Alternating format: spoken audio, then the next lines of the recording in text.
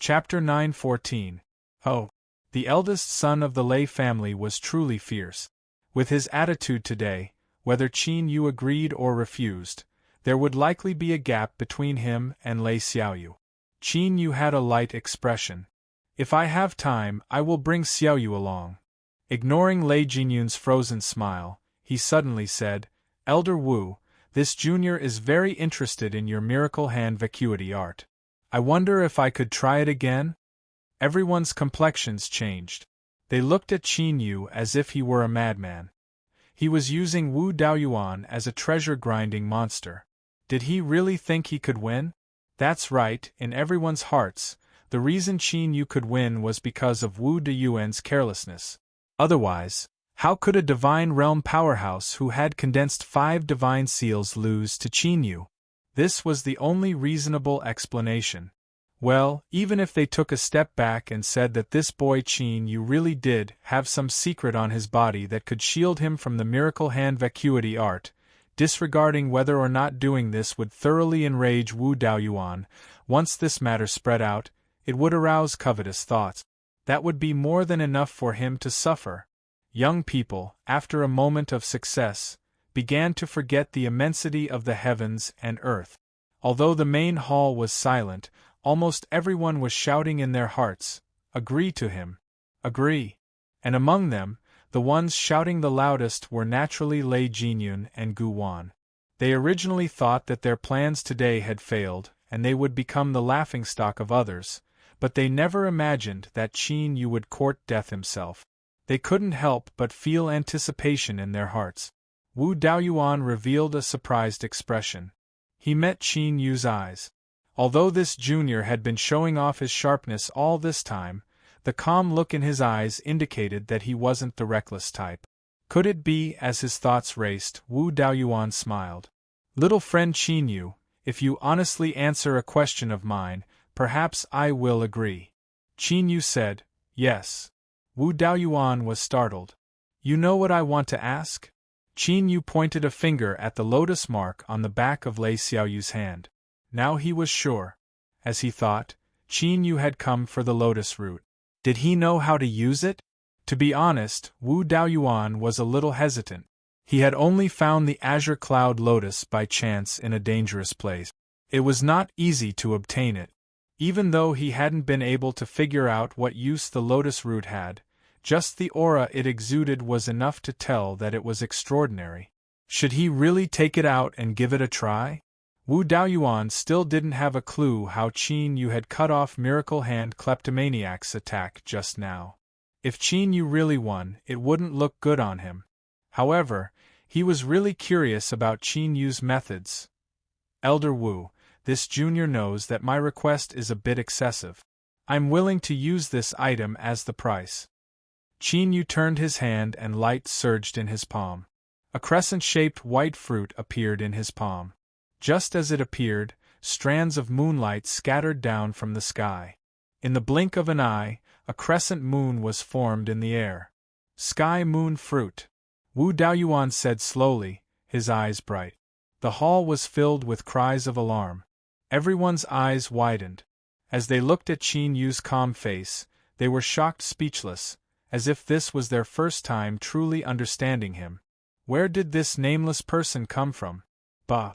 Search the entire Rock City territory, and see if you can find a nameless person that can casually take out a Sky Moon Fruit.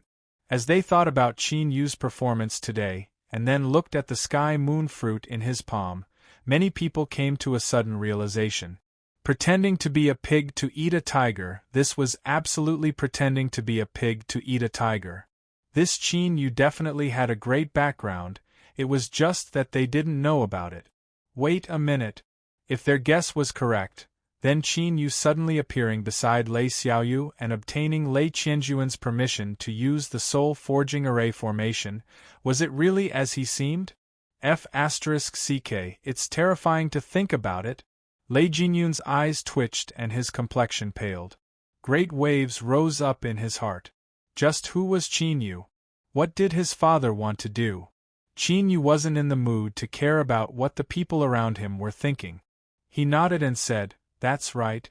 As long as Elder Wu agrees to give this junior a chance, then regardless of success or failure, this junior will offer this sky moon fruit with both hands as an apology to Elder. Wu Daoyuan let out a long breath. Little friend is truly generous. This sky moon fruit is precious enough and I have no reason to refuse. If you win, I will give you what you want. I will not go back on my word. No one knew what sort of riddle they were playing, but it was clear that a great bet was about to begin. The sky moon fruit was precious to begin with. It was a soul treasure, not to mention the one in Qin Yu's hand. It had reached the stage where moonlight appeared and formed a full moon. It wasn't an exaggeration to call it a supreme treasure. Even if a divine realm cultivator were to obtain it, they could refine it and strengthen their soul, making their future road of cultivation much smoother. To use this as a bet, no, to be more precise, to use the sky moon fruit to exchange for a chance to attack was a great bet. Big brother Qin Yu. Lei Xiaoyu's face flushed red, her eyes filled with excitement. Although Qin Yu didn't say it, her intuition told her that everything Qin Yu was doing was for her. This was a top sky moon fruit. Not too long ago, she had seen her father use this as a price to ask the original God Realm powerhouse in Outer World Mountain to save her. In terms of quality, it was far inferior to the one in Qin Yu's hand. Qin Yu smiled. Don't speak too much. Wait here for me to return. He turned and strode onto the stage. He cupped his hands together and said, Please advise me, Elder Wu. Wu Daoyuan said, Little friend Qin Yu, the methods you use are mysterious and unfathomable. This time, I will use my full strength and won't hold anything back. You must be careful. As his words fell, his aura changed. It was like a great beast opening its eyes and releasing its true aura. A boundless pressure rolled out in all directions like raging wave. Everyone cried out in alarm and retreated, awe in their eyes. He was truly worthy of being a powerhouse that had condensed 5 divine seals. Even though he had just entered the divine realm, his aura was already so powerful. Slowly lifting a hand, Wu Daoyuan pointed forward. Space fluctuated and his entire arm was swallowed up. Accomplishing this wasn't easy for Wu Daoyuan. His complexion was dignified and his face paled at a speed visible to the naked eye. Although it wasn't obvious, it was enough to show that using the miracle hand Kleptopia had consumed an astonishing amount of energy. Its might was bound to be astonishing. Bang! The space around Qin Yu violently shook. At this moment, the feeling he gave off was like a rampaging bull crashing into a mountain. With a dull thumping sound, a faint fluctuation spread out in all directions. Although it was incomparably weak, everyone who felt it felt their souls violently shake. Their chests felt heavy and black shadows constantly appeared in front of them. Those with weaker cultivations fell to the ground and fainted. Wu Daoyuan stuffily coughed. His body violently shook and blood flowed out from his nose and mouth. His eyes widened in shock. He originally thought that he had already overestimated Qin Yu, but now he discovered that he had underestimated this person in front of him. Miracle Hand Kleptopia was an ancestor of the Wu family. In the past, he had risked his life in a great tomb to obtain a secret art. Because of this, it was incomplete and he had spent his entire life to barely repair it. Only then was he able to create this mysterious Steel Gate secret art and use it to establish the Black Swamp Wu family. Because it was repaired and mixed in with his own comprehensions, the Wu family cultivators cultivated Miracle Hand Kleptopia. Its abilities and effects varied according to one's understanding of it. What Wu Daoyuan obtained was a superb perception ability. He was able to determine the true strength of the seal based on Miracle Hand Kleptopia. In that brief collision just now, he felt like an ant trying to shake the earth beneath its feet. The disparity was unimaginably great. If it weren't for the defensive strength being slightly retracted at the end, reducing the shaking strength by over half, Wu Daoyuan didn't doubt that he would have fallen to the ground and spat out blood. At this moment, No one was more convinced than Wu Daoyuan that Qin Yu's background was astonishing and that he was someone with a great background. Such an existence, and yet the eldest son of the Lei family wanted to use him as a breakthrough point to attack Lei Xiaoyu's strength. That was simply laughable. He hadn't even investigated Qin Yu's identity, and yet he had rashly attacked. If Lei Qianjun learned of Qin Yu's identity, then Lei Jinyun would lose a great deal of face. Wu Daoyuan took a deep breath and suppressed his tumbling thoughts. He cupped his hands together and said, "Fellow Taoist Qin Yu has won. I wholeheartedly accept my loss." He lifted his hand and took out a pure purple jade box. Countless tiny runes were carved onto its surface. At first glance, it didn't seem to have any order to it, but it was actually a miniature version of a formidable ceiling array formation. The energy contained within the jade box was used as a driving force to isolate the aura within from leaking out. He waved his hand and opened the box. A white lotus root appeared in front of everyone. It was pure white like jade without the least bit of impurities. As soon as it appeared, it emitted a fragrance that caused everyone who smelled it to feel an irrepressible desire in their hearts. It was like someone that was starving to death had finally found food. This sort of impatience and determination could nearly destroy one's sanity. Bang! An aura suddenly erupted. Not too far away, a cultivator howled forward. He shouted, "Give it to me, give it to me!" Wu Daoyuan frowned and coldly coughed. The cultivator cried out miserably and fell to the ground as if he had been slapped down by an invisible hand. What happened next was even more unexpected. The cultivator that Wu Daoyuan had suppressed began to rapidly shrink, turning into a white opium. "That's an opium spy! It's someone from the Su family." He was actually swapped out. The Su family is in big trouble. Everyone in the hall was startled awake. They drew backwards, awe in their eyes.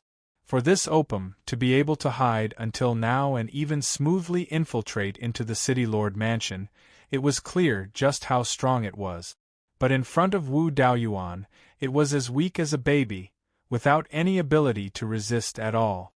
But even such a Wu Daoyuan hadn't been able to break through Qin Yu's defenses even after attacking with all his strength. Instead, he had been shaken and injured, and he had to lower his head and admit defeat. Just how strong was he? So, the awe in their eyes was only 30% towards Wu Daoyuan. The rest was on Qin Yu, or perhaps, they were awe of some unknown trump card in Qin Yu's hands. If it was the former, then everyone would naturally lower their heads and admit defeat. It wouldn't matter if you slapped them in the face, and if you really wanted to vent your anger, you could slap them left or right. But if it was the latter, they could only hope that Qin Yu's background was strong enough. Otherwise, if he had some trump card that could crush the Black Swamp Wu family's miracle hand emptiness, that would be enough to stir up a storm. Humans cultivated the flesh manifestation art and snuck into the opium weave. To return the favor, it was only natural that the other side would send a spy in. Wu Daoyuan originally had some strength left over, but as he spat out his strength, the struggling opium cried out miserably and fainted. He casually tossed it to the side. It was just an opium spy, it wasn't anything at all. Rock City would deal with it. Elder, please accept the Sky Moon fruit. The lotus root is here. If there is nothing wrong, then I will leave it to fellow Taoists. Wu Daoyuan was an incomparably proud person. So, even though he had determined that Qin Yu's true identity was extraordinary, he couldn't immediately change his attitude. Thus, his expression stiffened. And this slight stiffness, in Lei Jinyun's eyes, had a completely new interpretation. A Wu Daoyuan was truly angry. Logically speaking, as a newly promoted elder of the Wu family and a powerhouse that had formed 5 divine seals, he indeed had the motive to be angry after being repeatedly humiliated by Qin Yu today. However, because he feared Qin Yu's identity, he forcefully suppressed his anger. As the eldest son of the city lord mansion, Lei Jinyun's authority was high enough. He had looked through the information on Qin Yu and knew him like the back of his hand. There was a maid at his side who seemed to have a bit of cultivation, and there were also 2 servants that were as weak as ants. Qin Yu simply didn't have any background. The fact that he had repeatedly sought out the nunnery and mixed in with the crowd to listen to the lectures was the best evidence. Thus, Lei Jinyun believed that this was a once-in-a-lifetime opportunity. As long as he gave Wu Daoyuan a sufficient warning, Qin Yu's fate would be miserable. Taking a step back, even if Wu Daoyuan didn't do anything, there were many others that would be interested in Qin Yu's secret. In short, Qin Yu was finished. No one could save him, and at that time, his beloved little sister would also be implicated. It was a perfect counterattack. Suppressing the excitement in his heart, Lei Jinyun stepped forwards and shouted, "Xiao Yu, you've gone too far." He believed that his beloved little sister across from him would understand his meaning. This little girl was intelligent to begin with. It was just that she was good at pretending to be simple and naive. In these past years, she had caused him to suffer a great deal. Chapter 9:15. When the blue cloud lotus root appeared, Lei Xiaoyu looked at it and smelled the fragrance it emitted. She felt incomparably relaxed and happy. Although she didn't know what use this lotus root had, Lei Xiaoyu believed that if she could obtain it, her harvests would be tremendous. As for Qin Yu, he must have already known that Wu Daoyuan had this treasure on him, thus his previous actions, it really was for her. It was just that the price of doing so was far too great. If he didn't handle it well, it might even endanger his life. Lei Xiaoyu could not allow such a situation to occur. She took a deep breath and smiled. Big brother is right, I was the one who didn't think things through. She turned and said, Big brother Qin, I am very happy that you did this, but the lotus root is far too precious. I cannot accept it, so please return it to Elder Wu. Everyone in the hall was stunned. Just what was going on? But there were also those with sharp minds that revealed excitement in their eyes. Lei Jinyun suddenly said. Lei Xiaoyu had chosen to back down and wanted Qin Yu to return the lotus root and even give up on the sky moon fruit. Then there was only one possibility. Qin Yu couldn't afford to offend Wu Daoyuan. If he really took the lotus root, there would be great trouble for him. Wait a little longer. If things were as they guessed, then Lei Jinyun would definitely continue. Since she had grasped such a good chance to reverse the situation, how could she give up? And indeed, just as Lei Xiaoyu's voice fell, Lei Jinyun cupped his hands together and said, Elder Wu, today my little sister was naughty and mischievous.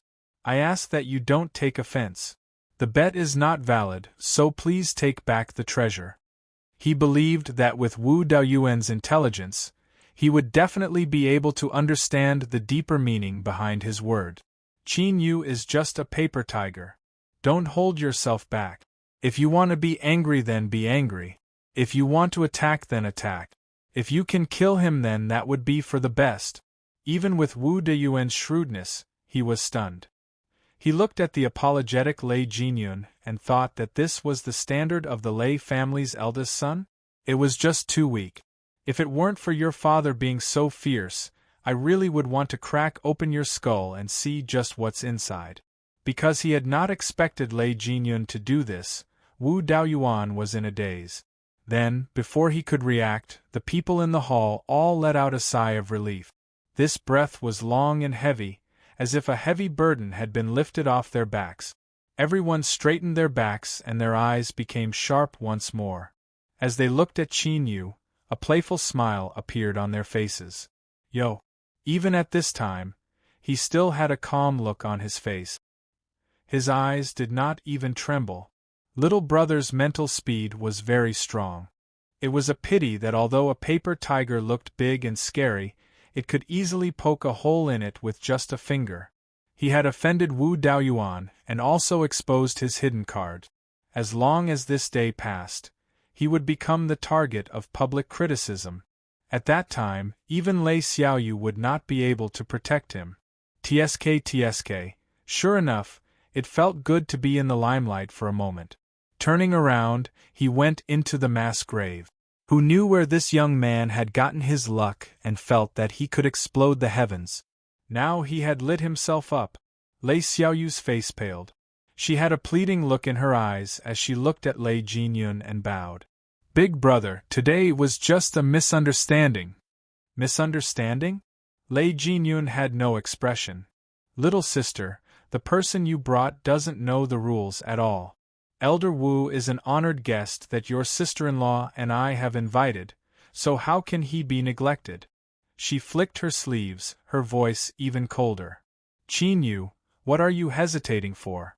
Immediately exchange the treasure with Elder Wu. Wu Daoyuan regained his composure. As he heard these words, his face turned green.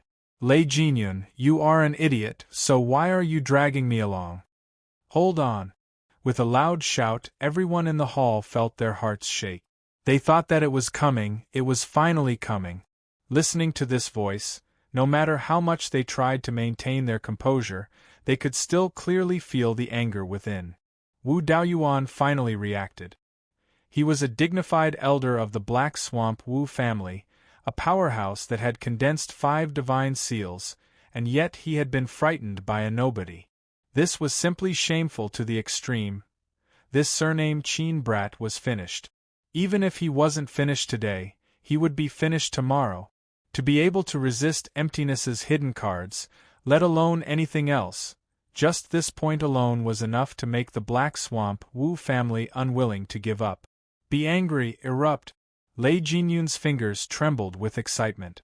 In a short period of time, several thoughts flashed through his mind.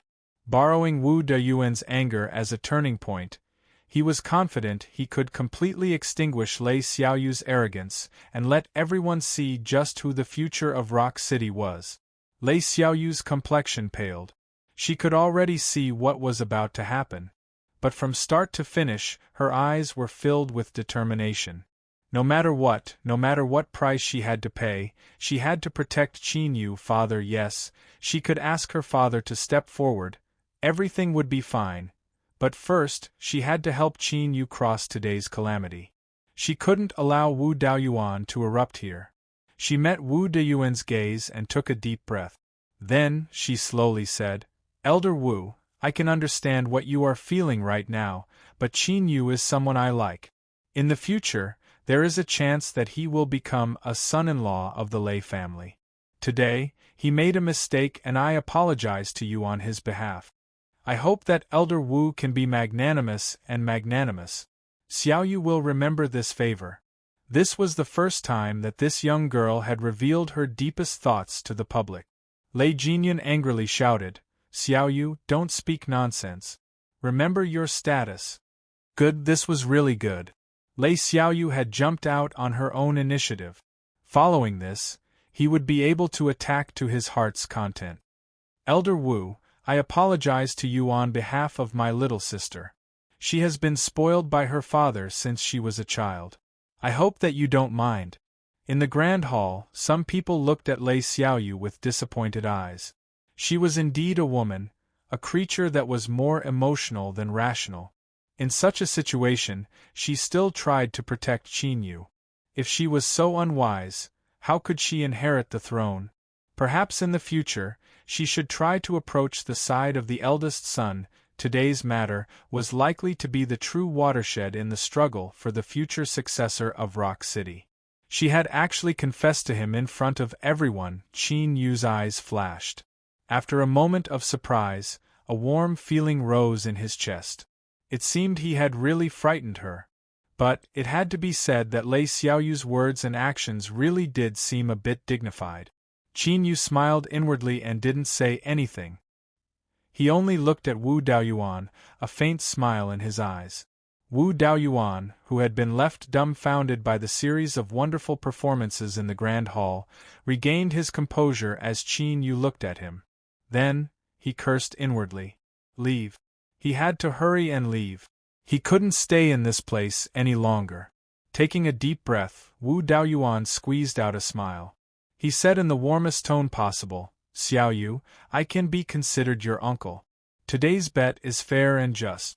Losing to fellow Taoist Qin Yu is because my skills are inferior. I accept this from the bottom of my heart, and there is no resentment in my heart. He nodded to Qin Yu. Fellow Taoist Qin Yu, I have other matters to attend to, so I won't stay here any longer. If you have a chance to come to Black Marsh in the future, please give me a chance to entertain you.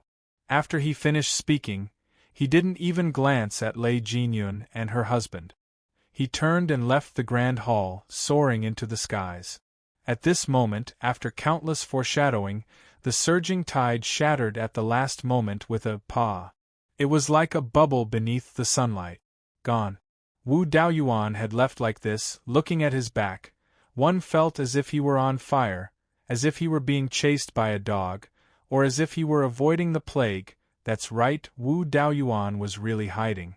Lei Jinyun had brought this upon herself for not opening her eyes, and he had no interest in accompanying her. If Qin Yu really bore a grudge against him, wouldn't that be a tragedy? Even if he had condensed the glory of 5 divine seals and the Black Swamp Wu family was powerful enough, every time he thought of the moment when Qin Yu smashed into the ground, Wu Daoyuan would feel a deep sense of helplessness and despair. This Qin Yu's background was absolutely astonishing. If one provoked him, they would surely suffer misfortune, great misfortune. The bustling banquet hall suddenly fell into a deathly silence. It was like a cold winter wind blew past, penetrating deep into the marrow. Everyone's eyes were filled with excitement and their hearts leapt with joy. They quietly straightened their backs and felt a chill rise up their spines, as if all the blood in their bodies would freeze. Wu Daoyuan ran away. He should have run away. As for why he ran away, although he didn't say it clearly, no one was stupid. From Wu Daoyuan's final words and expression, it wasn't hard to guess the crux of the matter. Eyes fell on Qin Yu. As they looked at his calm face, they wished they could lift their hands and dig out their own eyes. Wu Daoyuan, this was Wu Daoyuan. If even he was scared away and didn't dare to stay, just what sort of strength and background did he have? Thinking back to his performance just now, his sneer and eyes were obvious. Qin Yu must have discovered it. He wasn't blind. He must have discovered it. What to do? What to do? Their hearts were filled with fear. At this time, the cultivators of Rock City that attended the banquet all hated Lei Jinyun to the bone. The resentment in their eyes nearly tore him apart. This bastard, just what was he thinking? Was there something wrong with his head? It was fine if he wanted to suffer, but he actually deliberately misled them, causing them to unknowingly fall into his trap. No one spoke. They opened their eyes and then closed them, hoping that what they saw was only a dream, but unfortunately, it wasn't. Qin Yu broke the silence. He calmly said, "Sir Lei, since Elder Wu has left, I don't think there's any need to return the things." He walked to Lei Xiaoyu's side and pulled her up. Beneath the awe and panic of countless people, they vanished from the grand hall. A banquet with so many twists and turns, and in the end, no one was happy. It was said that on this day, in the mansions of over half of Rock City's great families, loud curses filled the skies. The eldest son, Lei Jinyun, had worked so hard to build up his foundation for so many years, but now it was nearly destroyed and his status plummeted. And at this time, Lei Xiaoyu, who was holding a purple jade box, sank into a soft chair. She wasn't in the mood to care about what was happening outside. She felt as if she were wrapped up in happiness, as if she were floating in a hot spring. She was drunk on this feeling. She didn't understand how Qin Yu had accomplished this. It had to be known that the one he faced was Wu Daoyuan, someone that even her big brother had to carefully entertain. But this wasn't important. What was important was that Qin Yu was the person she had taken a liking to. Her eyesight was indeed the best. At this moment, Lei Xiaoyu rejoiced that she had called out to Qin Yu on that day. Otherwise, how could she have such a protector that she could rely on now? That's right, in Lei Xiaoyu's heart, Qin Yu was her protector. She believed that as long as he was by her side, all problems would be easily solved. There would be no more troubles or misfortunes that would befall her. Once more, Lei Xiaoyu sincerely prayed in her heart, hoping that the heavens would allow Qin Yu to stay by her side forever. The soul-forging array formation had been repaired and could be used at any time. But Qin Yu didn't immediately continue cultivating. He waited for Lei Qianjun to summon him. It was impossible to conceal what happened at the banquet. In order to obtain the blue cloud lotus root, he had drawn far too much of the limelight. Once Lei Qianjun obtained the information he wanted, he would definitely meet with him. In truth, this matter was outside of Qin Yu's plans. It was likely that it would trigger a series of uncontrollable changes. But he didn't regret it. If he could obtain the blue cloud lotus root and extend Lei Xiaoyu's life, then he was willing to bear the consequences. Chapter 9:16. Sir Qin, the city lord invites you. In the end, the one who came was the steward. Everyone in the city lord mansion understood his status. Qin Yu nodded. Then I'll have to trouble you. The steward smiled. He didn't say anything else and turned to lead the way. As Qin Yu followed behind, his expression didn't change, but he relaxed a little. Although the steward was a master at controlling his emotions, he didn't reveal anything. But Qin Yu's powerful divine sense told him that there was no strong hostility coming from this person. It seemed that the worst situation hadn't occurred yet. As long as he could explain himself, there would naturally be a chance. They arrived at the study. Today it was very quiet. There were no cultivators reporting, and there wasn't even a maid to be seen. The steward pushed open the door. City Lord, Sir Qin has arrived. Lei Qianjuan's voice sounded out. Let him in. Qin Yu stepped in. His feet suddenly froze, as if an invisible mountain was pressing down on his shoulders, wanting to crush him to pieces. He looked up and calmly met Lei Qianjuan's eyes. Qin Yu lightly said, City Lord Lei, is this how you treat your guests? Lei Qianjuan's tone was indifferent. My guests all have a name. How can those who hide their heads and show their tails be counted? Qin Yu said, It is only to avoid some unnecessary troubles. I hope that the city lord can calm down. After all, up until today, I haven't done anything to harm the interests of the city lord mansion. Lei Qianjun coldly sneered. Every syllable seemed to boil with icy cold blood. If it weren't for that, do you think you would still be standing here? The terrifying oppression that filled the air was slowly withdrawn. But at this moment, Lei Qianjun was like a tumbling volcano that could erupt at any moment with a terrifying strength that could shake the heavens and earth. You only have one chance. Qin Yu moved his neck, not immediately speaking. He walked to the side and sat down on a large chair. Then, he slowly said, City Lord should know that if it weren't for yesterday's banquet, I wouldn't have aroused your attention. The reason I did that was to save Miss Lei. A sharp light rose in Lei Qianjuan's eyes. What did you say? Qin Yu said, Although Miss Lei's injuries have been temporarily suppressed, she has less than 3 years to live. Am I right? He looked at Lei Qianjun and said, However, the blue cloud lotus I obtained from Wu Daoyuan yesterday is a miraculous treasure that was born from the filthiest land of heaven and earth. It can at least extend Miss Lei's lifespan by 10 years. Lei Qianjun was expressionless. His eyes locked onto Qin Yu. After a long time, he suddenly said, You come from Object Beyond Mountain? Qin Yu relaxed. Indeed, with Lei Qianjuan's intelligence, as long as he revealed a bit of information, he would be able to grasp the crux of the matter. He could pretend to be someone from the world beyond mountains, but he couldn't take the initiative to tell Lei Qianjun about this. He had to let Lei Qianjun guess it himself. Only then would he be able to dispel his suspicions. The first step was perfect. Now, Qin Yu needed to use his own performance to truly obtain his approval. City Lord, watch your words. Qin Yu frowned. He lifted his hand and clenched it. Behind the desk, Lei Qianjuan's eyebrows jumped up. At this moment, as Qin Yu clenched his fist, the space within the study was isolated from the outside world. No, this wasn't an ordinary isolation. Rather, it was like it was completely isolated from the outside world. There was no longer any karmic entanglement with the outside world. With Lei Qianjuan's strength, he could easily break through this isolation. But the mysteries behind it weren't simple at all. Could Qin Yu really be a cultivator from object beyond mountain? No, with that person's boundary and cultivation, the soul-forging array formation wasn't worth mentioning at all. Why would he need to make such a detour to borrow it? Could it be that this boy was sent here by someone to probe him?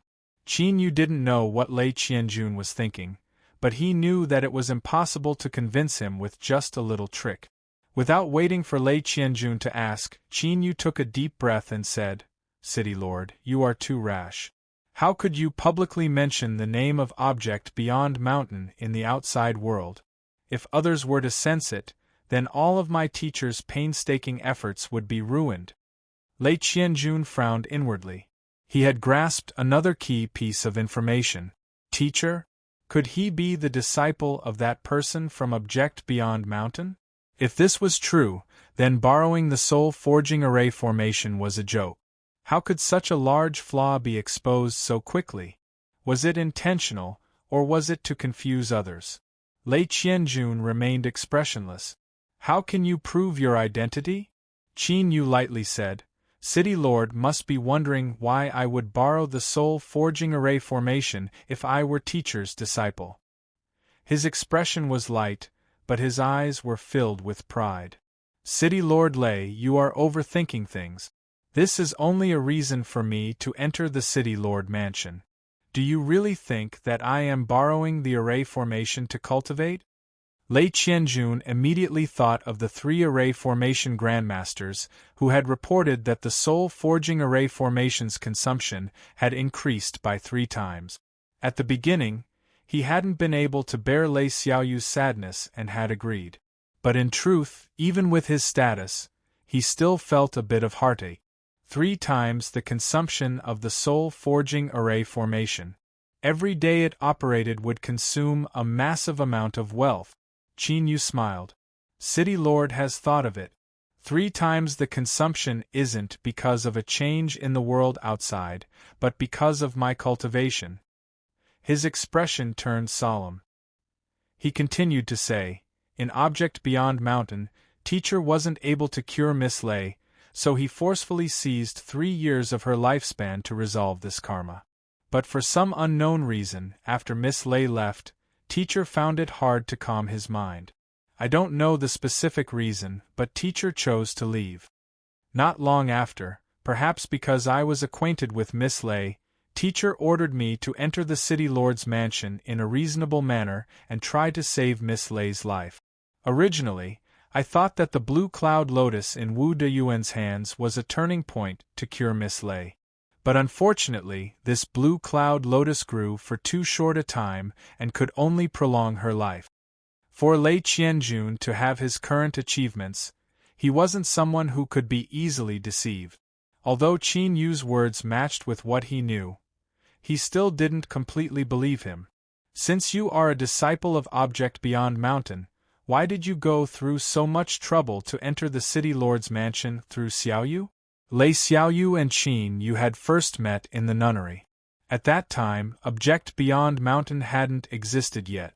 This was another flaw that Qin Yu couldn't find a perfect excuse to explain. But his tone was still calm. "When I met Miss Lei, I was carrying out teacher's orders. Please forgive me for not being able to tell you the specifics. As for the City Lord's problem, I don't know either." Lei Qianjun furrowed his eyebrows. This answer was a bit unexpected, but as he thought about it, it seemed reasonable. How could an original god explain too much to a disciple unknowingly? He had already believed most of Qin Yu's words. Qin Yu knew that the critical moment had arrived. Without hesitation, he lifted his hand and spread open his fingers. Within his soul space, the sun and moon force field spread out, gently wrapping around Shuizheng's aura. Then, pure fluctuations of an original god mark were released. Originally, I didn't want to reveal my identity because it didn't conform to the will that teacher gave me. But City Lord Lei is too suspicious. If I don't thoroughly prove myself, there will surely be twists and turns. Lei Qianjun stood up. I didn't know fellow Taoist Qin Yu's identity, so I ask that you forgive me for my rudeness. The aura of an original god mark absolutely couldn't be fake. Although he still had many doubts about this matter, there was no need to doubt Qin Yu's identity. Once he believed in Qin Yu's identity, these doubts no longer mattered. It wasn't that Lei Qianjun wasn't smart enough, but that Qin Yu had made ample preparations. From the moment he stepped into the study and mentioned the banquet, everything had entered into a rhythm that he controlled. Moreover, the original god mark on Qin Yu's body couldn't be any more real. Qin Yu shook his head. I can understand City Lord Lei, but I cannot allow a third person to know of my identity, including Miss Lei. I believe that since teacher had me go in such a roundabout way, he must have his own intentions. If I go against him, I fear there will be changes. Lei Qianjun was solemn. Fellow Taoist Qin Yu is right. But in the future, I will have to maintain my previous attitude. I ask that fellow Taoist forgive me if I have offended you in any way. Qin Yu nodded. Of course. Lei Qianjun took a deep breath. He cupped his hands together. Fellow Taoist Qin Yu, if I may be so bold as to ask, Xiao Yu's injuries. Qin Yu shook his head. I haven't found a way yet, but the appearance of the blue cloud lotus root proves that anything is possible. Who knows if there isn't life in a land of death? A moment later, the study door opened. Qin Yu respectfully bowed, nodded to the steward, and then left. After the banquet, everyone was quietly paying attention to what the city lord mansion would do next. But the result was like a stone sinking into the sea, without the slightest ripple. Sometimes, the lack of response in itself was an extremely strong signal. Everyone simultaneously restrained their attention towards Qin Yu. To scare away Wu Daoyuan, this was a person that even the Rock City Lord didn't want to touch. It was best to stay as far away from him as possible. The soul-forging array formation opened. After bidding farewell to Lei Xiaoyu, Qin Yu stepped inside once more. 2 days later, Lei Qianjun personally went to the array formation testing hub. He stayed for an hour before leaving. As he thought, as soon as Qin Yu entered, the soul-forging array formation's consumption rate was 3 times that of normal. And before him, 3 array formation grandmasters had personally tested it, so the consumption rate was at a normal level. Like this, Lei Qianjun no longer had any doubts about Qin Yu's identity. 3 months later, Shuar Qin Yu opened his eyes, a happy look on his face. He lifted his hand and spread open his fingers. On each fingertip, a different halo of light leaped about. There was white, black, blue, red, and yellow, 5 different colors. With a thought, the 5 colors of light began to flow. White poured into black, black into blue, blue into red, red into yellow, yellow into black. All of this formed a samsara. The 5 elements supported each other, endlessly flowing. Qin Yu had finally comprehended the power of the 5 elements samsara. He could clearly feel a hidden resonance between the heavens and earth. As long as he wanted to, he could erupt with the samsara of the 5 elements at any time, drawing upon the feedback of the heavens and earth to condense the glory of the divine seal. The 3rd road to the divine realm had been opened at this moment. And at this time, Qin Yu could sense that there was still space left in his soul. Although it wasn't enough to support opening the 4th road to the divine realm, it wasn't too far off. He continued to refine soul treasures. The things that Lei Qianjun had given him were precious to begin with, and after being upgraded by the little blue lamp, their effects were even more astonishing. For instance, the skymoon fruit that Qin Yu had given to Wu Daoyuan. Because of the existence of the sun and moon force field in his soul space, Qin Yu didn't need to divide his attention to cultivate within the soul-forging array formation. What he needed to do was refine the treasures and perceive the great Tao. With the 5 elements samsara completed, Qin Yu chose the great Tao everlasting prosperity as the 4th road to the divine realm. Strictly speaking, this was the Tao that the Tao monarch walked. Before he died, he had passed on his inheritance to Qin Yu because he didn't want it to fall into the hands of the ancient race, and also because he wanted to leave himself a chance of survival. As long as Qin Yu cultivated his Tao, then in the endless future, the Tao monarch might be able to return from the great Tao and obtain a new life. But what a pity, Qin Yu believed that he wouldn't give the Tao monarch the slightest chance. Another month later, during the routine maintenance of the soul forging array formation, Qin Yu and Lei Xiaoyu were playing chess. Suddenly, their complexions changed and they looked up into the skies. Lei Xiaoyu looked over, puzzled. "Big brother Qin, what is it?" Qin Yu shook his head. "It's nothing. Let's continue." Just a moment ago, he sensed a powerful aura traversing through space and suddenly descending upon the city lord's mansion. Chapter 9:17. Darkness quietly spread throughout Lei Qianjuan's study. It covered the ground beneath his feet, touched the walls, and continued to spread upwards. Finally, it covered everything in sight. The source of all the darkness was a spatial rift in the study, from which a steady stream of darkness gushed out. Behind the desk, Lei Qianjuan's expression was calm as he watched the scene in front of him. But deep in his eyes, there was an unresolvable complex emotion. Gigi.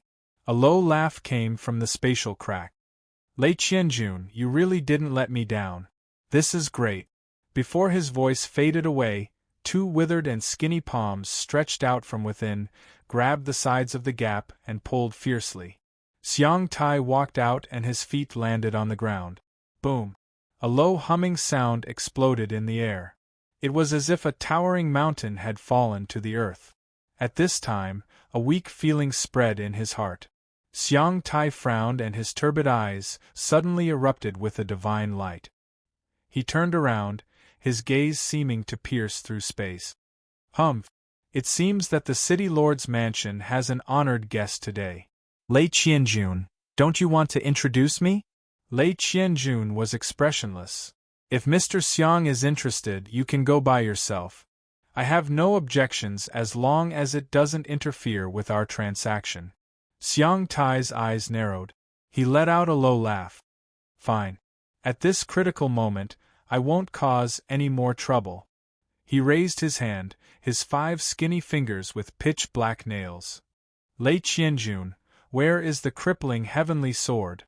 Behind the desk, Lei Qianjun frowned in silence. The corners of Xiang Tai's mouth curled up. His skinny face had a cold expression. "What? Are you worried that I won't keep my word?" "Don't worry. People like me care about trustworthiness the most. We won't do anything that would ruin our reputation." His tone changed and his cold aura rose. "Or perhaps something has happened to the crippling heavenly sword. If that's the case, Lei Qianjun, you'll be in big trouble. The crippling heavenly sword is in my hands." Lei Qianjun took a deep breath and lifted his palm.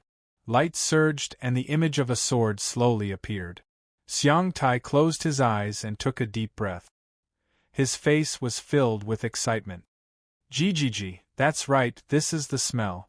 It is the true crippling heavenly sword." He raised his hand and clenched his fist. Darkness gushed out from his 5 fingers, corroding space and forming a black hole. His hand reached in. After several breaths of time, he withdrew his hand. There was a crimson stone in his palm, one that looked like fire jade. It was only the size of a child's fist. At first glance, it looked like an ordinary, colorful, and pure stone. But if one looked carefully, they would discover that the crimson color inside was actually a mass of sealed flames. As one looked at it, they would feel bursts of burning pain, as if their soul would be ignited. Xiang Tai licked his lips, undisguised greed in his eyes. His gaze fell on the stone. "Lei Qianjun, your luck is truly enviable. After obtaining this origin fragment, you will have a good chance of breaking through to your current realm. Now, it's yours." Lei Qianjun raised his hand and caught the origin fragment that had been tossed over. The moment he touched it, the energy in his body was attracted and became active. Just this alone was sufficient to prove that Xiang Tai hadn't tampered with it. Although these people were a group of incomparably terrifying demons, as he said before, he had never discounted his credibility. He loosened his hand. The broken heavenly sword vibrated. As if it had sensed something, it flew to Xiang Tai's side on its own initiative. Jejejej, what a good treasure sword, what a good treasure sword. It actually has such a spiritual nature. Xiang Tai laughed. He flicked his sleeves and put away the broken heavenly sword. Lei Qianjun, our transaction is complete. If you have any needs in the future, you can contact me again. He took a step back, about to step into a spatial crack and leave. Lei Qianjun shouted out loud, "Mr. Xiang, please wait a moment." Xiang Tai stopped. His eyes swept over the origin fragment in Lei Qianjun's hand. He licked his lips and said, "Lei Qianjun, do you want to make a deal with me?" "Yes." Lei Qianjun had a calm expression. "I hope I can cure my daughter." Xiang Tai strangely smiled. "Daughter?" "Lei Qianjun, are you sure you want to make a deal with me for this?" Lei Qianjun nodded. "I am sure." "Very good. I accept your deal. Now, tell me what problems she encountered." Lei Qianjun flicked his sleeves.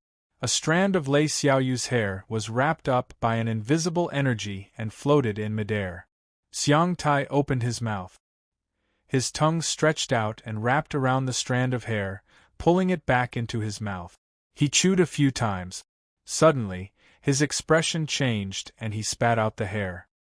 His voice became icy cold. "Lei Qianjun, is this really your daughter's hair?" Lei Qianjun said in a low voice, "My daughter, Lei Xiaoyu, is in my residence. If Mr. Xiang doesn't believe me, I can summon her and you can see for yourself." Xiang Tai coldly snorted. "I don't think you dare lie. Your daughter's problem is too serious. Even if you give me all the origin fragments, it won't be enough to save her life. Let's cancel this deal. Mr. Xiang, I don't expect you to directly save Xiaoyu. All I want is for you to give me a way to cure her." Xiang Tai strangely laughed several times. "So it's like this.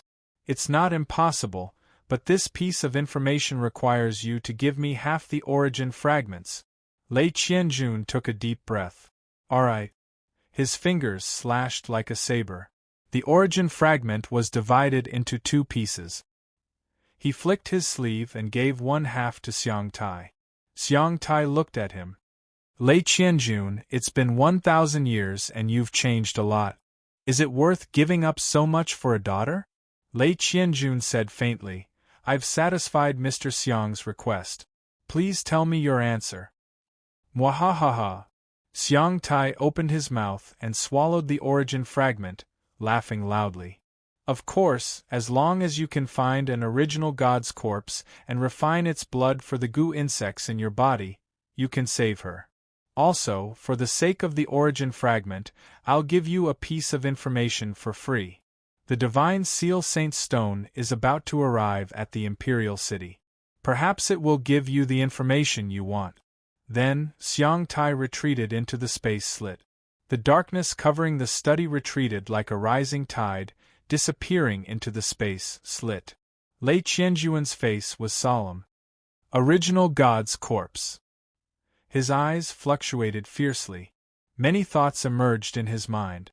Eventually, he became resolute. If he hadn't been greedy that year, he wouldn't have implicated Xiaoyu and made her lose her mother at a young age. She had to suffer a lot. If he could save her, he was willing to try no matter how dangerous it was. Soon, the news spread in the city master's palace. Lei Qianjun wanted Lei Xiaoyu and Qin Yu to go to the Imperial City to participate in the Divine Seal Saint Stone descending ceremony. Lei Jinyun, who had been abandoned by almost everyone because of the banquet, was hiding in a dark sleeping chamber. His face twisted instantly when he heard this. Why, Father, what did I do wrong? Why do you want to abandon me?" The divine seal Saint Stone of the Imperial City descended once every 1,000 years. It was a grand event in the human world. Not everyone was qualified to participate in the ceremony. Even with his status as the master of Ping City, He had to pay a big price to recommend the two. Today, Lei Qianjun had chosen Lei Xiaoyu and Qin Yu. In everyone's eyes, the future of Ping City had been decided. No, I'm the eldest son of the Lei family.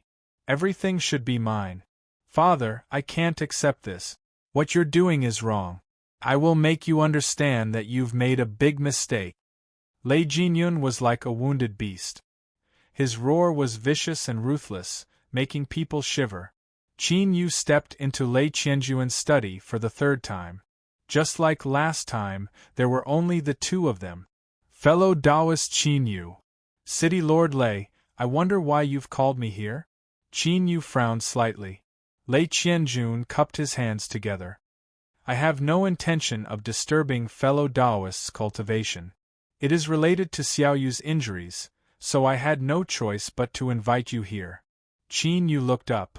City Lord Lei has found a way? Lei Qianjun subconsciously lowered his voice, his tone solemn. The corpse of an original god. So this was the method. Qin Yu bitterly smiled. He already knew of this method, but he couldn't care less about something like the corpse of an original god. Seeing Qin Yu remain silent, Lei Qianjun said, I understand.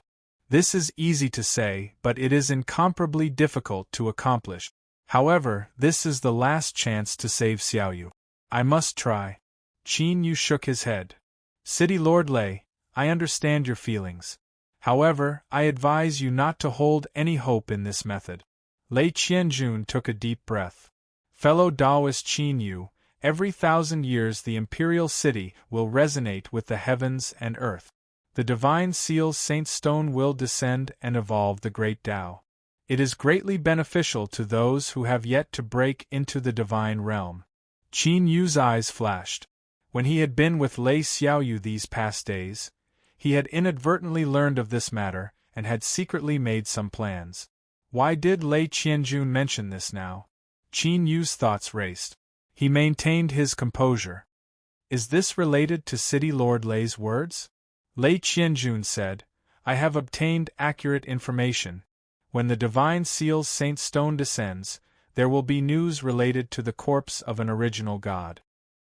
He stood up and cupped his hands together. Fellow Taoist Qin Yu, I hope that you can accompany Xiaoyu to the imperial city and participate in the grand ceremony of the divine seal's saint stone's descent. Of course, I will not force you. Fellow Taoist Qin, you can act according to the circumstances. If it is too dangerous, you can withdraw at any time. Qin Yu was silent for several breaths of time. When will the grand ceremony begin? Lei Qianjun said, there are still around 4 months. If we hurry, it will take half a month. In order to be safe, we will leave in 3 months. Qin Yu calculated. According to his current speed, 3 months should be more than enough time for him to refine all of the soul treasures. Humanity's imperial city, news about the corpse of an original god.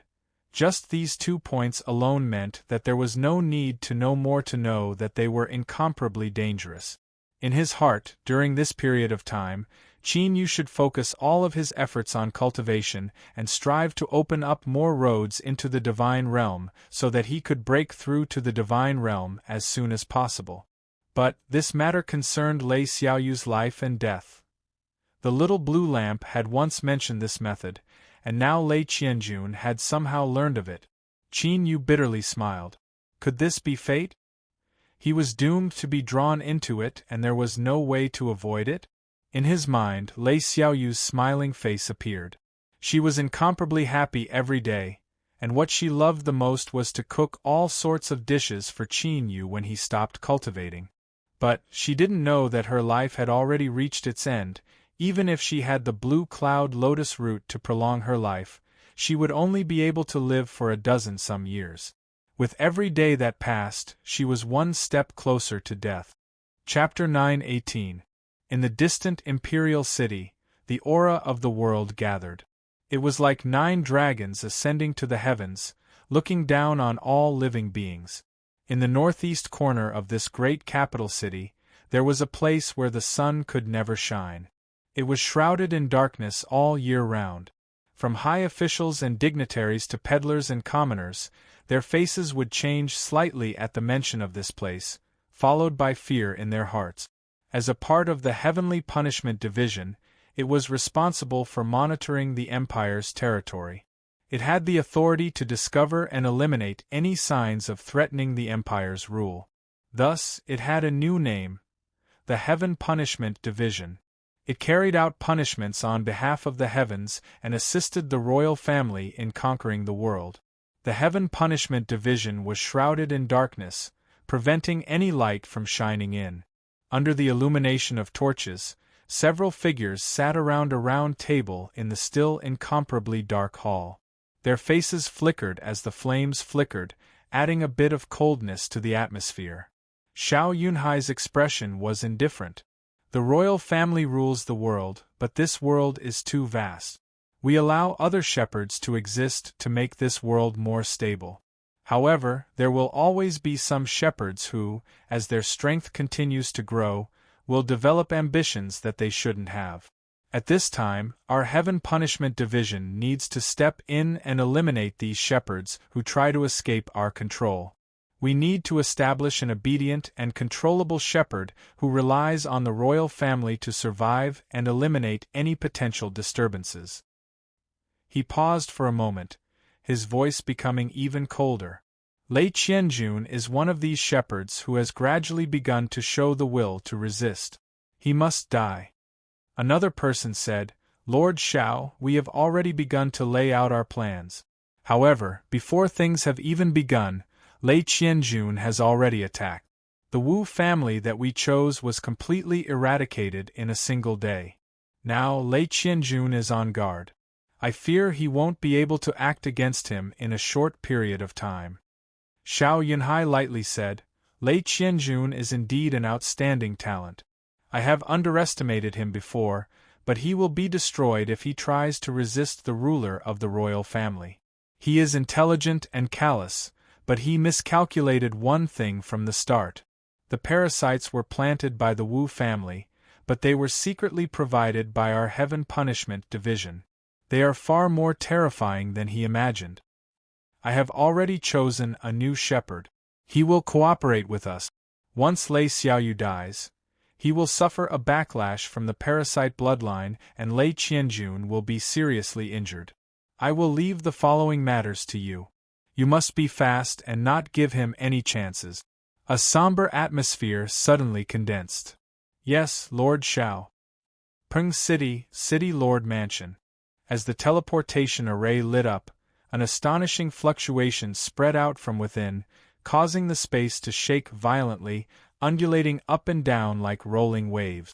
In the next moment, space suddenly distorted, and the figures of Lei Xiaoyu, Qin Yu, and the others within the array formation rapidly blurred. But right at this moment, an unforeseen event occurred. The distorted space suddenly trembled, as if an invisible hand had slammed down heavily. The distorted space instantly warped. The transmission array formation's protection for the cultivators being transmitted was severed. Panicked and despairing screams echoed out. Then, massive red blossoms bloomed without warning like scarlet flowers. Lei Qianjun let out a roar as a berserk aura burst out of his body in an attempt to stabilize the teleportation formation and stop the teleportation process. But it was too late. With a loud bang, the hall where the transmission array was placed was instantly torn apart by the terrifying force.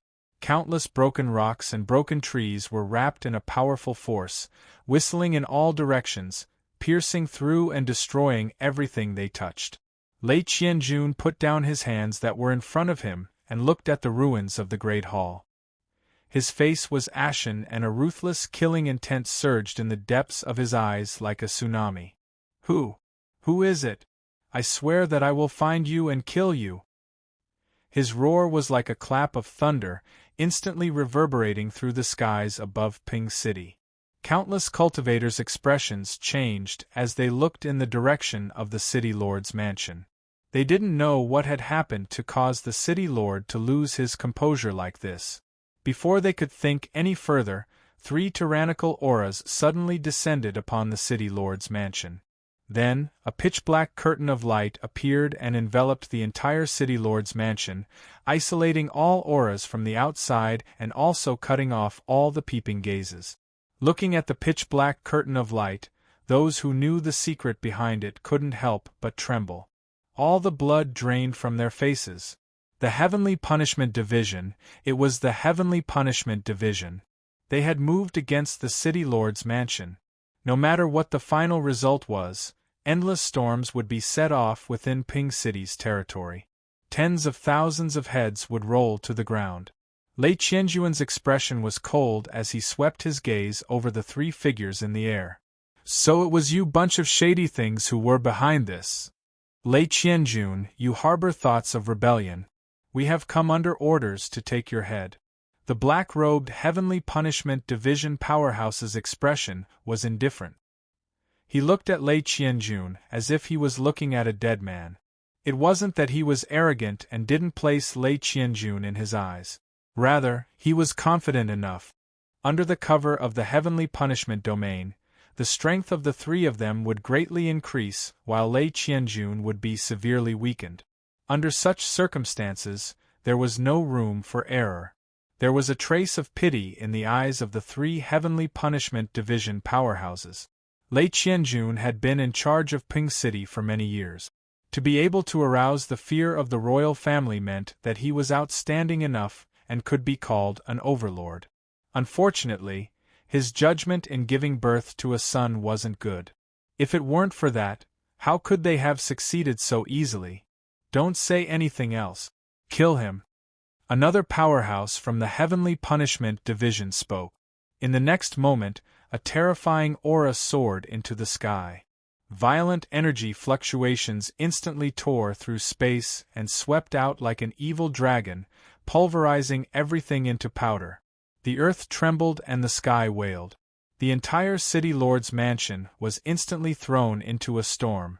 Lei Jinyun had killed everyone in the main hall. He stood in the blood and looked up at the center of the battle. Fear flashed in his eyes, but it eventually turned into madness and resentment. Lord Father, you forced me to do this. You forced me to do this.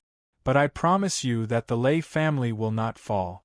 I will continue to rule over the territory you have conquered and lead the Lei family to a new peak. Lei Jinyun roared. He lifted his hand and cut open his palm. Blood rapidly flowed out, falling into the large scarlet pool on the ground. Gurgle a gurgle, the scarlet blood on the ground began to bubble, violently tumbling about like boiling water. A strange face appeared in the tumbling blood. There was a pair of curved horns on its head, and its entire face was flat, without the slightest trace of facial features. Now, Lord Father, please rest in peace. From now on, this world no longer belongs to you. Lei Jinyun roared. He half knelt on the ground and plunged his hands into the tumbling blood. The blood in his body seemed to be drawn out, wildly gushing out, causing the tumbling blood on the ground to become even more intense. That strange face with no facial features and a pair of horns on its head rapidly solidified.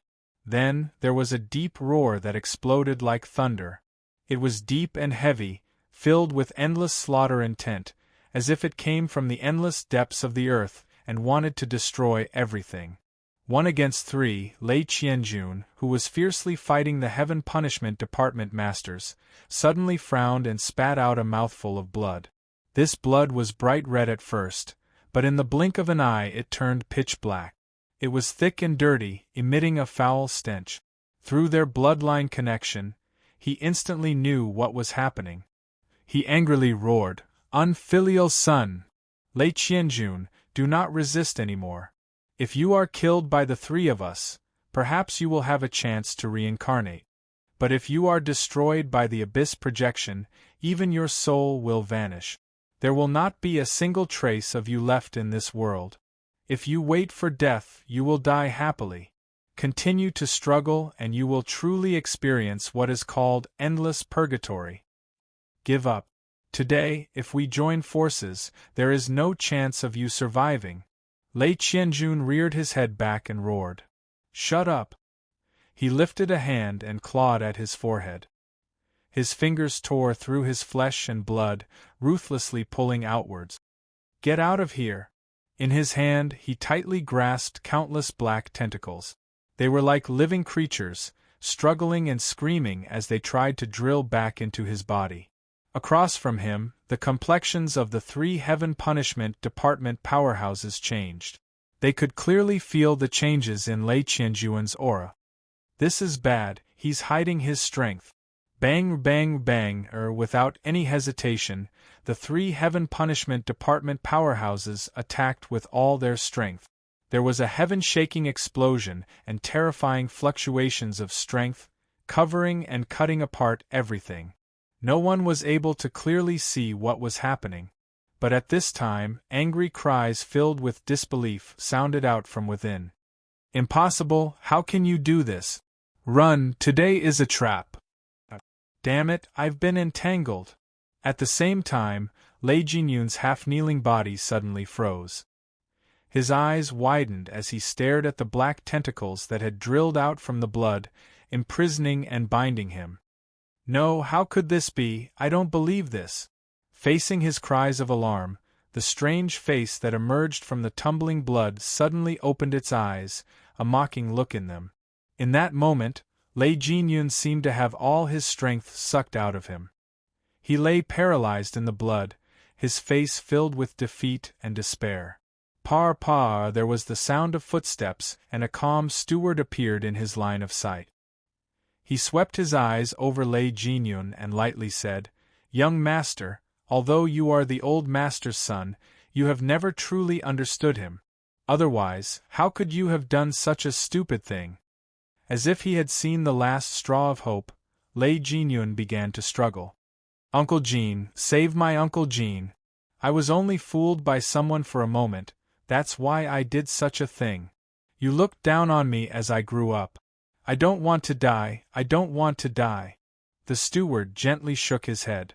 Without saying anything, he turned and retreated to the side. Lei Qianjun walked into the hall. He had no expression on his face. Besides his slightly pale complexion, there were no other visible injuries. The 3 Heaven Punishment Department masters that had fought with him had already disappeared. Besides himself, no one knew what had happened. But it was clear that victory and defeat had already been decided. Lei Jinyun's eyes fell on Lei Qianjun. His entire body shook and he subconsciously curled up. At this moment, he felt an endless chill. "Father," Lei Qianjun slowly said, "I won't kill you." Lei Jinyun's eyes lit up with joy. But before he could say anything, Lei Qianjun turned and left. It was as if the reason he had come here was to look at Lei Jinyun one last time and say one last sentence. "Thank you, Father, thank you. Your son knows he was wrong. He really knows he was wrong." The black tentacles that bound him retracted. Lei Jinyun crazily kowtowed, his face filled with unconcealable joy. The steward glanced at him, his eyes filled with pity. Even at this moment, the young master still didn't understand his father. Sometimes, death was forgiveness, but living was the greatest punishment. Chapter 9:19. No, no. What is this? Father. Dong, the door was sealed, interrupting Lei Jinyun's mournful screams. Lei Qianjun stood with his back facing the door. He lifted his head to look at the pitch-black heavenly execution field that covered the sky. He was silent like a statue. The steward stood next to him. "I never thought that the first person to betray me, the one who would bear the backlash of the goo insect, would be my own son. Tell me, is this the karmic retribution I must bear after all the slaughter I've committed over the years?" The steward said, "If you didn't kill, you would have died already." Lei Qianjun sighed. "Yeah, if I didn't kill, I wouldn't have lived to this day. So, I'm not wrong, right?" The steward lowered his head. "You're not wrong. If I'm not wrong, then they are wrong. And those who have done wrong, no matter who they are, they will have to pay the price." The steward was hesitant. "Miss Shi?" Lei Qianjun shook his head. Xiaoyu's aura disappeared. "I can't sense her, but I believe she's not dead yet. Activate the spies in the Imperial City." If Xiaoyu survives, she will go there. Lei Qianjun lifted a finger. The heavenly execution field that covered the city master mansion collapsed. Lei Qianjun stepped into the void. I'll leave the rest to you. I will seclude myself and try to break through to the original God realm. If I am lucky enough to succeed, this world will change. The teleportation array was attacked. The moment the formation collapsed, Qin Yu only had time to protect Lei Xiaoyu before he was swept away by the turbulent space current. That feeling was like falling into an underground river, rolling and crashing in the rugged and undulating underground river. But the entire process was 100 times, 1,000 times more dangerous. If Qin Yu didn't have eyes that could see the essence of things, he would have already been torn to pieces. Qin Yu didn't know how much time had passed, but deep in his eyes, a dark gold light bloomed. With a loud shout, Qin Yu lifted his hand and punched out. Kacha! Kacha! Kacha! Sounds of bones breaking rang out one after another. Warm blood splashed on his face. He could even feel the minuscule pieces of flesh that had been minced sticking to his face and rolling down. Qin Yu didn't check his wounds. His other hand held the unconscious Lei Xiaoyu, and he got out of the turbulent space current. Bang! A loud sound rang out, and the ground instantly collapsed. Large cracks spread out from the edge of the deep pit. Qin Yu's complexion changed. He didn't even have time to look around. His feet moved, his body like a phantom as he shifted several dozen feet in the air, avoiding the poison that sprayed at him. Sizzle! When the venom landed on the ground, it emitted a violent corrosive sound. A foul stench rose into the air, revealing large potholes. The pitch-black viper was as thick as a child's arm, and there were 2 bumps on its head, as if it could grow horns at any moment. As it saw the 2 of them avoid its attack, its pupils shrank and it turned to flee at an astonishing speed. Humph! As it sneered, the poisonous snake's body suddenly froze. It felt the threat of death and screamed as it opened its mouth to spit out a white poisonous fog. This was its innate poison, and once it was used, the consumption would be astonishing. However, at this time, it couldn't care too much. Unfortunately, the white fog didn't delay the snake's death at all. Qin Yu's arm passed through without hesitation, allowing the poisonous gas to invade his body through the wound. His 5 iron-like fingers grasped the viper, and a wild strength rumbled into it. It was like a raging current of strength had swept through its body, sweeping through it and extinguishing all life. Qin Yu's fingers pressed down and his fingertips pierced through the viper's corpse. Its body withered at a speed visible to the naked eye, and crimson blood energy rapidly poured into Qin Yu's body. His arm had been injured by the turbulent space flow, and his flesh and blood wildly wriggled and regenerated, restoring itself to its original state in just a breath of time. The ancient, undying body. In an injured state, it could forcefully plunder the life energy of others to speed up its own recovery. At the same time, the white poisonous substance was also sucked into Qin Yu's body, fusing into his right index finger. It was like an endless abyss that could hold all poisons in the world. Qin Yu loosened his fingers and allowed the withered corpse of the viper to fall to the ground. He held on to Lei Xiaoyu and looked around. In the pitch-black sky, there wasn't a single trace of light. This was because some sort of dark green shrub grew on the ground, emitting a dim light that barely illuminated the surroundings. The reason Qin Yu had chosen this place to make his breakthrough was because the space barrier here was the weakest. Now, it seemed that this place wasn't ordinary at all. But since he had already come here, there was no point in thinking too much about it. Qin Yu looked around and then chose a direction to leave in. A moment later, Qin Yu's expression was dignified. He stood in front of a black stone wall. There were countless bumps on its surface, as if it were filled with fruits. A dark golden light flashed in his eyes, and Qin Yu's complexion changed. Without hesitation, he brought Lei Xiaoyu far away from this stone wall. Another hour later, On top of an ancient tree that had been withered for who knew how many years, Qin Yu finally found a tree hole that had been occupied by monster beasts. He drove them away without hesitation. Several birds circled around the ancient tree several dozen times before finally leaving unwillingly under Qin Yu's icy cold gaze, vanishing from sight. He brought Lei Xiaoyu into the tree hole. After carefully sweeping out with his divine sense, Qin Yu's thoughts stirred and the sun-moon force field quietly spread out, covering the entire tree hole. After finishing this, he let out a sigh of relief. He placed Lei Xiaoyu in the dry grass and then sat down cross-legged on the side. In the turbulent space flow, in order to protect Lei Xiaoyu, Qin Yu had suffered considerable injuries. He had to recover as soon as possible in order to deal with unknown dangers. Although this place hadn't been completely explored, Qin Yu had a very bad feeling about it. Time quietly passed. 6 hours later, on this strange land, all of the dark green shrubbery that emitted a ghostly light seemed to sense the arrival of danger. They curled up their branches and shrank into round sticks that shot back into the ground. Like this, the last source of light was extinguished and the world fell into endless darkness. Qin Yu's heart skipped a beat and he awoke from his cultivation.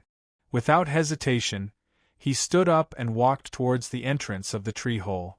What he saw was an incomparably dark scene, as if an eternal night had arrived. But this scene only lasted for a brief period of time. Without any warning, a blood-red crescent moon appeared in the dark vault of heaven.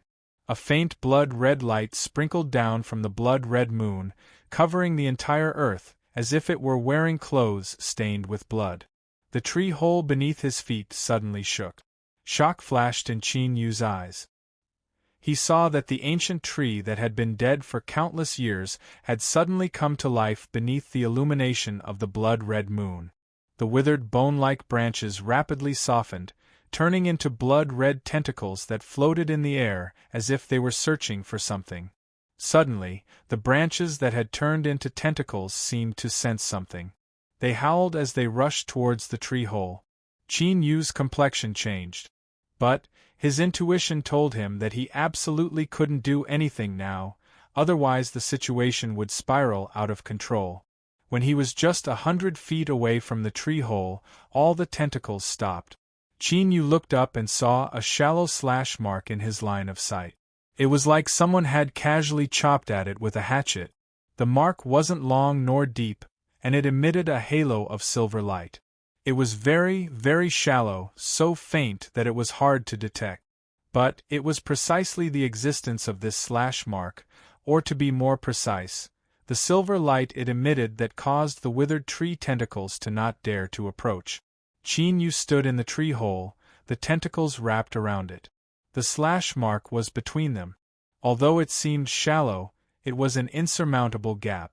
Finally, with an unwilling howl, all the tentacles retracted and the tree hole was restored to its previous floating state. Rumble, rumble, or the earth rumbled and the tree hole shook even more violently. Qin Yu lifted a hand to steady Lei Xiaoyu's body and looked down at the ground. This revived withered tree had pulled out countless roots from the ground. They wove together to form 7 or 8 thick legs that rapidly moved away. The withered tree's roots were astonishingly developed. At this time, the legs that wove together were thousands of feet long. The 7 or 8 legs spun like wind and fire wheels, rumbling as they moved at an astonishing speed.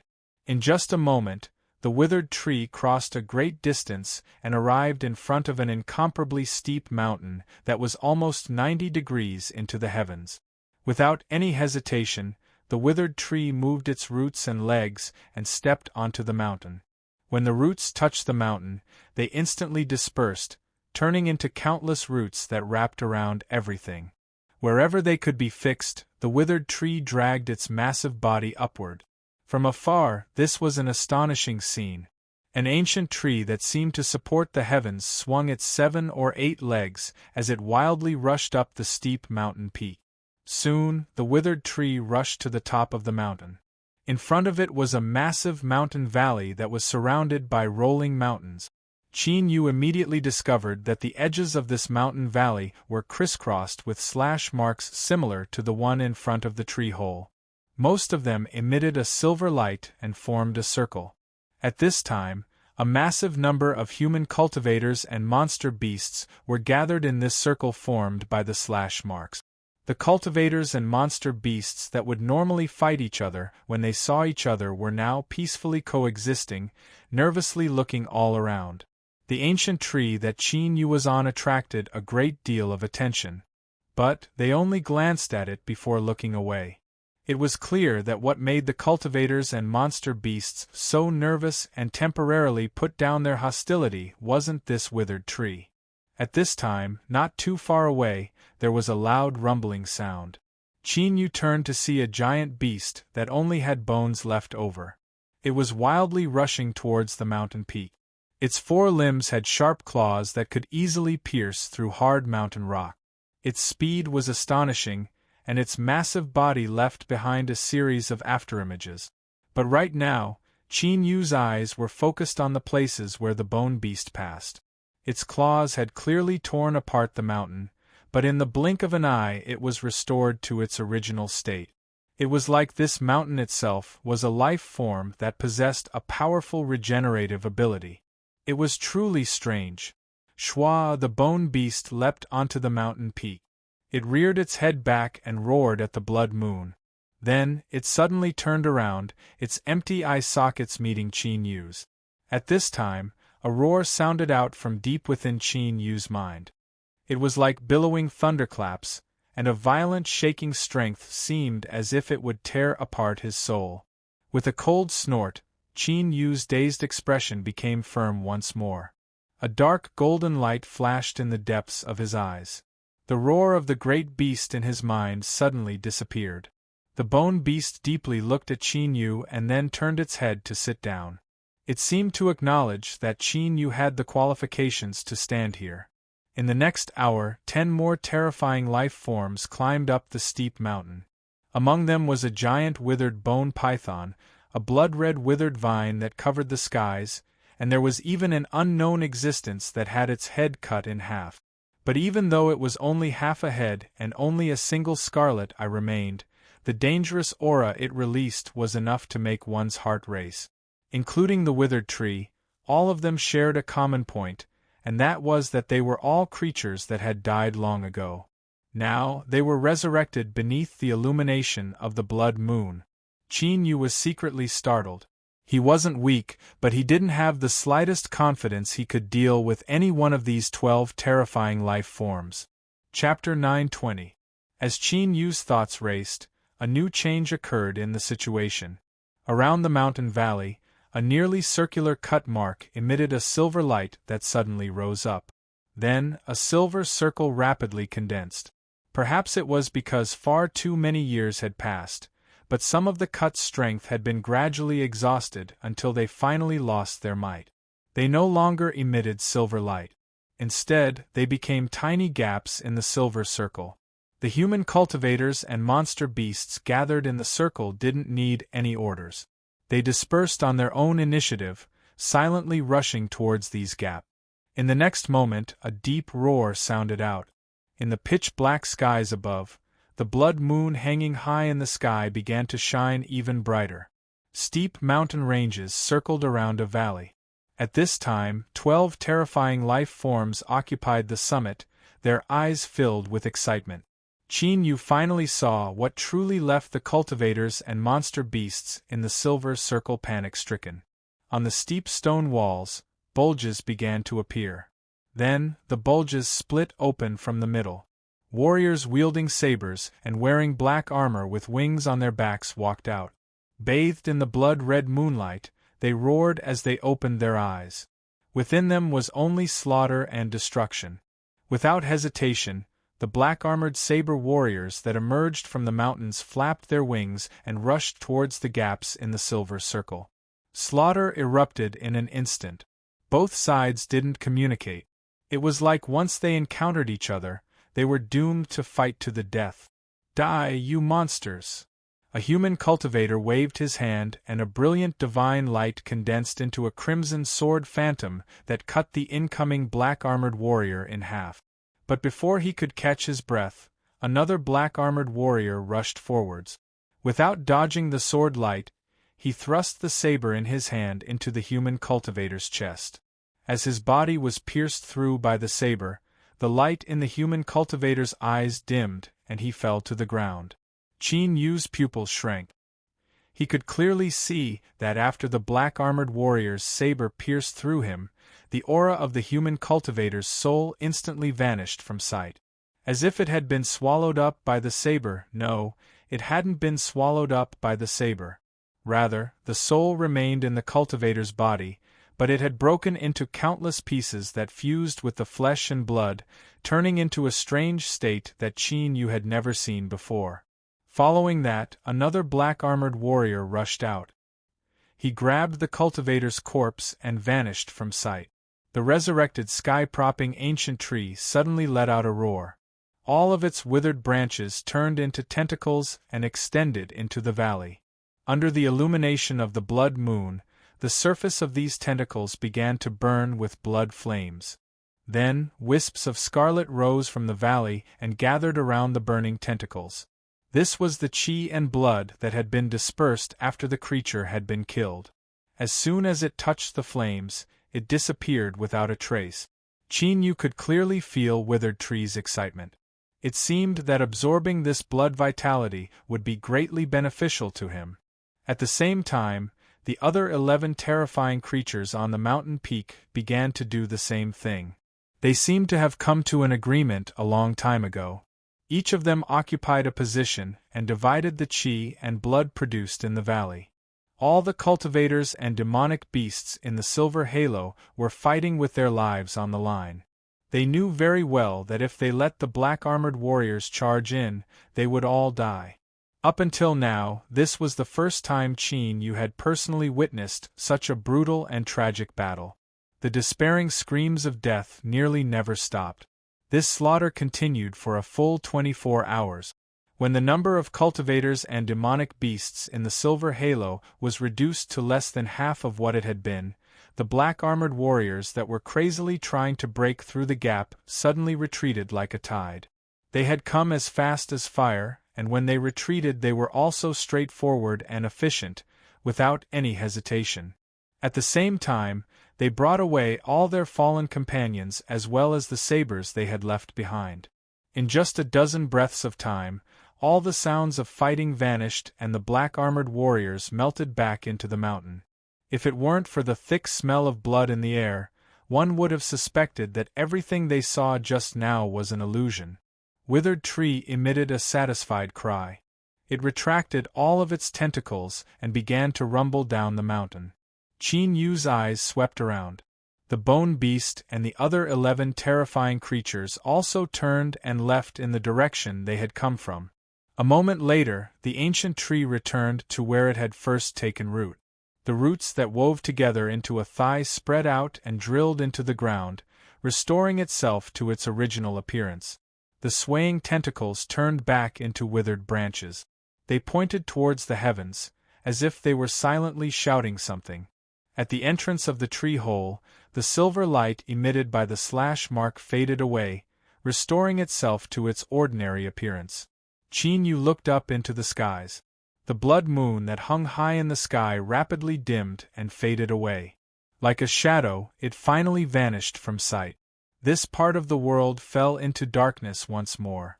Then, several breaths of time later, it was illuminated by a dim light. On the ground, the dark green shrubs that had been hiding underground drilled out and quietly stretched out their bodies. Seeing this, Qin Yu suddenly had a flash of understanding. The blood moon and these shrubs were like the samsara of the sun and moon. When the blood moon covered the earth, horror would descend. If this was true, then when the shrubs illuminated the world, it should be safe. Taking a deep breath, Qin Yu sat down cross-legged at the entrance of the tree hole. A moment later, his eyes flashed open, a dark gold light surging deep within them. At this moment, the world in front of him suddenly turned blurry. Whether it was the heavens above him or the earth below him, it was like countless shadows were piled up together, layer upon layer. After a long time, Qin Yu finally couldn't bear it any longer. His eyes turned sour and he slowly closed them. Suddenly, a massive amount of tears gushed out, each of them containing a faint trace of blood. Although he wasn't able to find the essence of this world, he had already figured out a clue. It was buried deep within this world. Big Brother Qin. Lei Xiaoyu's voice rang out from behind him. After being unconscious for nearly a day and a night, she had finally woken up. Qin Yu wiped away his tears and turned. "You're awake," Lei Xiaoyu exclaimed. "Big Brother Qin, your eyes." Qin Yu smiled. "It's nothing. It's just some temporary discomfort. I'll recover after several days of rest." Although he could not see Lei Xiaoyu's expression, he could hear her exhale. "That's good. Big Brother Qin, where are we now?" Qin Yu shook his head. "I don't know either. The transmission array was attacked, and we were lost in the turbulent flows of space. After rushing out, we arrived here." Lei Xiaoyu was silent for a moment.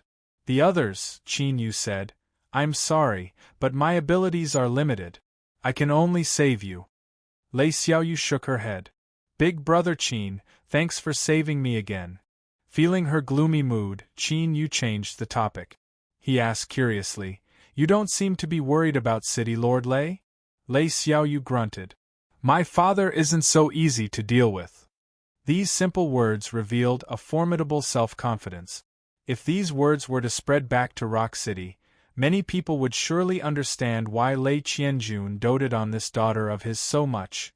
It wasn't just because he felt guilty. Qin Yu stood up. "How are you feeling?" Lei Xiaoyu nodded. "I'm fine." "Big Brother Qin, are we leaving?"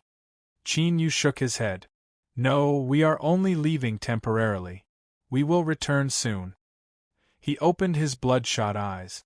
After blinking several times, he was barely able to adjust to the light in front of him. Qin Yu reached out and grabbed Lei Xiaoyu. He took several steps forwards and leapt up. With a light sound, he landed beneath the ancient tree that supported the heavens. He turned to look at the ancient tree. After a long period of hesitation, Qin Yu lifted a hand and drew in the air. With just a few strokes, space fluctuated and the tree hole in front of him vanished.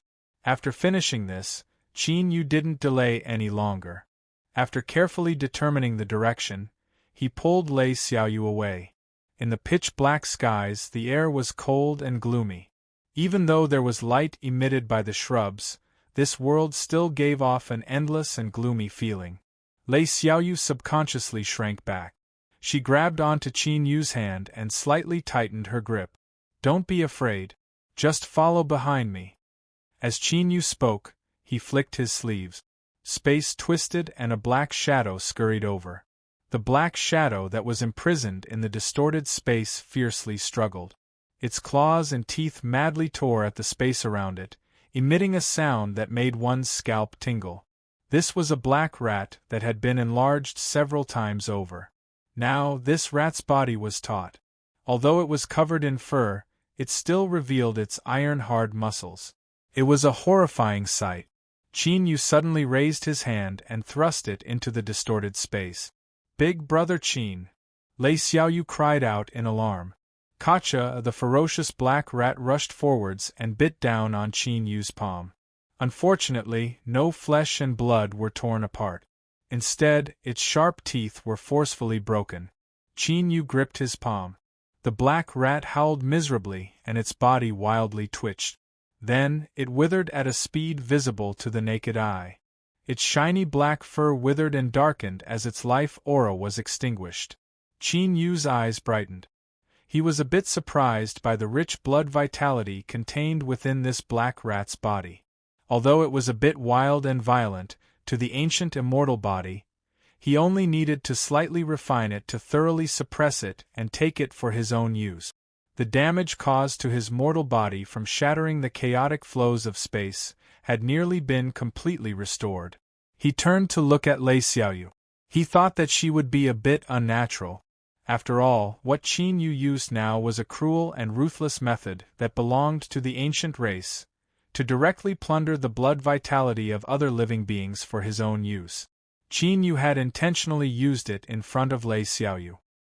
He hoped to use this matter to weaken Lei Xiaoyu's favorable impression of him. But what he saw was this little girl staring at him with wide eyes and a curious expression.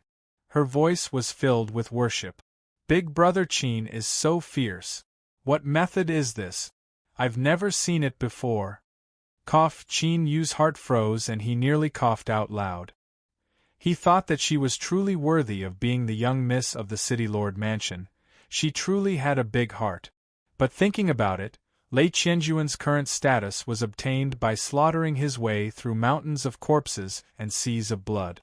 Lei Xiaoyu was his daughter, so no matter how pampered she was, it was impossible for her to avoid being involved. He was likely used to such matters long ago. "It's just some minor methods, not worth mentioning." As Qin Yu spoke, he pulled her forward, extinguishing the plans in his heart. Lei Xiaoyu allowed him to pull her along. She lowered her head, a crafty light flashing in her eyes. Chapter 921. Because of Lei Xiaoyu's big heart, Qin Yu didn't continue using small tricks. He didn't want this little girl to be even more interested in him, so the rest of the journey was extremely smooth. With his sensing ability, besides breaking through the turbulent flows of space and being ambushed by that viper, he wouldn't be targeted if he tried to avoid it. Qin Yu's speed was extremely fast. Lei Xiaoyu blinked, hiding the smile in her eyes. She only occasionally swept her eyes around. She couldn't help but be curious as to where Qin Yu was going. 2 hours later, Qin Yu finally stopped. In front of him was a bottomless abyss, like a horrifying maw. After a moment of hesitation, Qin Yu said, "We're going down. Get on my back and hold on tight." Lei Xiaoyu sensed his caution. She didn't ask why. She climbed onto Qin Yu's back and grabbed onto his clothes. Qin Yu thought for a moment. He took out a silver whip made from an unknown material and tied it to Lei Xiaoyu. Then, he took a deep breath and stepped into the abyss, allowing his body to rapidly sink. But he was very cautious. Every time he reached a certain speed, he would reach out a hand and press down on the cliff wall, causing his speed to slow down. The pitch-black abyss was as thick as ink. The darkness here wasn't ordinary at all.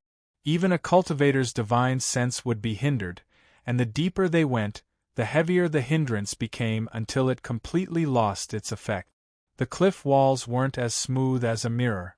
There were large protrusions as well as dead trees and old vines. Lei Xiaoyu could only vaguely see their outlines as they passed by, and then she was ruthlessly tossed upwards. She didn't know what method Qin Yu used to not make any mistakes in the darkness. At this time, as she lay on his back, her hands wrapped around his neck, Lei Xiaoyu felt incomparably at ease. It was like the surrounding darkness and the bottomless abyss were no longer terrifying. As they descended, even though Qin Yu constantly slowed down, the depth they had sunk was already astonishing. But this abyss was like a gate to hell. They couldn't see the end. After an unknown period of time, Lei Xiaoyu suddenly felt a chill. Qin Yu thrust a hand into the cliff wall and stopped. Extreme movement and extreme stillness inevitably placed a tremendous pressure on his body. But his movements were smooth and natural, not even causing Lei Xiaoyu to feel too much of an impact. Lowering her head to look down, Lei Xiaoyu raised her hand to cover her mouth. Only then did she manage to stifle her cry of surprise. Her eyes were wide open.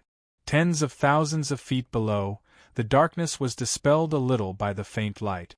There were some scattered shrubs. Perhaps because their living environment was too harsh, they were listless, causing the light they emitted to be much dimmer. But as long as there was light, it could pierce through the darkness. Lei Xiaoyu's eyes widened. This was because, under the illumination of the dim light, she saw the skeleton of an astonishingly large beast lying in the depths of the abyss. It was lying on the ground. Each of its ribs was like a bridge connecting the coast. Only a small part of it was illuminated by the light. Most of the giant beast's bones were hidden in the darkness. Everything she saw clearly told Lei Xiaoyu that the gigantic beast was already dead. However, for some reason, she felt a strong sense of threat when she looked at it. It was as if this giant beast that had been dead for countless years could come back to life at any moment and tear apart anyone who dared to approach it. Big brother Qin. Lei Xiaoyu shivered as she spoke. She felt even colder. Frost began to rapidly condense on her hair and eyebrows. Shoo, don't speak. Qin Yu didn't turn his head. I want to continue going down a little. If you are afraid, then close your eyes. A warm current gushed out from his body, instantly rescuing Lei Xiaoyu from her frozen state. Lei Xiaoyu nodded and closed her eyes. Although her heart was racing, she didn't try to persuade Qin Yu to leave. This was because she was well aware that since Qin Yu had come here and wanted to continue going down, he must have his own reasons. Of course, this was also because the one carrying her was Qin Yu. Lei Xiaoyu believed in him. Taking a deep breath, Qin Yu continued downwards. He no longer rapidly sank down. Instead, he lay flat on the steep rock walls, slowly moving forward step by step. Kacha, kacha. Tiny broken sounds constantly spread out in the darkness. This was the sound that came from the layers of black ice that had gathered on the surface of the rock walls. The moment Qin Yu exhaled his breath, it froze into countless incomparably tiny ice particles. With a rustling sound, they fell onto the surface of the rock walls and tumbled down. White frost spread across the surface of his body. But there seemed to be an invisible line that isolated the frost from the front of Qin Yu, making it impossible for it to reach Lei Xiaoyu. Suddenly, Qin Yu stopped where he was. He was like a stone that had fused into the rock walls. He could clearly hear Lei Xiaoyu's suppressed breathing. His intuition told him that this was the limit. If he continued deeper, something horrifying would occur. He turned his head and looked down. Because he had gone deeper, he was able to see even more clearly. Qin Yu could now determine that this giant beast skeleton buried in the deep abyss was the bone beast he had seen on the night of the blood moon not too long ago. His eyes slowly moved and fell onto the giant skull of the bone beast. Half of its face was blocked by the boulder, revealing only one eye socket. Roar without warning, the roar of a giant beast exploded in his mind. Qin Yu's eyes glazed over for a moment before they regained clarity in the next moment. He stuffily coughed and thrust his hands into the rock walls, forcefully stabilizing himself. In the next moment, without hesitation, Qin Yu's hands gathered strength and his body soared upwards. Using his hands and feet, he was like a galloping horse, wildly galloping along the steep stone walls in the darkness. If someone could clearly see what was happening, they would discover that the surface of the rock wall behind Qin Yu was covered in layers of ice. It was silent, but it was like the most terrifying predator in the world, stubbornly chasing after Qin Yu. Whoosh! His figure shot into the skies, leaving the range of the abyss. Without hesitation, Qin Yu continued to fly into the distance. Vaguely, he seemed to hear the angry and unwilling roar of a beast behind him. Lei Xiaoyu opened her eyes. What she saw was Qin Yu. His face was covered in white frost, as if he had been sealed in ice. Looking at his clean back and how she hadn't been affected in the slightest, Lei Xiaoyu bit her lips, a complex look in her eyes. You clearly want me to distance myself from you, but you treat me so well. Big brother Qin, you really are a very contradictory person. Sensing Lei Xiaoyu's eyes, Qin Yu stopped and placed her on the ground. He took a step forward, shaking off the white frost around him. He smiled and said, I only look distressed. It won't harm me at all. Lei Xiaoyu bit her lips. It was I who implicated big brother Qin. Qin Yu waved his hand. Don't say that. There's only the two of us here. Without you accompanying me, I might not have dared to go down just now. Even though she knew this was a lie, Lei Xiaoyu still smiled. This was because she knew that Qin Yu was trying to comfort her. Qin Yu also smiled. Next, we need to go somewhere else. Don't worry, there won't be any dangers this time. I just want to confirm my own thoughts. Holding on to Lei Xiaoyu, Qin Yu continued on his way. He could clearly feel his speed increase, as if he were in a rush. An hour later, in front of a pitch-black rock wall, Qin Yu let go. He said, "You can look around, but don't go too far." As he spoke, he walked in front of the rock wall. Looking at the bulges on the surface, he hesitated for a moment before placing his hand on them. Lei Xiaoyu obediently stood behind. She swept her eyes over the mountain wall. She didn't know what was in these bulges, but she could keenly feel a restless aura. "Ah, Big Brother Qin, look!" A moment later, Lei Xiaoyu suddenly cried out. Qin Yu looked up and followed her finger. A sharp light flashed in his eyes. The originally flat rock wall was now slowly bulging out, as if a new fruit had just been born. Stepping forwards, Qin Yu shot into the skies, arriving directly in front of this bulge. Without hesitation, he punched out. The rock wall's hardness surpassed his imagination. As his fist fell, only a few pieces of rubble fell off. Taking a deep breath, a dark gold light appeared in Qin Yu's eyes. The bulge in front of him became incomparably clear. Bang! Qin Yu punched out again. This time, there was an angry roar from the bulge. On the hard rock wall, with light cracking sounds, large cracks began to appear. With the third punch, the bulge was finally blown open, revealing the scene within. Qin Yu's pupils shrank. He saw that within the bulge was a developing embryo. Thick and dense black veins drilled out from deep within the rock wall, submerging into the body of the black-armored warrior in front of him.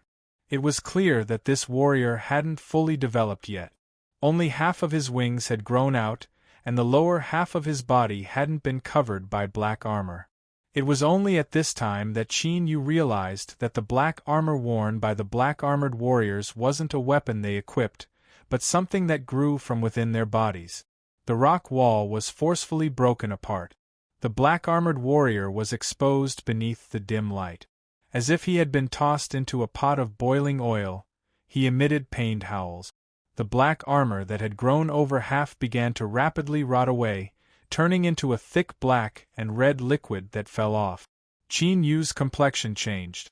As the black armor fell off, the black-armored warrior's face was revealed. This was the corpse of the cultivator that had been dragged away in the valley when the blood moon shined down upon the earth. It was actually him. "Roar!" the black-armored warrior crazily roared.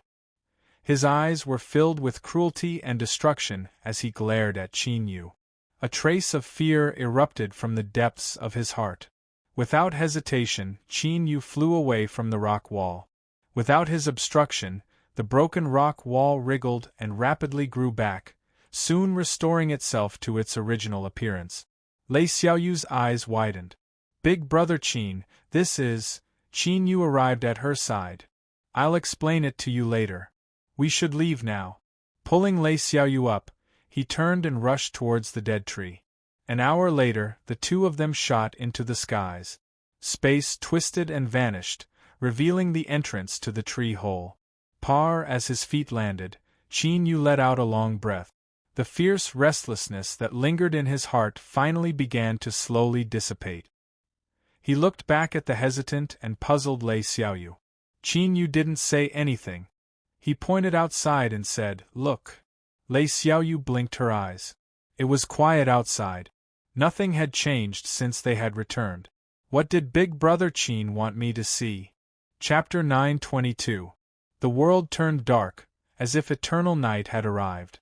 If it weren't for Qin Yu being by his side and being able to hear his breathing, Lei Xiaoyu would have cried out in alarm. The entire world was swallowed up by darkness, as if she were alone in this world. The instant of fear and unsuppressible loneliness was enough to shatter the outer shell of most people. Luckily, this darkness didn't last for too long. A faint blood-red light sprinkled down from the skies above. Lei Xiaoyu's eyes widened. She looked at the blood moon that appeared. Just a moment ago it hadn't been here, but now it had entered the skies. It gave off a feeling as if it had existed for tens of millions of years and would continue to exist like this. Big brother Qin, this is. Qin Yu looked at the earth that was draped in blood once more. He slowly said, it really is like this. A horror is about to arrive. He glanced at the peaceful blood moon in the skies and his pupils shrank.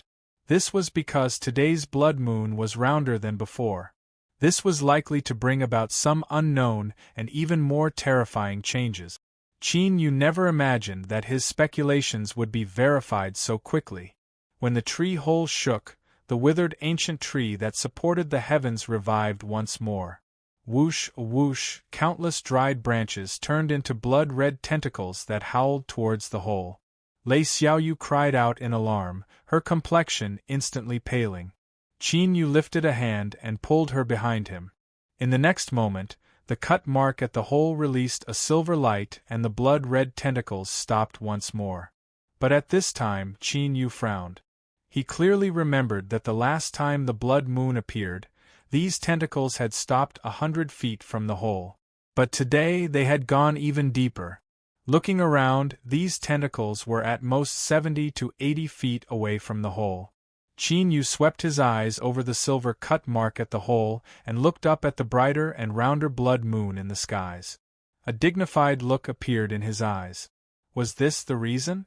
If the blood moon in this mysterious land also followed the law of the moon waxing and waning in the outside world, then the blood moon in the skies was still some distance away from perfection.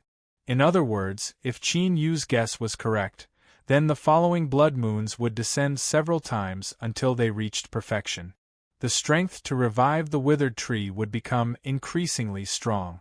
Once the cut mark at the hole couldn't stop it, this temporary safe foothold would become a perilous situation.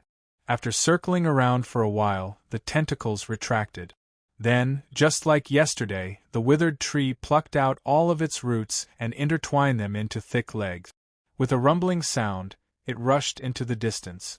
Lei Xiaoyu finally recovered from her shock, her eyes filled with disbelief. Big brother Qin, this tree is alive, it's actually alive. Qin Yu looked in the direction that the withered tree was moving. He knew that it was heading towards the mountain valley from yesterday. What followed next would be a scene of cruel and bloody slaughter. He thought for a moment and said, "Little fish, there might be some scenes that will make you uncomfortable. If you find it unacceptable, then seal off your 6 senses and stand behind me."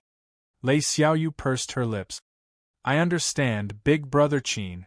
Just like the day before, withered wood began to climb up the steep rock wall. Soon, it reached the top of the mountain, and the huge valley appeared in front of it. The smell of blood in the air had completely disappeared, as if it had been completely absorbed by an invisible existence. After yesterday's slaughter, the number of cultivators and monster beasts had been reduced by nearly half. But now, their numbers had been restored to the scale Qin Yu had first seen. It was clear that this place wasn't sealed off. It was connected to the outside world, and only then could it continuously replenish its life force. As long as there was a channel, then it wasn't a danger zone. He could think of a way to leave, taking a step back. Even if this was a danger zone, Qin Yu would still rely on his fists to punch his way out. Before he could think any further, his heart suddenly chilled, as if he had been locked onto. Then, there was a heaven-shaking rumbling sound in his ears. It fiercely turned its head. The bone beast's massive body was bathed in blood-red moonlight as it wildly raced forwards. It roared and its giant empty eye sockets stubbornly stared at Qin Yu. He could actually feel that its gaze had nearly condensed into essence, as well as a cruel killing intent that couldn't be washed away even if all the water in a river flowed into it. Withered wood instantly responded. Its legs spread apart and countless roots drilled into the rock walls, stabilizing its body. At the same time, tens of millions of withered branches turned into countless tentacles that howled forwards. Their speed was unimaginable, causing the air to explode with shrill screams. In that instant, the great beast collided with the tentacles. There was a heaven-shaking explosion like a thunderclap. The tentacles that struck the great beast instantly disintegrated into countless pieces. but it clearly possessed an extremely strong regenerative ability. The broken parts wildly wriggled and regenerated, instantly restoring itself to its original state.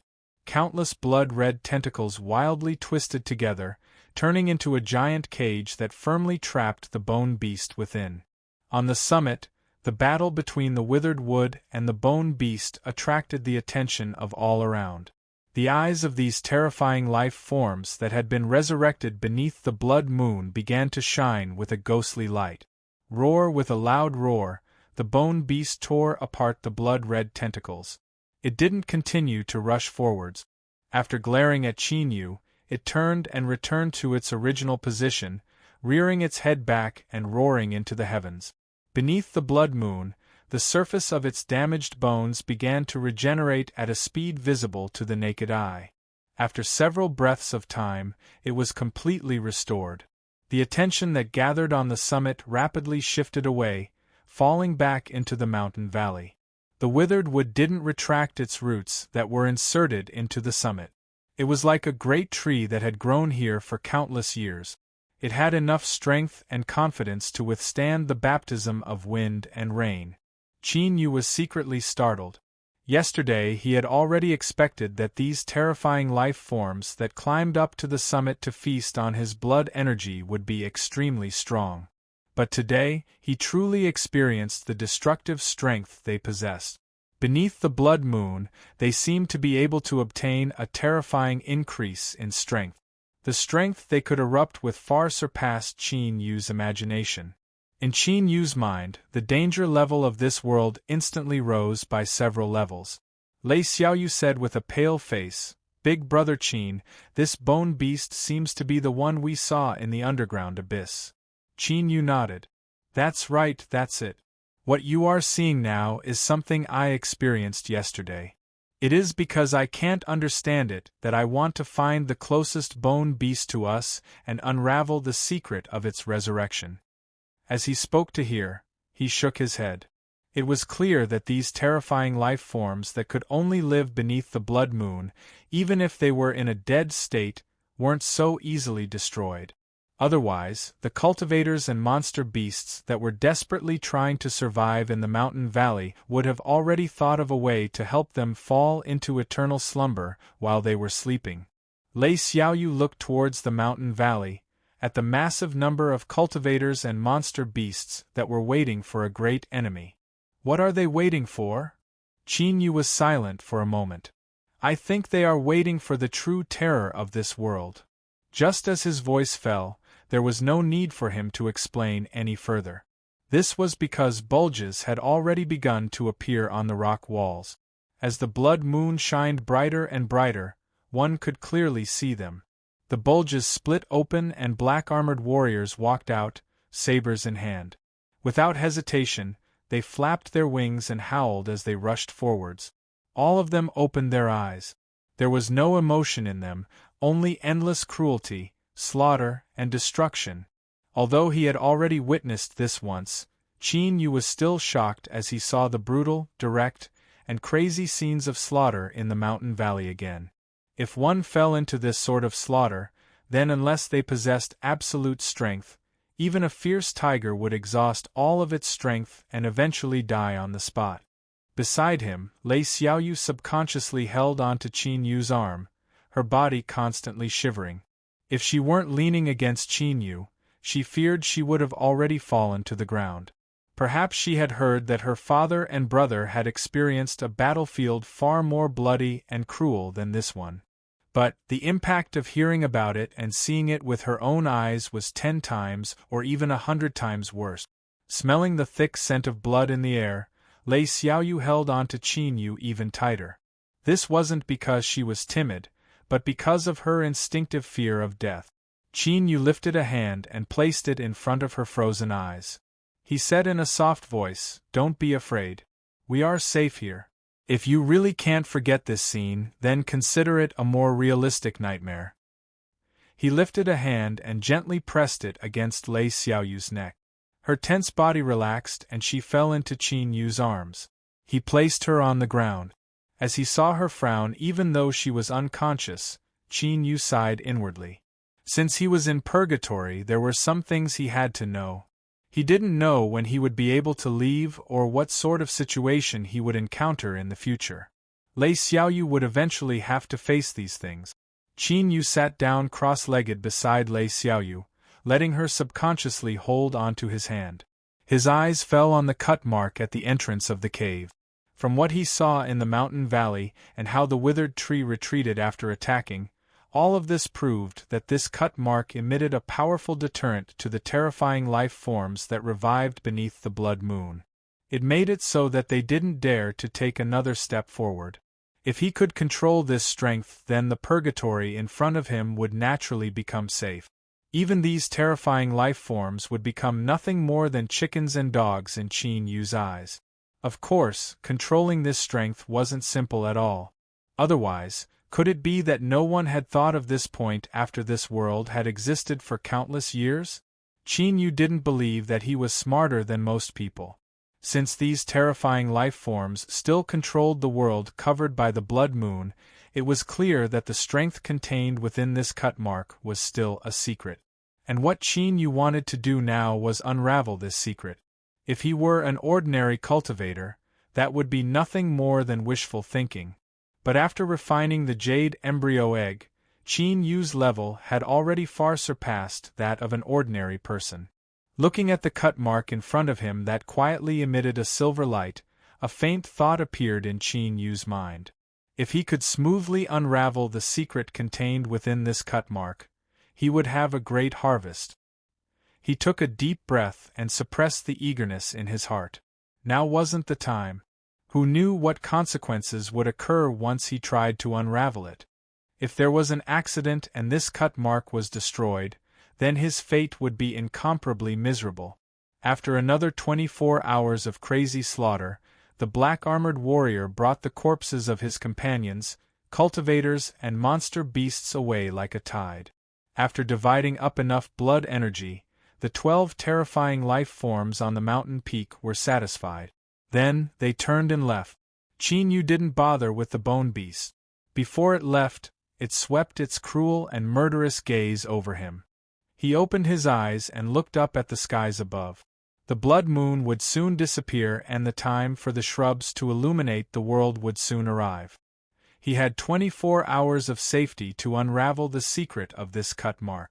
Rumble, rumble, madly rushing forwards, the withered tree returned to its original spot and took root. Just as it had appeared, the blood moon vanished without a trace. Chapter 9:23. In fact, besides unraveling the secret of the cleave mark, Qin Yu had an even better choice. That was to pierce through the seal of this world and open a path to leave. That way, he could avoid all the dangers. Unfortunately, he had already tried this before. Although he could vaguely see some veins and lines, even though his eyes were red and swollen with tears, he hadn't been able to find the true path. The blood moon was constantly becoming rounder. This likely meant that the terrifying life forms that were shrouded in it would become increasingly powerful. Qin Yu didn't dare to take this risk. This was because he didn't have enough confidence that he could find a way out before the blood moon reached full circle. At that time, if he was lucky, he might be able to survive, but Lei Xiaoyu would definitely be killed. This wasn't a guess, but a 100% certainty. One of Qin Yu's strengths was that he was able to maintain a calm and objective understanding of his own abilities. Thus, he chose to unravel the cleave mark. Of course, there was also a reason for this, and that was because he could feel that there were great benefits contained within the cleave mark. If he could unravel the secret, then he could obtain benefit. Lei Xiaoyu had already woken up. She didn't blame Qin Yu for knocking her unconscious, because the scene she saw at the time had already reached the limit of what she could bear. If she continued to look, she would definitely be left with a psychological shadow that she would never be able to erase for the rest of her life. Qin Yu spoke a few simple words to her. He didn't mention that the moon was gradually becoming rounder and that this world was becoming increasingly dangerous. He only told Lei Xiaoyu that he was interested in the cleave mark and hoped that she could perceive the strength contained within it. Nearly half of the 24 hours that the shrub illuminated the world had passed. Qin Yu had been observing the cleave mark this entire time. It wasn't that he didn't want to personally touch it or sense the strength within it, but that he could clearly feel that the hidden strength circulating within the cleave mark was in an exquisite balance. If an external force came into contact with it, this balance would be broken. The only result would be that the cleave mark would self-destruct and lose all of its power. Before he could find a safe place to stay, Qin Yu couldn't accept such a result. Thus, he could only observe and not touch it. But this didn't mean that Qin Yu didn't gain anything. On the contrary, during these 12 hours of observation, he had made an astonishing discovery. However, whether or not this was correct required further examination. Qin Yu let out a breath. He stood up and looked at Lei Xiaoyu. "I'm going out. You stay here. Remember, no matter what, do not take a single step out of this tree hole before I return." Although the blood moon had yet to descend, it did not mean that this world was safe. This was because apart from the terrifying creatures that had been resurrected by the blood moon, there were also many creatures struggling to survive. Whether it was human cultivators or demon beasts, once they discovered this safe tree hole that could temporarily hide from the terrifying blood moon, they would definitely seize it at all costs. Lei Xiaoyu nodded. "Big brother Qin, don't worry. I'll stay inside and wait for you to come back." She took a deep breath. "You must be careful." Qin Yu could sense her nervousness. But there was a certain amount of risk involved in what he was about to do. He couldn't bring her along with him. "Don't worry, the blood moon will descend in 12 hours. I'll definitely rush back before then." He leapt down from the tree hole. In midair, he flicked his sleeves and space twisted, covering up the tree hole. As he landed on the ground, he didn't pause at all. His figure flickered several times and he vanished from sight. This time, he had two goals in mind. The first was to find other slash marks to test whether or not his thoughts were correct. Although he knew that there were a massive number of slash marks in that mountain valley, it was precisely because there were far too many of them that once a problem arose, it was likely to cause a great deal of trouble. If there were any other choices, Qin Yu wouldn't have gone to the mountain valley. Moreover, taking a step back, that mountain valley was a place where countless lives depended on when the blood moon descended. Disregarding whether or not there were people guarding it, even if he could smoothly enter and experiment, once damage was caused, at that time, every opening would swallow up countless lives when the blood moon descended. His own strength was limited. If he couldn't save them then that was fine, but he didn't want to add fuel to the fire and make it more difficult for them to survive. His second goal was built on top of his first goal. Besides the tree hole, there was a second safe foothold. The blood moon became increasingly round. The slash marks at the entrance of the tree hole might not be able to hold on. And before that, Qin Yu didn't have absolute confidence he could unravel the secrets of the slash marks. In order to consider victory, he had to first consider defeat. He had to find a path of retreat for himself and Lei Xiaoyu. In 12 hours, excluding the time spent on the way back and forth, the area Qin Yu could search wasn't too large. First, he eliminated the possibility of investigating the abyss bone beast yesterday and the bulge in the rock wall. He had already noticed that there weren't any slash marks. 4 hours later, just as Qin Yu was frowning and considering whether or not he had to stop, a giant and withered skeleton appeared in his line of sight. It was truly withered and not like the abyss bone beast. Even if all that was left over were its bones, they would still be incomparably hard and contain an unknown power. With just a glance, Qin Yu could determine that this skeleton had thoroughly died. Even if the blood moon descended, it would still be impossible for it to revive. In this extremely dangerous and strange world, encountering any situation was normal. This was only a withered skeleton. It shouldn't have aroused Qin Yu's attention. But it was precisely because it had decayed that Qin Yu frowned. If the blood moon could revive dead beings, why couldn't it? Qin Yu's thoughts raced. He changed directions and his figure howled. He landed beside the skeleton. Compared to the abyss bone beast, it was much smaller. Even so, it was nearly 10,000 feet tall. If this monster beast was still alive, then with all its flesh and blood, it would be a small moving mountain. Its aura would surely be astonishing. But now, its aura had completely dissipated. Besides being large, it didn't give off the least bit of deterrence. Qin Yu carefully swept his eyes over the beast bone. A dark golden light flashed in his eyes, and after several breaths of time, he was overjoyed. With a flick of his sleeves, boundless strength gushed out from the void, sending the beast bone flying away. It tumbled in the air before collapsing and decomposing, turning into pale white bone powder that was wrapped up in strong winds and blown far away. At this time, Qin Yu's complexion changed. He suddenly felt a throbbing in his heart, but when he tried to sense it, it had already disappeared without a trace. With his current state, it was impossible for him to sense something for no reason. But there really wasn't anything strange about the giant beast bone in front of him. His thoughts raced several times. Qin Yu took a deep breath and suppressed his thoughts. Time was of the essence and he couldn't delay any longer. Looking down, he saw that after the beast bone was sent flying away, a shallow slash mark had appeared where it had originally been. The slash mark was 3 inches deep and nearly a meter long. It had been covered by the skeleton, and if it weren't for Qin Yu's eyes being able to see straight to its source, he wouldn't have noticed it. A dark golden light surged in Qin Yu's eyes. He looked at the slash mark and then sighed. Although it was much longer than the slash mark at the entrance of the tree hole, it seemed to have consumed a great deal of strength. Now there was only a shallow layer left.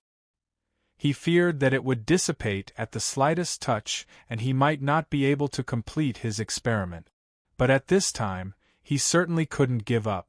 Whether or not he succeeded would depend on his luck. Qin Yu squatted down. He lifted a finger and slowly touched the slash mark. He closed his eyes. With his fingertip as a medium, he fused his mind into the slash mark. A moment later, there was a light cracking sound and Qin Yu's eyes shot open. The slash mark on the ground had directly shattered and vanished. In the blink of an eye, it had vanished without a trace, as if it had never appeared. Just a little bit more, and Qin Yu would have been able to grasp the key point. At this moment, even with his calm state of mind, he still couldn't help but feel anxious. He took several deep breaths before he was able to barely suppress it. Qin Yu stood up and drew back his hand. He looked down at his fingertip and saw that there was another slash mark on it. The flesh and blood wriggled as it repaired itself, but it split apart in the next moment. This was the destructive strength that overflowed out when the slash mark broke. Even though it was only an incomparably tiny bit, it contained such an astonishing might. At this moment, Qin Yu was even more determined to obtain the secret of the slash mark. There wasn't much time left. He had to hurry back. Qin Yu turned and left. His speed was even faster than when he came, and he soared straight towards the withered tree. There was still an hour until the blood moon descended. In the distance, Qin Yu could see the branches of the withered tree that supported the heavens. His heart relaxed a little, but in the next moment he tensed up. There was someone under the tree. When Qin Yu saw this person, the cultivator under the tree seemed to sense something. He turned around and their eyes met. Qin Yu's heart shrank and an irrepressible feeling of disgust surged out from his heart. He frowned. This feeling, when he was playing chess with Lei Xiaoyu at the City Lord Mansion, he had once felt it. Sparks exploded in Cui Yongji's eyes before he composed himself. He cupped his hands together and said, "My surname is Cui Yongji. Greetings, fellow Taoists." Qin Yu maintained his composure. He looked at the tree hole. The seal he left at the entrance was still intact, so Lei Xiaoyu shouldn't have encountered any problems. But for the sake of caution, he said in a loud voice, "Xiaoyu, hear me and answer me." "Big brother Qin, I'm here." Space fluctuated and Lei Xiaoyu's figure appeared. As she saw Qin Yu return, her face lit up with joy. Qin Yu's eyes flashed. "Xiao Yu, how long have these two guests been here?" Lei Xiao Yu said, "It's been 4 hours. This Mr. Chui said that this tree hole is a hiding place that he discovered a long time ago. He didn't know that it had a new master." Chui Yongji smiled. "Fellow Taoist Qin, is that right? I have no ill intentions, otherwise I wouldn't have waited until now. This tree hole is only one of my several safe houses. Since the two of you have already moved in, I will give it to you." He lifted a hand and pointed to the skies. "However, the time has come. Us master and disciple are unable to rush to our next resting place. I hope that fellow Taoist Qin will allow us to temporarily stay here for the night. Fellow Taoist Qin, rest assured. Once the blood moon disappears, us master and disciple will immediately leave. We won't have any other thoughts." His voice was sincere and his aura was gentle. Qin Yu relaxed. "So that's how it is. Since we have fallen to this world, we should support each other. Mr. Chui and this fellow Taoist can naturally stay here." Chui Yongji's smile was bright. "Thank you, fellow Taoist Qin." Qin Yu gestured with his hand. "Please." Before his voice fell, he took advantage of the momentum and stepped forwards. The ground instantly caved in and countless cracks spread out. Chapter 924. Qin Yu's sudden attack had caused the situation to rapidly change. Even Lei Xiaoyu hadn't expected this. She subconsciously widened her eyes. After several months together, she had already understood Qin Yu's character. Although he wasn't a pure gentleman, he still had a bottom line in his heart. If Chui Yongji and his disciple could be trusted, then he wouldn't be stingy with sheltering them for a night and helping them avoid the horrors of the blood moon.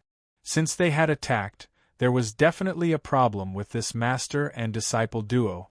Although she didn't know how Qin Yu discovered them, Lei Xiaoyu didn't doubt this at all. Thinking of this, her face turned pale, and her heart thumped non-stop. Lei Xiaoyu was intelligent to begin with. After she reacted, her thoughts raced for a moment before she guessed the approximate truth. The reason that Chui Yongji and his disciple had been friendly and hadn't attacked her before was because they feared the spells Qin Yu had placed at the entrance.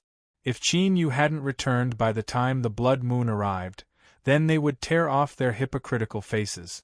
Just thinking about this caused Lei Xiaoyu to shudder. In fact, her guess was extremely close to the truth. After being caught off guard by Qin Yu's sudden punch, Chui Yongji's eyes turned dark and gloomy. He really couldn't figure out how this brat had discovered something was wrong with his perfect disguise. Whatever, the blood moon was about to arrive and he didn't have time to waste thinking about this. He originally wanted to use less effort to deal with these two, but now he could only use some other method. That's right, even though he had been discovered by Qin Yu and had been caught off guard, Chui Yongji still had absolute confidence in himself. A junior that hadn't even stepped into the divine realm, even if he had some strength, how could he be his match? Attack! Open the entrance spell and capture that woman. Chui Yongji sneered. He lifted his hand and blazing flames gathered, forcing Qin Yu back. The disciple behind him diabolically grinned and shot into the skies. His fist punched out and the temperature between the heavens and earth plummeted. "Xiao Yu, hide back in the tree hole!" Qin Yu shouted out loud and dodged the scarlet fire saber. His black robes had been cut open and his flesh had been roasted red. At this time, his eyebrows fiercely jumped up. A trace of fear and dread descended, covering his mind. This feeling, the blood moon was about to arrive. Across from him, Chui Yongji frowned. Then, he darkly smiled. "Junior, consider yourself lucky. I have no time to play with you." He took a step forward and disappeared in an instant. "Let's end this." As the icy syllables tumbled in the air, his figure appeared in front of Qin Yu in the next moment. He lifted a hand and thrust out. With a loud roar, Qin Yu didn't seem to have time to dodge. His hands formed a circle around Qin Yu's forehead. Puff, Chui Yongji's fingertips sank into his flesh and blood.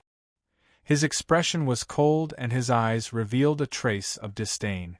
Using your life to trade for my life. Junior, you are ruthless enough.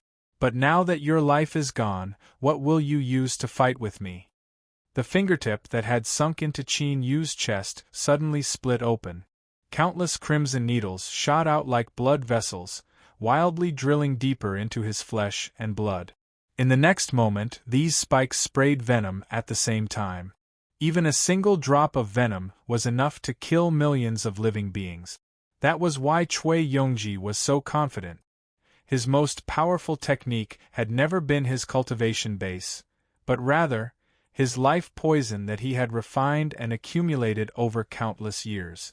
When his fingertips pierced through Qin Yu's chest and sank into his flesh and blood, in Chui Yongji's eyes he had already died. Is that so? Qin Yu's lips curled up in a smile. Dark red spots had already appeared on his face caused by the venom, but his eyes remained calm and cold. His hands that were slapping towards Chui Yongji's forehead suddenly turned into a hug, pulling Chui Yongji into his embrace. Qin Yu's arms were like iron, firmly imprisoning him. Chui Yongji's complexion changed. He could feel the formidable strength contained in Qin Yu's arms and instantly knew that there was a problem. He was well aware of just how powerful his own life poison was. Let alone a junior that hadn't even entered the divine realm, even a powerhouse on the same level would become fish on a chopping board once this poison invaded their body. But it was clear that his life poison hadn't displayed its intended effect this time. Moreover, what caused Chui Yongji's heart to palpitate the most was that he faintly felt as if he had fallen into some fatal trap. Like a bolt of lightning cutting through the fog, a thought suddenly drilled into Chui Yongji's mind. He deliberately allowed me to get close to him. But why? How did this junior know of my strongest technique? And how did he manage to resist the onslaught of my poison? Qin Yu didn't give Chui Yongji any more time to be angry or think. At this moment, his right index finger suddenly turned transparent. A terrifying swallowing strength erupted from it, and the target it swallowed was the life poison that Chui Yongji had placed into Qin Yu's body. Ah! His life poison was swallowed. To Chui Yongji, this was no different from a heart-wrenching pain. His eyes turned red and he screamed out, "Impossible, how could you do this?" At the same time, all of his strength crazily erupted. He wanted to break free from Qin Yu's imprisonment and take his finger back from his body. Kacha, kacha, in that moment, the sounds of breaking flesh and bones rang out from within Qin Yu's body. Even in the divine realm, Chui Yongji was an absolute powerhouse.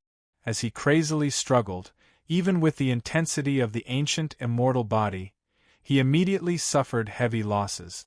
But the strongest ability of the ancient immortal body was its nearly undying and indestructible self-regeneration. The two hearts in Qin Yu's chest wildly beat, causing his blood energy to boil and speed up the recovery of his mortal body. At this moment, all of Qin Yu's exposed flesh and blood turned red, as if there were raging flames burning around him. But this sort of eruption method consumed a terrifying amount of blood energy. Even with Qin Yu's mortal body, he couldn't maintain it for too long. He had to find a source to replenish it. Qin Yu landed on Chui Yongji's back. His 10 fingers tightened like claws, instantly tearing apart his flesh and blood as he displayed the ancient race's tyrannical plundering technique. Bang! Billowing blood energy was wildly plundered. It was like a raging river, roaring into Qin Yu's body. It was suppressed and refined by the ancient immortal body, like oil being poured onto a raging inferno. This caused the recovery speed of his damaged flesh and blood to rapidly rise once more. Nearly all his broken flesh and blood would instantly regenerate. Chui Yongji felt like he was going to go crazy. This boy in front of him wasn't even at the divine realm, but he was actually able to force him into such a distressed situation. Not only could he forcefully swallow his life poison, but he also had the ability to plunder away his blood energy to accelerate his own recovery. Between the two of them, just which one was the great Tao plunderer? Cui Yongji could clearly feel that every time he erupted with a struggle, he would cause fatal damage to Qin Yu. His head was already soaked in blood, but he was like a piece of sticky candy that couldn't be torn apart, stubbornly wrapping around his body. Time slowly passed. Fear began to grow in Cui Yongji's heart. He could gradually feel the shadow of death approaching. It was as thick as ink, as deep as the abyss. Barton, come back. Kill this boy, kill him. Cui Yongji roared out loud. Barton, who had been attacking the spell in the tree hole, turned around and rushed over. He leapt behind Qin Yu, formed an ice sword in his hand, and cut down at Qin Yu's head. The ice sword shattered. A hideous wound appeared on Qin Yu's face. Large swathes of flesh and blood tumbled outwards. One could even see the pale white bones underneath, as well as the gash that had been cut open by the sword. But in the next moment, the gash in his bones and flesh began to wildly regenerate at an astonishing speed, restoring him to his original state. Qin Yu turned his head and glanced at Barton. Just this glance caused Barton, whose palm had been split open, to stiffen in place. He felt as if he had been locked onto by a cruel predator at the very top of the food chain. Any reckless move he made would be torn to shreds. Cui Yongji angrily roared out, "You bastard, what are you doing? This person has a super strong bodily regenerative ability. Use your power of eternal extreme cold and seal away his boiling blood energy. Hurry and attack." "Ah yes, teacher." Barton awoke from his daze. He lifted a hand and tore between his eyebrows, as if he had opened some seal placed on his body. His aura suddenly rose up. Pitch-black lines appeared on the surface of his flesh and blood. They wove together, forming incomparably complex patterns that covered his entire body. In the air, the temperature crazily fell. Countless black snowflakes sprinkled down from above. Barton lifted a hand and the black snow gathered, condensing into a black ice spear in his hand. Without any hesitation, Barton grasped the black ice spear with both hands. He leapt high into the air and ruthlessly thrust it towards Qin Yu's back. Puff, his taut flesh and blood tore apart and the black ice spear pierced through his chest. Barton's eyes lit up with joy. He didn't pull out the spear at all, instead ruthlessly thrusting it down once more.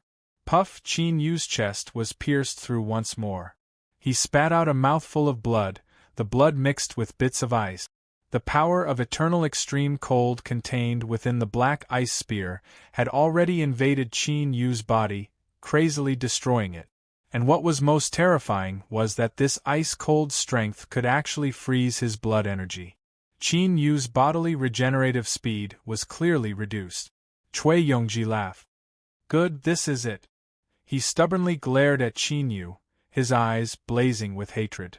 "Junior, although I could feel that your aura was extraordinary, I never imagined that you would have such terrifying methods. But today you are doomed to die. I will eat you up, bit by bit, and then obtain everything you have." The entrance to the tree hole was sealed, and the withstanding attacks had already stopped. Lei Xiaoyu hesitated again and again. Then, she cautiously looked out. What she saw caused her heart to nearly stop beating. Qin Yu was pincered by Cui Yongji's apostle, and couldn't turn around. He could only allow the people behind him to pierce through his body with ice spears. Puff, puff, in the moment that she was stunned, 2 more holes appeared in Qin Yu's chest. Their surfaces were covered with ice crystals, and the rate at which their flesh and blood grew was extremely slow. Looking through the holes, one could clearly see that his heart was riddled with scars. His heart had been pierced through many times, and although it was doing its best to repair itself, its speed was becoming increasingly slow. If this continued, it would eventually come to an end. "Ah!" Lei Xiaoyu screamed out loud. Without hesitation, she rushed out from the tree hole. Her long hair fluttered in the wind, instantly turning purple. Rumble, rumble, in the skies above, black clouds seemed to weave together. Endless arcs of lightning leapt about, gathering into a trillion bolts of thunder that came crashing down. Their target was actually Lei Xiaoyu, who was floating in midair. Barton, who had grasped the black ice spear and was crazily thrusting towards Qin Yu, was startled by the thunder above him. He looked up. Then, he saw Lei Xiaoyu floating in midair, wrapped in a trillion bolts of thunder. She was like a descending goddess of thunder. Everyone knew that Rock City's Lei Qianjun had risen to power through slaughter. With a single shout, he had beheaded 1 trillion people and led the Lei family to become an overlord. But what they didn't know was that the reason the Lei family was surnamed Lei was because one of their ancestors had an almighty being who had reached the Tao of Thunder. He had fused thunder runes into his bloodline and was known as the controller of thunder. Afterwards, because of a great accident, the Lei family's bloodline was nearly severed. Only a single branch of Rock City remained, and for dozens of generations, not a single one of them had awakened their bloodline. Chapter 925. Bathed in the baptism of 10,000 lightning, Lei Xiaoyu's eyes turned silver white. Her expression was icy cold and without the least bit of emotion. She lifted a hand and pressed forwards. Barton screamed out loud. His body exploded into countless blood shadows that howled in all directions. This was his strongest life-saving ability. Once he used it, his cultivation would be greatly damaged and he would forever lose a part of his soul. This would affect his future cultivation. But at this time, he didn't hesitate at all. This was because the moment Lei Xiaoyu lifted her hand, Barton could feel the aura of despair. If he didn't run away, he would immediately die. Rumble, rumble, endless lightning flooded the world, weaving together into a boundless net that covered the world without leaving a single gap. No matter how many of the blood shadows Barton turned into when he blew himself up, there was no way for him to escape this omnidirectional attack. Beneath the thunder, the blood shadows were like water vapor, evaporating in the blink of an eye. The silver white in Lei Xiaoyu's eyes rapidly faded and her long hair returned to black. She fell to the ground, vomiting great mouthfuls of blood. Just that strike just now had exhausted all of her strength. The Lei family had existed for dozens of generations and there had never been a bloodline awakener. The most important reason was that the thunder-controlling bloodline was tyrannical and had extremely high requirements for a cultivator.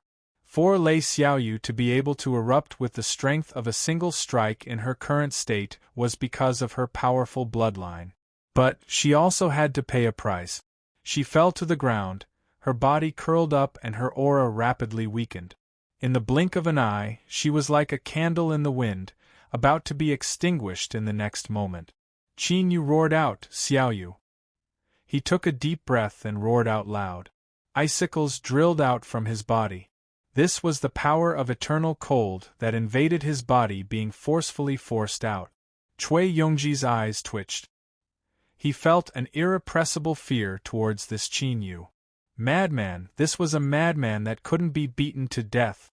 Barton had already died and it was impossible for him to win. He had to immediately run away. If he continued like this, he would really die here. As for the blood moon that was about to arrive, Cui Yongji didn't care about that anymore. With his methods, if he ran away he would at least have a chance of surviving. Junior, we will definitely meet again in the future. I swear that I will make you pay the price. Cui Yongji roared with hatred.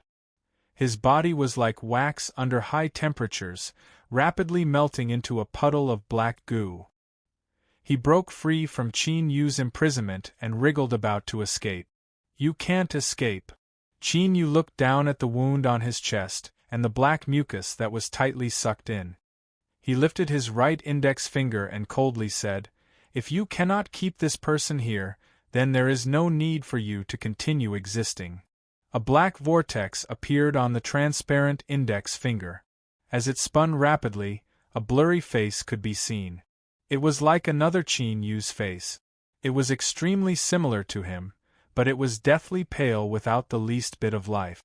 It was as if the meaning of this face's existence was only destruction and slaughter, and it caused all things in the world to feel terror and despair. The black goo that Chui Yongji had turned into pulled out a long tail. The tail was stuck in Qin Yu's chest. Now, this tail seemed to be grabbed by someone and wildly pulled backwards. No, just what kind of monster are you?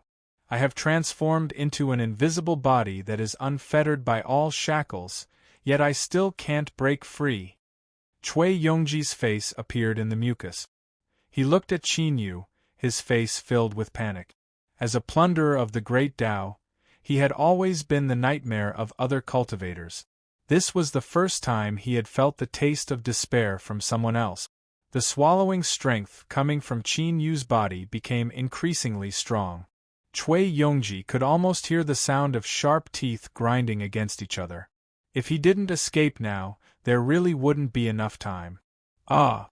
With a miserable cry, Chui Yongji's invisible body seemed to be cut apart by a sharp blade, split in half. The half that obtained its freedom shrank into a ball and howled into the distance. The other half lost the ability to resist and was instantly swallowed up. Qin Yu glanced at the direction that Chui Yongji fled in. Without hesitation, he turned and rushed towards Lei Xiaoyu. At this time, the world suddenly fell into pitch black. The blood moon was coming. In this darkness, it was like he was bathing in the extreme cold of the world. Qin Yu felt as if the blood in his body would freeze over. He roared out with all his strength. The two scarred hearts in his chest wildly beat as he forcefully maintained his movements. Lei Xiaoyu's weak voice was incomparably clear in the darkness. "Big brother Qin, leave, hurry and leave. The blood moon is coming." Shuar, in the blink of an eye, as far as the eye could see, everything was bathed in the color of blood. This was the first time that beneath the illumination of the blood moon, the chill that Qin Yu felt increased by 10 times, or even 100 times over. Kacha, kacha, he could hear the blood in his body freezing. He was here, he was almost there. Lei Xiaoyu was right in front of him. Par Qin Yu crashed into the ground. As the ground caved in, he reached out and grabbed the stiff Lei Xiaoyu. He turned his head to look up. This simple movement actually required a tremendous amount of strength. His neck emitted creaking sounds. "Get out of here!" With a roar, the sun and moon force field within his soul space instantly spread out, isolating the icy cold that invaded Qin Yu's body. With a heavy step, Qin Yu held on to Lei Xiaoyu and shot into the skies, hurtling towards the entrance of the tree hole. But at this time, the withered tree that was bathed in the blood moon had already begun to revive. Those bare branches that pointed towards the skies were quickly dyed with the color of blood, turning into nimble tentacles. With an excited scream, countless tentacles howled out, weaving together into a net that would seal off Qin Yu's path into the tree hole. In midair, life and death could be decided in an instant. Qin Yu's consciousness entered an incomparably calm state. He was well aware that he couldn't rush into the tree hole before the tentacles blocked him. There wasn't enough time. He had to slow down by a single breath of time. This single breath of time represented life or death. Taking a deep breath, Qin Yu lifted a hand, his eyes filled with determination. Since there wasn't enough time, then he would ask for one more breath of time from the heavens and earth. His finger fell. At this time, the rules of the Tao of time were triggered. Qin Yu spat out a mouthful of blood. The blood tentacles that shot towards him suddenly came to a standstill. Whoosh, by a hair's breadth, he brushed past the blood tentacles. Qin Yu rushed into the tree hole and tumbled to the ground. Outside the tree hole, the frozen time was restored. The withered tree flew into a rage, its tentacles wildly lashing out at the earth. But at the entrance of the tree hole, the silver light emitted by the slash marks made it so that the tentacles didn't dare to go any further than 50 feet away. Hoo, Qin Yu gasped for breath. He felt as if his entire body was being cut open by a saber.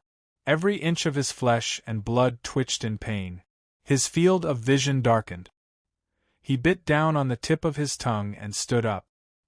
He looked down at Lei Xiaoyu's condition.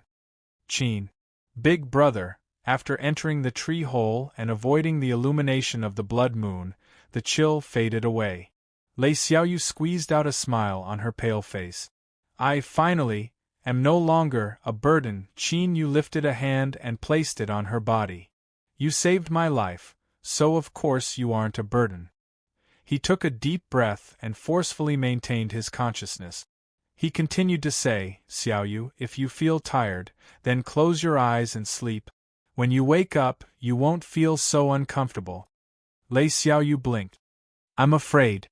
I won't wake up, Qin Yu smiled. I guarantee you that you will definitely wake up.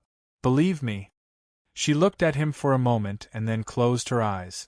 She fell into a deep sleep, the tears that she had been holding back finally falling down from the corners of her eyes. Qin Yu half knelt on the ground. His will was taut to the limit, but he didn't dare to faint. Otherwise, Lei Xiaoyu would really die. Because of the awakening of her thunder bloodline, her current condition was terrible to the extreme. After taking several deep breaths, Qin Yu bit down on his fingertip and placed it in Lei Xiaoyu's mouth. After drinking the blood of the ancient race, one would become an ancient race blood warrior. This was a far more primitive and superior method than signing a blood slave contract. The existence of a blood warrior could help the ancient race bear the brunt of the damage. In some cases, they could even become a substitute for the ancient race. For instance, if the goo insects in Lei Xiaoyu's body involved Qin Yu, he could have a blood warrior bear the backlash in his place at any time. Of course, if the blood warrior really died, as the master, the ancient race would have to pay a considerable price. But for Qin Yu, turning Lei Xiaoyu into a blood warrior meant that he had to bear a part of the swallowing of the goo insects in her place. By herself, she wouldn't be able to survive the next hurdle. The blood warriors and the ancient race communicated with each other to begin with. It was just that there weren't many ancient race members who were willing to add injuries to their own in order to save a blood warrior. Qin Yu forcefully endured the loss of blood and the intensifying feeling of weakness and collapse. Then, with a light hum in his mind, the runes of a blood warrior began to appear on the surface of Lei Xiaoyu's body. Qin Yu immediately felt the swallowing of the goo insects in Lei Xiaoyu's body. It was like an iron rod was ruthlessly piercing into his head. Qin Yu spat out a mouthful of blood. Before his consciousness fell into darkness, his last thought was, how had Lei Xiaoyu managed to withstand the terrifying pain of being swallowed by the goo insects all these years? When Qin Yu awoke once more, the blood moon hung high in the sky outside. The withered tree stood atop a mountain peak, wildly fighting with two bone beasts. 1 against 2, the withered tree was clearly at a disadvantage. By relying on its massive body and powerful regenerative abilities, the withered tree was able to barely maintain a stalemate. The ancient race's immortal body displayed its powerful regenerative abilities. Although Qin Yu still felt a bit weak, his movements were no longer hindered. He hurriedly checked Lei Xiaoyu's condition. Although her aura was weak, it had already stabilized and her life wasn't in danger for the time being. Qin Yu relaxed a little. He looked up at the two bone beasts fighting the withered tree.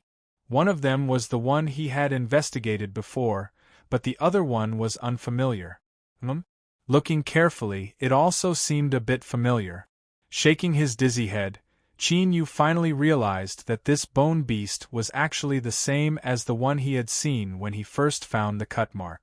It was just that this bone beast was clearly larger than the one he had seen before. Looking at the situation of the battlefield, the bone beast he had investigated before was clearly holding back. As for the other bone beast, it was much crazier and crazier. It didn't seem to care about its own consumption as it continued to cause terrifying damage to the withered tree's tentacles. From the looks of it, it was clear that there was a deep grudge between them. Qin Yu rubbed his nose. As he thought back to when he destroyed the withered tree, he suddenly felt his heart race. Could this bone beast be coming for him? This was truly an undeserved calamity. Who would have thought that a pile of rotten bones would actually have friends? Perhaps it wasn't as simple as friends. One big and one small corresponded to a male and a female. Perhaps they were a pair when they were alive. If it was true, Then it would make sense that the bone beast was seeking revenge. Qin Yu rubbed between his eyebrows and bitterly smiled. He hurriedly restrained the chaotic thoughts in his mind. Although the withered tree hadn't shown any signs of defeat, that was because the bone beast hadn't used its full strength. If it could seize this chance, it could instantly change the tides of the battle.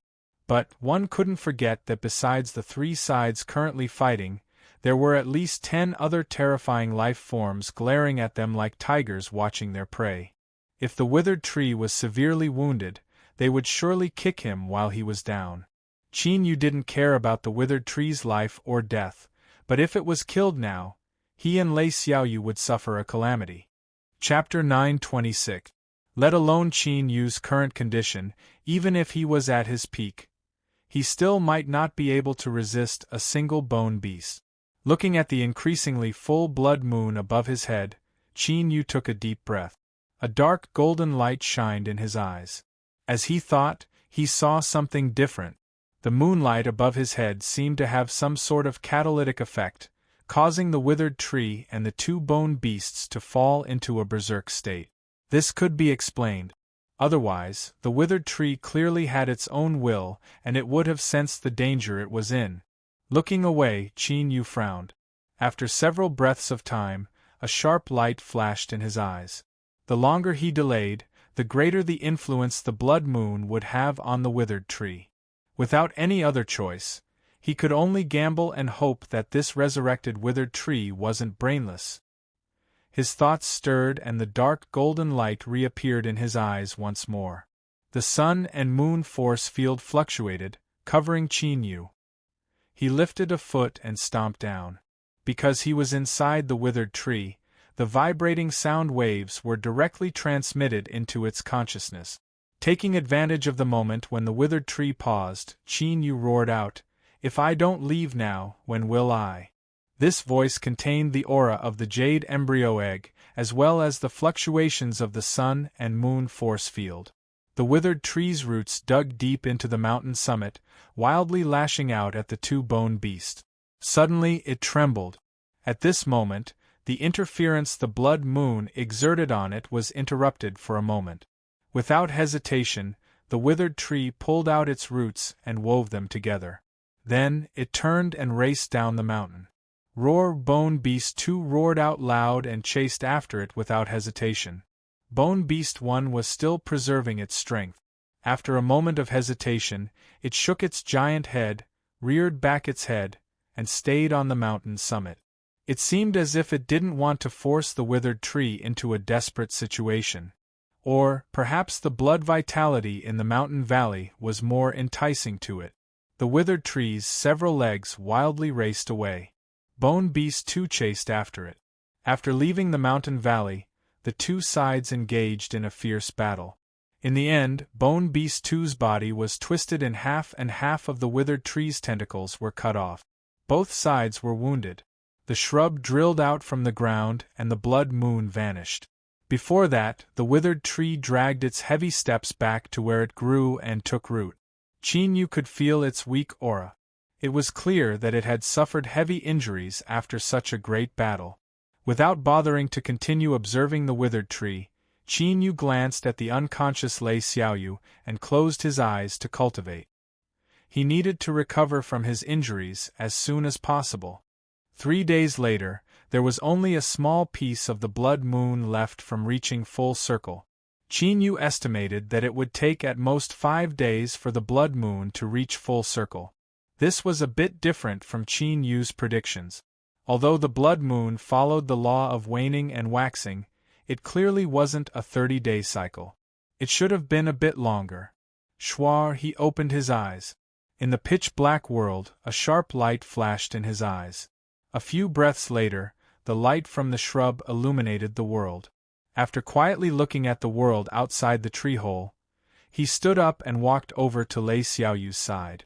After sleeping for several days and with Qin Yu sharing the burden of the goo insects, her condition had stabilized. He lifted his hand and placed it between her eyebrows. After several breaths of time, Lei Xiaoyu's eyelashes fluttered and she slowly opened her eyes. Big Brother Qin. His voice was still weak. Qin Yu smiled. I said that you would definitely wake up. I didn't lie to you. Lei Xiaoyu nodded. She tried her best to smile, but tears rolled down her cheeks as she smiled. Qin Yu's expression stiffened. He looked into the depths of her eyes and saw some tumbling emotions. He slowly said, You know? Lei Xiaoyu turned her head away and wiped away her tears. When the control of Thunder bloodline awakened, I sensed the existence of a goo insect. So it was because of it that I felt so much pain all these years. She bit her lips and looked at Qin Yu. Big brother Qin, please tell me the truth. How much time do I have left? Xiaoyu, big brother Qin, please tell me. I promise I won't cry or make a fuss. Qin Yu let out a long breath. Half a year. Lei Xiaoyu mumbled, so it was like this. It seems my senses weren't wrong. Thank you, big brother Qin, you didn't lie to me. This girl had actually sensed her lifespan. It must be because of her bloodline awakening. Qin Yu grasped her hand. Xiaoyu, there isn't much time left. I cannot patiently sit down and comfort you, but I guarantee you that you still have a chance to continue living. Exerting some force, he pulled Lei Xiaoyu up and turned her around to lie on his back. When he reached the cave entrance, Qin Yu jumped down. Strong winds howled in his ears and he narrowed his eyes. He landed on the ground. Without hesitation, Qin Yu carried Lei Xiaoyu on his back and raced towards the end of the dark world. Xiaoyu, do you know? If I cannot unravel the secrets within the slash marks, then perhaps we will only have 5 days left to live. He briefly explained the changes in the blood moon and the relationship between the slash marks. Big brother Qin, is this true? I won't lie to you. In truth, although I have grasped some key points, I have no confidence in whether or not I can succeed. So, in a sense, we are all standing on the edge of death. But I have not given up, nor will I give up. Even if there is only a sliver of hope, I will do my best to find a way to continue living. Big brother Qin, I didn't tell you before because I didn't want you to worry. But now, I'm telling you because I hope you can understand that there is no such thing as a smooth road in this world. A calamity can appear at any time and cause you to die. What we can do is to break through the thorns and do our best to keep ourselves alive. Even if we fail in the end, we won't regret our lives and we won't have any regret. Remember, whether or not we die is the end, but whether or not we want to die is our own business. No one can control that. The conversation ended here. What Qin Yu didn't tell Lei Xiaoyu was that he had been doing this all these years. Otherwise, how could he have survived so many trials and tribulations until now? Nothing in the world could be controlled by a single person. But within the scope of control, one had to grasp the throat of fate. His luck wasn't too good. After 10 hours, Qin Yu finally found a new slash mark. He swept out with his divine sense and didn't discover anything wrong. He sat down with Lei Xiaoyu on his back and slowly pointed a finger. He closed his eyes and calmed his mind. His sense magnified to an infinite degree. With his fingertip as a medium, he wrapped the slash mark into his mind. 6 hours later, with a light cracking sound, the slash mark shattered and vanished without a trace. Qin Yu slowly opened his eyes. There seemed to be several blurry phantoms that flashed in his eyes. Looking down at his fingertip, he saw that there was another crack there. It was constantly repeating the process of the wound healing and then splitting open. Qin Yu clenched his fist. Feeling the pain in his fingertips, he turned and walked away. As his feet landed on the ground caved in and he instantly increased his speed to the limit. He had used 10 hours to find the slash mark and another 6 hours to perceive it. There was only 8 hours left until the blood moon descended. Considering the unexpected situation, he needed to leave an hour of safety. Qin Yu had to return to the withered tree within 6 hours. Lei Xiaoyu lowered her head and stuck close to Qin Yu. She felt the warmth of his body and looked at his calm face. The fear, despair, and sorrow in her heart gradually calmed down. Through today's conversation, as well as the things that Qin Yu had done in the past several hours, Lei Xiaoyu felt that she had gained a deeper understanding of him. Big Brother Qin wasn't just saying it, he was really putting it into practice. Life and death were the end. Whether or not one wanted to die was their own business, no one could control that. She took a deep breath and pressed herself closer to Qin Yu. Lei Xiaoyu silently decided that she would struggle against the heavens. In these past years, she had suffered enough suffering. Even if she committed great crimes in her past life, they should have all been paid off by now. She wanted to live on. This was because Lei Xiaoyu had a premonition that this man who was silently carrying her would become an existence that countless people would look up to and worship in the future. Only by living could she see his future and participate in those wonderful events. Big Brother Qin, thank you. Hearing the calm in her voice, as well as the unshakable firmness of her will, Qin Yu smiled. I don't need you to thank me. I just want you to be happy in the future.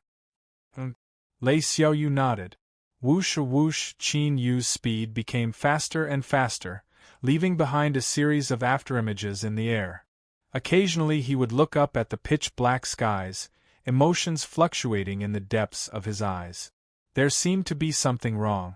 Taking a deep breath, the two hearts in his chest began to rapidly beat faster. His exposed flesh and blood turned crimson red, and the sound of vibrations emitted from his bones. Every step he took caused the ground to rumble and collapse. His speed rose yet again. Another 2 hours passed. They were still far from the dead tree. The restlessness in Qin Yu's heart became increasingly thick. At this time, he suddenly heard some movement. He looked up into the distance and saw a sword light shooting into the skies. The tyrannical sword intent carried with it a biting cold killing intent. Several miserable howls came to an abrupt end. The faint smell of blood was blown into his nose and mouth by the wind. Qin Yu frowned, a bit of hesitation in his eyes. In the next moment, his feet slammed into the ground, forcefully stopping as the ground cracked open. Lei Xiaoyu shouted out, Big Brother Qin, what is it? Qin Yu took a deep breath. I want to save someone. Schwar he changed direction. After several breaths of time, he tore through the black thorns blocking his way and landed on the messy battlefield. On the ground, sword scars crisscrossed, each one emitting a chilling, killing intent. If an ordinary life were to step into these scars, they would instantly be torn to pieces. Sweeping his eyes around, Qin Yu found Banbu lying in the middle of a group of corpses, bleeding profusely. That's right, this was the powerful sword cultivator that he had saved in Riverwater City in order to attract the attention of all sides. When Qin Yu saw the sword light just now, he had sensed his aura. At this time, Banbu's eyes flashed open. With a humming sound, a terrifying sword intent locked onto him. Qin Yu glanced at him. He lifted a hand and pointed forward. The terrifying sword intent was like a bubble that instantly burst and dissipated. Banbu's eyes widened and he was stunned. You are, Qin Yu lightly said. If you don't want to die, then follow me. He lifted a hand and grabbed Banbu. Then, he turned and continued running towards the ancient tree. Finally, the ancient tree appeared in the distance. In normal circumstances, the blood moon would only arrive in another 2 hours. But the restlessness in Qin Yu's heart told him that some change had occurred. He didn't slow down at all. Instead, he moved even faster than before. Holding his breath, Qin Yu erupted with an unprecedented limit. Banbu stuffily coughed as he was pulled. He subconsciously widened his eyes, a puzzled look on his face. He didn't know why Qin Yu had suddenly accelerated, but it was clear that this sort of forceful eruption would place a tremendous burden on his body. In such a terrifying place, he had to ensure that he had enough strength at all times. Otherwise, danger could descend upon him at any moment. In Banbu's eyes, Qin Yu's actions were meaningless. It could even be called stupid. But he didn't dare to come to a conclusion. This was because Qin Yu's terrifying finger had shattered the last of his sword intent and struck his mind, causing him to recall certain scenes from Riverwater City. Thus, Banbu had given up resisting and willingly allowed himself to be taken away by Qin Yu. Without waiting for him to think any further, Qin Yu's feet slammed into the ground. He pulled Banbu and Lei Xiaoyu and shot into the skies. As the spatial imprisonment vanished, Banbu suddenly realized that Qin Yu's goal was this tree hole. But now that they were so close, his previous actions became even more unreasonable. Qin Yu landed on the ground and put Banbu down. He turned and looked at the world outside the tree hole. 1 breath of time. 2 breaths of time. 3 breaths of time. In silence, time quietly passed. Banbu's lips moved, but before he could speak, a blood-red color covered the earth. Chapter 9:27. On the ground, countless dark green shrubs were exposed to the blood moon. As if they had been splashed with boiling oil or acid, they emitted shrill screams as they rapidly turned black and rotted away, emitting billowing black smoke. They quickly shrank their bodies back into the ground with a whoosh. However, the black smoke soared into the sky and gathered in the sky. In the end, it formed a huge rolling sphere that continued to rise upwards at an unstoppable speed. This was because the goal of this black sphere was the blood moon hanging high in the pitch-black skies. It grew faster and faster, flying higher and higher until all that was left was a black dot. At this moment, in the entire mysterious world, all living beings, without exception, could clearly hear no sound of collision. But a heaven-shaking roar rang out in their minds, setting off endless vibrations that left their ears ringing and their vision dizzy. Thus, on that nearly round blood moon, a small black spot appeared. If one didn't look carefully, they wouldn't be able to see it. But it did exist. It was like a giant crater formed after a meteor struck it. Qin Yu had a solemn expression. His eyebrows furrowed together as he looked up at the descending blood moon. Faint traces of dark golden light surged in the depths of his eyes. In this state, he could faintly see the surface of the blood moon being rapidly annihilated and swallowed up by the black smoke. But during this process, the light released by the blood moon clearly dimmed a great deal. It was clear that there was some sort of balance between it and the shrubs on the ground. By breaking this balance and arriving in this world ahead of time, the shrubs would suffer tremendous damage and the blood moon would also pay the price. Banbu's eyes widened. He looked outside the tree hole and saw the earth covered in blood red. Then, he looked at Qin Yu's back. The hesitation and puzzlement in his heart melted away like snow beneath the blazing sun. It was that person, it had to be that senior. Otherwise, who could sense the arrival of the blood moon ahead of time and avoid its attack? With this judgment in mind, the more he looked at Qin Yu's back, the more he felt it was similar. Although this senior had worn black robes, he could still roughly distinguish their figures. With a deep breath, Banbu struggled to his feet and kneeled. Banbu thanks Senior for saving my life. When we parted that day, Qin Yu lifted a hand, interrupting his words. He lightly said, "Cultivate first. Once your injuries stabilize, I have some instructions for you." Banbu respectfully nodded. He retreated to a corner of the tree hole and sat down cross-legged.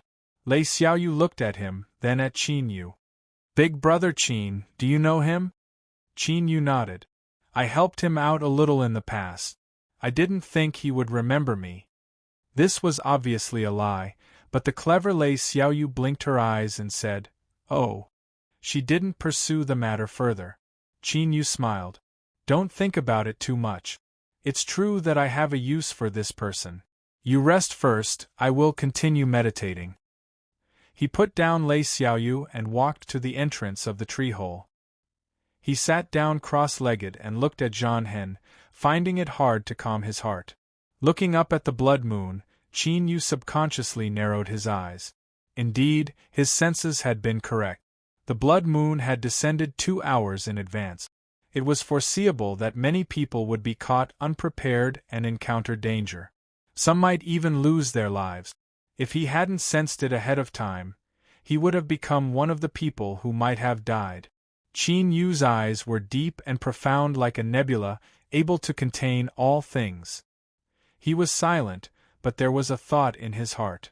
As time passed, it became increasingly clear. The blood moon that suddenly descended had broken the balance of the world and willingly withstood the backlash of the shrubs. Could its goal be him? It wasn't that Qin Yu thought too highly of himself or that he was delusional. Rather, it was that he was well aware of the secrets on his body, and they were tempting enough. Disregarding the little blue lamp, just the jade embryo egg and the sun and moon force field, any one of them could stir up a storm of blood. And he had used these two strengths in this mysterious world when the blood moon had descended. Of course, the most important thing was that Qin Yu felt an intense restlessness in his mind. He had already sensed this several hours ago. If this had nothing to do with him, then how could he explain this intense feeling? Although he didn't know what this blood moon that descended every 24 hours was, his intuition told him that he had to leave this world as soon as possible. Was this the covetousness of the blood moon? Qin Yu bitterly smiled. He shook his head and suppressed these thoughts. He closed his eyes and opened them again a moment later. His eyes were calm as he looked at the Zhan Hen at the entrance of the tree hole. There were still 4 days left. No matter how anxious he was to leave, he had to survive the night of the full moon first. Perhaps it was because the wounds he had received in his battle with the bone beast were too heavy, but after the withered tree revived today, it didn't leave the place it had taken root in. The tentacles tried to break into the tree hole once more. They stopped 20 feet away, hesitating for a long time before finally retreating. However, even if it didn't rush to the mountain valley to split the blood energy, the withered tree still had harvest. It stretched out its blood-red tentacles, bathing itself in more of the blood moon's light. Beneath the illumination of the blood moon, its recovery speed was noticeably faster. Qin Yu could feel that the withered tree's strength was rapidly increasing. But all of this was only passively reflected in Qin Yu's perception. It was like a shadow flashing by. All of his attention was focused on the small Zhan Hen mark in front of him. He woke up midway. Besides his tyrannical sword arts, he also cultivated other arcane skills. His recovery speed was far faster than an ordinary cultivator's. As he looked at the cave entrance and saw Qin Yu sitting cross-legged, a look of admiration and reverence gradually appeared in his eyes. It seemed that the reason Senior appeared here was to unravel the secrets within the Zhan Hen mark. Not long after he left Riverwater City, he had been searching for soul treasures. Because of an accident, he had appeared in this world. Several months ago, Bamboo had attempted to unravel the secrets of the Zhan Hen mark. As a sword cultivator, he could faintly feel the sword intent contained within the Zhan Hen mark. But unfortunately, Bamboo had failed. It was only afterwards that Bamboo learned that nearly all the cultivators who first entered this world had attempted something similar. But not a single one of them had succeeded. Instead, the Zhan Hen mark in this world had suffered massive damage because of their attempts. Nowadays, besides newly arrived cultivators, no one dared to touch the Zhan Hen mark in this world.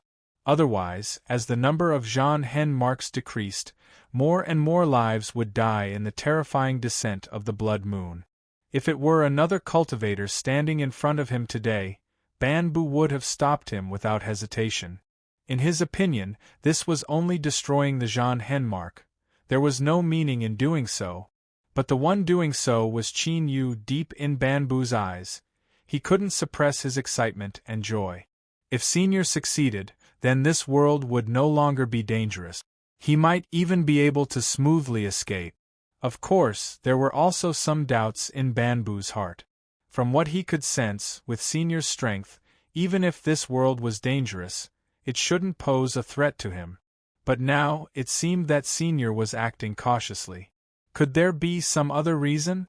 24 hours passed in the blink of an eye. After the blood moon vanished and the eternal night that covered the world arrived, it was illuminated once more by the impatient bushes. After being attacked by the blood moon, The bushes were dispirited and listless. But the light they released was even brighter than before. It was like a silent warning to the blood moon not to attempt to change the rules. Qin Yu stood up.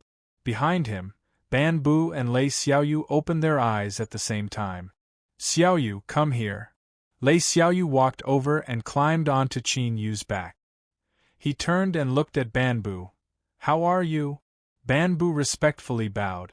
My movements are no longer hindered. If Senior has any instructions, please feel free to speak. Qin Yu said, I need to find more Zhan hen marks. You should understand what I mean. Ban Bu's heart shook. He thought that Senior must have already made some harvest. Indeed, a senior was a senior. Even if his aura was strange, the abilities he possessed weren't something he could guess at. Without hesitation, he continued to say, Senior, I know the location of a Zhan hen mark. Qin Yu's eyes brightened. With yesterday's speed, how long would it take to get there? Ban Bu thought for a moment. It would take 8 hours. Lead the way. Ban Bu leaped into the air. While he was in midair, his sword suddenly rang out and whistled towards the horizon. Qin Yu glanced at his back.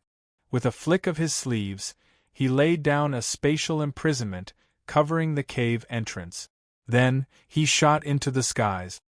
Ban Bu, this is only an avatar of mine. The strength it can control is limited. Slow down a bit. Qin Yu's voice echoed in his ears. Ban Bu's heart stirred. He respectfully bowed and the sword shadow slowed down, continuing to lead the way. 2 hours later, Qin Yu suddenly said, Change direction. Move 15 degrees to the left. Ban Bu nodded. A moment later, Qin Yu said, Stop and restrain your aura. Shwa shwa, the two landed on the ground. Qin Yu's thoughts stirred and the sun-moon force field spread out, wrapping him and Lei Xiaoyu within. Behind them, Ban Bu's complexion changed. He quickly condensed his sword intent into a single point, not allowing it to leak out in the slightest. Several breaths of time later, a flock of black bats blotted out the skies. Each bat was several feet large and their eyes were blood red, their fangs bared. Faint traces of black energy emitted from their bodies, weaving together into a massive black fog that followed them. A foul stench filled the air. Soon, the bats flew over. There were heaven-shaking roars of monster beasts. The two sides had already begun fighting. Even though they were separated by a great distance, one could still feel the powerful fluctuations of auras released by these monster beasts. Ban Bu's forehead dripped with beads of sweat. If it weren't for the fact that he had turned around and stopped just in time, he feared they would have entered the monster beast territory and then been attacked by the bat swarm. Even with his cultivation, just thinking about the consequences left him cold. Hiss! Ban Bu sucked in a breath of cold air. All the hairs on his back stood up. At some unknown time, his exposed flesh had been covered in a layer of black. Poison! It was the bat swarm from just now. As he thought about the foul stench, Ban Bu's complexion turned ugly. He had already carefully sealed himself away, but he never thought he would still be poisoned.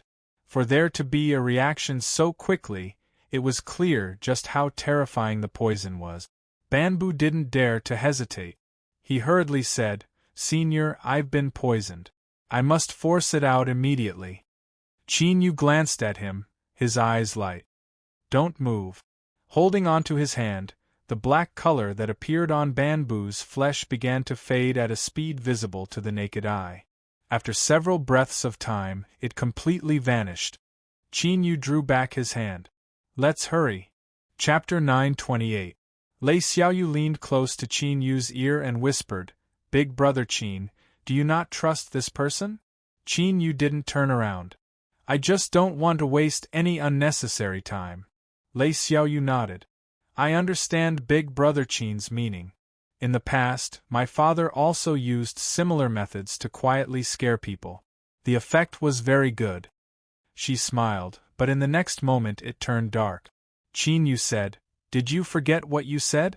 As long as you have the confidence, you can return to Rock City. City Lord Lei will definitely be happy to see you.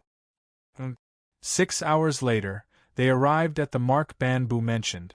It was embedded into a boulder at the summit and had existed there for countless years. The surrounding stone had been corroded, causing the mark to become much fainter. "Senior, it's here." Banbu drew back to the side.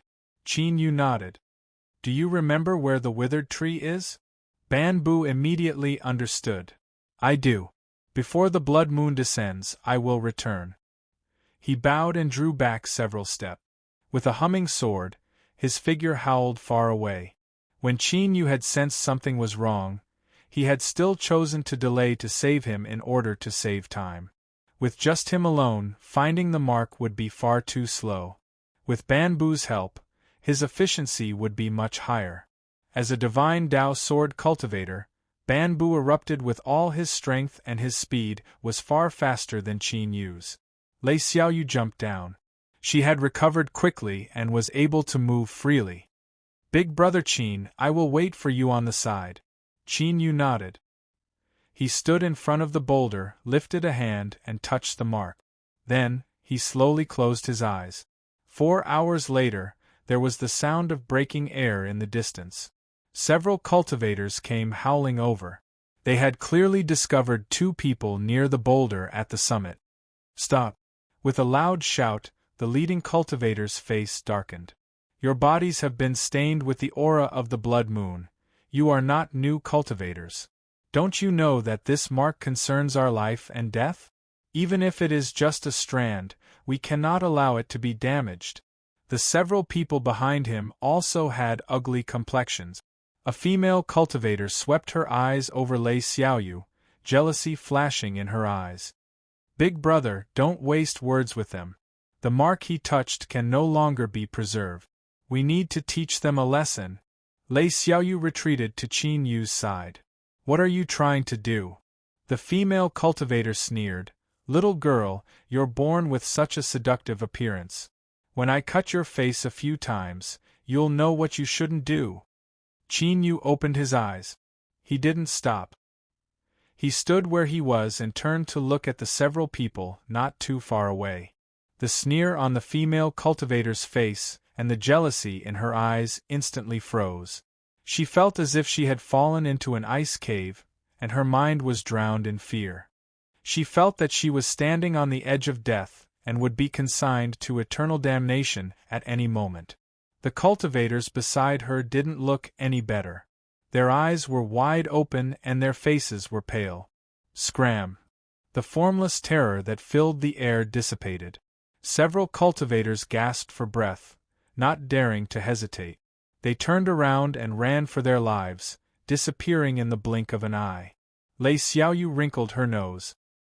A bunch of trash. How dare you act all high and mighty in front of my big brother Qin? I'll teach you a lesson anytime." "Big brother Qin, are these people bothering you?" Qin Yu smiled and shook his head. "I'm fine.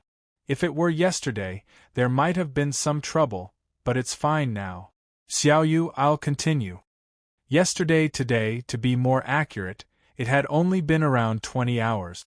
If someone else had said this, Lei Xiaoyu wouldn't have believed them no matter how naive she was. To progress so much in a single day, that was absolutely a lie. But since Qin Yu had said it, she had directly believed him. She felt more and more pleased with herself. As expected, the big brother Qin that she liked was fiercer than everyone else. If such a fierce big brother Qin says that I still have a chance to live, then I really do have a chance. Lei Xiaoyu, you have to work hard. Don't give up. She glanced at Qin Yu and then closed her eyes to cultivate. Every bit of effort she put in would increase her chances of survival in the future. Another 4 hours later, Qin Yu opened his eyes. There seemed to be some enlightenment in his eyes, but he couldn't help but frown. He had grasped the key to the secret of the cleave scar, but he felt as if he were looking at flowers through a fog, as if he were separated by a layer. It was like the final piece of paper on a window. It could break at the touch, but it was hard to find a path. There was no hurry. There were still 3 more days. Qin Yu took a deep breath and drew back his hand. With a loud crack, the cleave scar shattered and dissipated. But this time, His fingertips wouldn't be cut by the aftermath of the cleave scar's collapse. This was Qin Yu's progress, but it was far from enough. When Qin Yu could casually touch the cleave scar and it was safe and sound, only then would he be truly enlightened. Xiaoyu, let's go. Whoosh, Qin Yu carried her on his back and soared into the skies. 6 hours later, he smoothly returned to the place where the withered tree was. After another moment, a slightly distressed Banbu howled back amidst the heaven-shaking cries of swords. Qin Yu frowned. With Banbu's cultivation, he was able to restrain his sword intent and didn't reveal such a great commotion. The greater the commotion, the worse his condition was. It seemed that the process of finding a new cleave scar wasn't going smoothly. Par Banbu rushed into the tree hole. He stumbled and cupped his hands across his chest. Senior, there was an accident, but I discovered something. His face lit up with joy. Following Qin Yu's will, 4 hours after Banbu left, in order to avoid a group of monster beasts, he drilled into a hidden cave. This was originally an unintentional action, but he never imagined that he would make a great discovery in the cave. Deep within the cave there was a giant cleave scar. It was thousands of feet long and sunk deep into the earth. But according to what Banbu said, this was a sealed cave. The top, bottom, left, and right were all sealed off, so he didn't know why a cleave scar would appear there. Qin Yu hesitated for a long time. He slowly said, "How far is it?" Banbu said, "It's a bit far. Senior will have to hurry if we want to return in 24 hours. Qin Yu furrowed his eyebrows. Lei Xiaoyu said, "Big brother Qin, I will wait for you here. It will be fine." Qin Yu thought for a moment. "Banbu, did you leave behind a mark in the cave?" Seeing him nod, he continued, "Give me a sensing technique. Tomorrow, you will stay here and protect Xiaoyu's safety." Lei Xiaoyu opened her mouth. But before she could say anything, Qin Yu waved his hand. It's settled. When the blood moon descended, the withered tree still didn't rush to the mountain valley. But its tentacles could already reach within 10 feet of the cave entrance. There were still 2 days until the full moon. As the shrubbery illuminated the world, Qin Yu leapt out from the tree hole. His feet landed on the ground and he howled far away. In his hand was the delicate wooden sword that Banbu had given him. There was a trace of sword intent left within it, so he could feel the mark in the cave. It was indeed a bit far. After a full 5 hours, Qin Yu finally arrived at the entrance of the cave. Just by standing there, he could feel a strange fluctuation in the air. This was the aura of a cleave scar indeed. Banbu was right. There was a great surprise here. Unfortunately, he didn't have much time left. Taking a deep breath, Qin Yu drilled into the cave entrance. Then, he rapidly shuttled through the darkness according to the response of the wooden sword. A moment later, there was a light cracking sound as the wooden sword in his hand disintegrated. Qin Yu looked up and saw a giant several thousand-foot-long cleave scar reflected in his eyes. With just a glance, a loud ringing sound rang out in the depths of Qin Yu's mind. It was like a long sword had broken through the skies, cutting down mountains and splitting apart seas. The fuzzy feeling that Qin Yu was experiencing from perceiving this cleave scar instantly dissipated. He couldn't help but smile and laugh heartily. With this cleave scar as the object to perceive, he had absolute confidence he could unravel the secrets within. Without further ado, he would immediately begin. Qin Yu sat down cross-legged. His divine sense broke out from his body and fused into the cleave scar. Then, he felt as if he had been placed within a boundless sea of swords. Vast and boundless, there was no beginning and no end. The turbulence could submerge and destroy all. At this moment, Qin Yu was enlightened. In this mysterious world, all of the cleave scars that were preserved were created by a super powerhouse of an inconceivably powerful boundary in the ancient past. When that powerhouse raised his sword and slashed down, the sword intent fragments would shatter. As this thought appeared, a horrifying picture appeared in Qin Yu's mind. A boundless sword came from the east, piercing through the boundless sea of clouds, tearing apart the heavens and earth. Everything in its path was cut in half, tumbling and collapsing as it disintegrated. With a stuffy cough, Qin Yu revealed a pained expression. Dark red blood flowed out from every orifice of his head. Although it was only a picture, a sordid intent was revealed. Even though it was extremely weak, it still caused Qin Yu to suffer heavy losses. Numerous wounds appeared on the surface of his body, as if he had been cut open by an invisible sword. Massive amounts of blood gushed out, but even these beads of blood hummed as they fell onto the ground. They were split in half and then shaken into a fog of blood. Time passed. More and more blood fog appeared, becoming increasingly thick. It covered Qin Yu's body, making it impossible to see his figure. There was a great secret hidden within the cleave scar. After unraveling it, one could obtain the good fortune that this secret represented. But at the same time, one would have to withstand a corresponding test. And now, Qin Yu was experiencing all of this. If he could pass this test, he would become the first and only cultivator to perceive the cleave scar in this world for countless years. Otherwise, this cave would be Qin Yu's burial ground. Kacha, kacha, with a faint sound, the blood fog that filled Qin Yu's body began to freeze. The surrounding temperature began to fall at a terrifying speed. This was because at this moment, in the pitch-black skies, the blood moon had arrived. The slumbering departed spirits had their shackles of death unlocked. They had been resurrected as the dead. Terror arrived once more. Beneath the illumination of the more perfect blood moon, it endowed them with an even greater strength. The living beings cried out in despair. In order to survive, they began to desperately fight to the death. Nothing was different from before. But, if someone stood high in the skies and looked down at the mountain Qin Yu was on, they would discover that with the mountain as the center, the blood-red light for 10,000 miles was far brighter than the surrounding areas. It was like a terrifying eye had opened in the blood moon, its gaze condensing into essence as it stared at the mountain. An invisible will descended within 10,000 miles, entering the bodies of all the resurrected beings. They no longer chased after each other, but turned and gathered around the mountain. 10, 100, 1,000, 10,000, there were so many of them that it was hard to calculate. They rumbled across the earth, stirring up a great cloud of dust. They were like a raging tide of destruction. Among them were black-armored soldiers, withered corpses, and all sorts of strange departed spirits. But the one that attracted the most attention was an incomparably massive black vine with countless branches. It pulled out its own root system. All of its branches wove together, transforming into a 10,000-foot-tall giant. Every step it took caused the earth to tremble. Chapter 929. Qin Yu hadn't returned. The blood moon had arrived. The withered tree came back to life. It flew into a rage and wildly whipped the earth with its tentacles.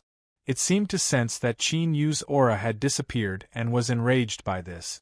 Lei Xiaoyu and Banbu became the targets of its anger. The blood-red tentacles were just a little bit away from breaking into the tree hole. The light from the slash marks became increasingly bright. If the tentacles were just a little stronger, they could break through the seal. Lei Xiaoyu stood at the entrance of the tree hole. As she looked at the world beneath the blood moon, she subconsciously bit her lips. Banbu glanced at her. "Miss Lei, don't worry. Senior Qin's strength is unparalleled. Nothing will happen to him." Lei Xiaoyu nodded. Big Brother Qin will definitely return." Heaven and earth trembled. Large boulders tumbled down with a rumble. The towering mountains that stood tall were being pushed flat by the rampaging resurrected creatures. They destroyed all that stood in their way, constantly pressing forward. Suddenly, a deep rumbling sound came from deep within the earth. Then, countless cracks appeared on the rock walls. Blinding silver light shot out from the cracks, like countless sword lights. It was like this mountain was instantly covered with millions of slash marks. Puff, puff. The sound of flesh and blood being torn apart rang out. Thousands of resurrected creatures were instantly cut apart by the silver light. Instinctively, fear appeared in their eyes. However, this fear soon turned into endless ruthlessness. At this time, the blood moon that covered the surrounding 100 miles became even brighter. The 10,000-foot-tall withered vine giant roared and smashed its hand towards the rock wall. The silver light was like a saber that directly cut apart the giant's attack.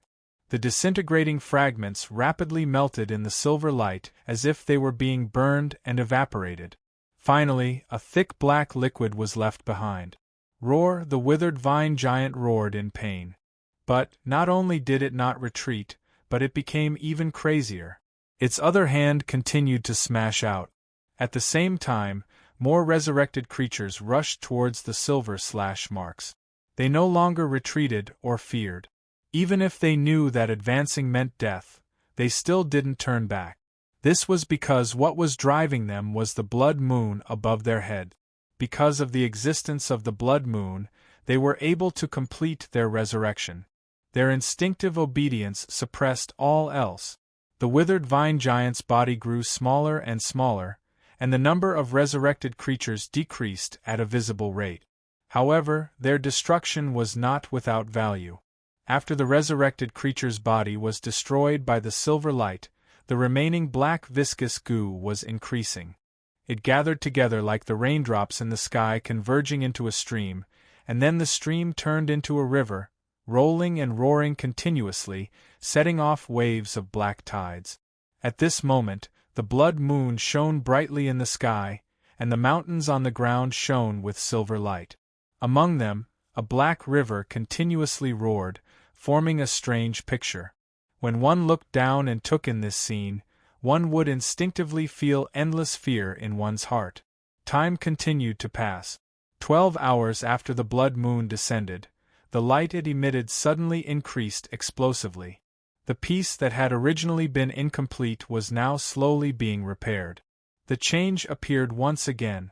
Today, the blood moon had become complete. Today was the night of the full moon.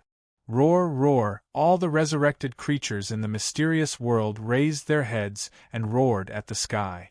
Fanaticism and excitement were mixed with bloodthirst and destruction. When the full moon arrived, their strength would rise to an unprecedented peak. Tonight was the time to harvest. All the flesh creatures in front of them would become delicious food. Slaughter, descend. In the valley, within the circle of slash marks, the cultivators and monster beasts that were desperately resisting the black-armored warriors felt their hearts race with fear. They fiercely looked up and saw the perfect blood moon in the skies. Despair struck their hearts and their faces filled with despair. The night of the full moon, how could it be the night of the full moon? This is a change that hasn't been seen in 1,000 years. In such a short period of time, it has occurred twice in a row. The heavens want to destroy us. No one can escape, no one can escape, today we will all die here. Roar, roar! The black-armored warriors reared their heads back and roared. Their bones crackled and popped. Beneath the illumination of the full moon, their bodies rose in size. The sabers in their hands were stained with a faint blood-red color. As they waved them, they actually began to burn. The flames that wrapped around the sabers were blood-red, as if they had been soaked in blood. They were ice-cold without any warmth. Bang! The black-armored warriors crazily rushed out. Their speed and strength increased by more than a level. The cultivators and monster beasts that were defending the gap were instantly killed or wounded. The withered tree crazily roared. At this time, more and more tentacles drilled out from its body and began to burn beneath the full moon. A terrifying aura was released from its body. As time passed, this aura grew stronger and stronger at an astonishing speed. Whoosh, whoosh, with the sound of breaking air, the burning tentacles rushed towards the entrance of the tree hole. Hum! The silent slash scar suddenly erupted with a thunderous cry. The silver light it released rose up once more, resisting the invasion of the tentacles.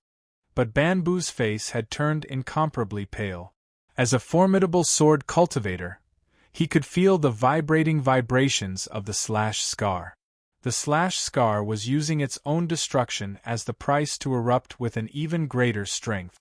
This method couldn't be maintained for long. Once the strength contained within the slash scar was burned away, it would lose all of its might. Kacha, a light sound fell into Banbu's ears like a thunderclap. He froze where he was. He stared at the crack that had appeared on the slash scar. It really came. It was just that this speed was faster than he had imagined. Was he going to die? Banbu gulped. He felt a bitter taste in his mouth. He clenched his teeth and said, "Miss Lei, stand behind me." Lei Xiaoyu shook her head. "You can't stop me." Banbu was stunned for a moment. He immediately sighed.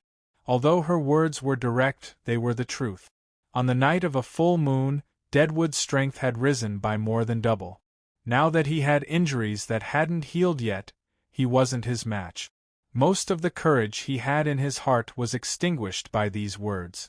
Banbu wailed in his heart. Senior Qin, where are you? If you don't come back soon, we will all die here." In his opinion, even if this was only an avatar, as long as Qin Yu returned, there was a chance he could survive. Lei Xiaoyu had a calm expression. Although she was a bit afraid, she was in a much better state than she had imagined. Perhaps it was because she already knew that she didn't have long to live. It was just a matter of dying sooner or later. In fact, she even rejoiced in her heart that Big Brother Qin wasn't here. With his strength, without her dragging him down, even if he encountered a night of a full moon, he would still have a chance to survive. If he died like this, he wouldn't need to suffer anymore, and he wouldn't need to silently tell himself that he had to be strong. Big Brother Qin, it's not that I don't keep my word, it's that the heavens aren't giving me a path to live. Then, let's end things like this. When the blood moon was full, the Black River suddenly rose. It was like a giant mouth had opened wide, swallowing up the entire mountain. Even the silver light that shot out from the cracks in the mountain was shrouded in darkness and thoroughly extinguished. The black mucus wildly spun, like a giant digestive organ that wanted to grind apart the mountain and absorb everything within it. Gradually, the black mucus rapidly shrank. This was because the entire mountain was rapidly melting away.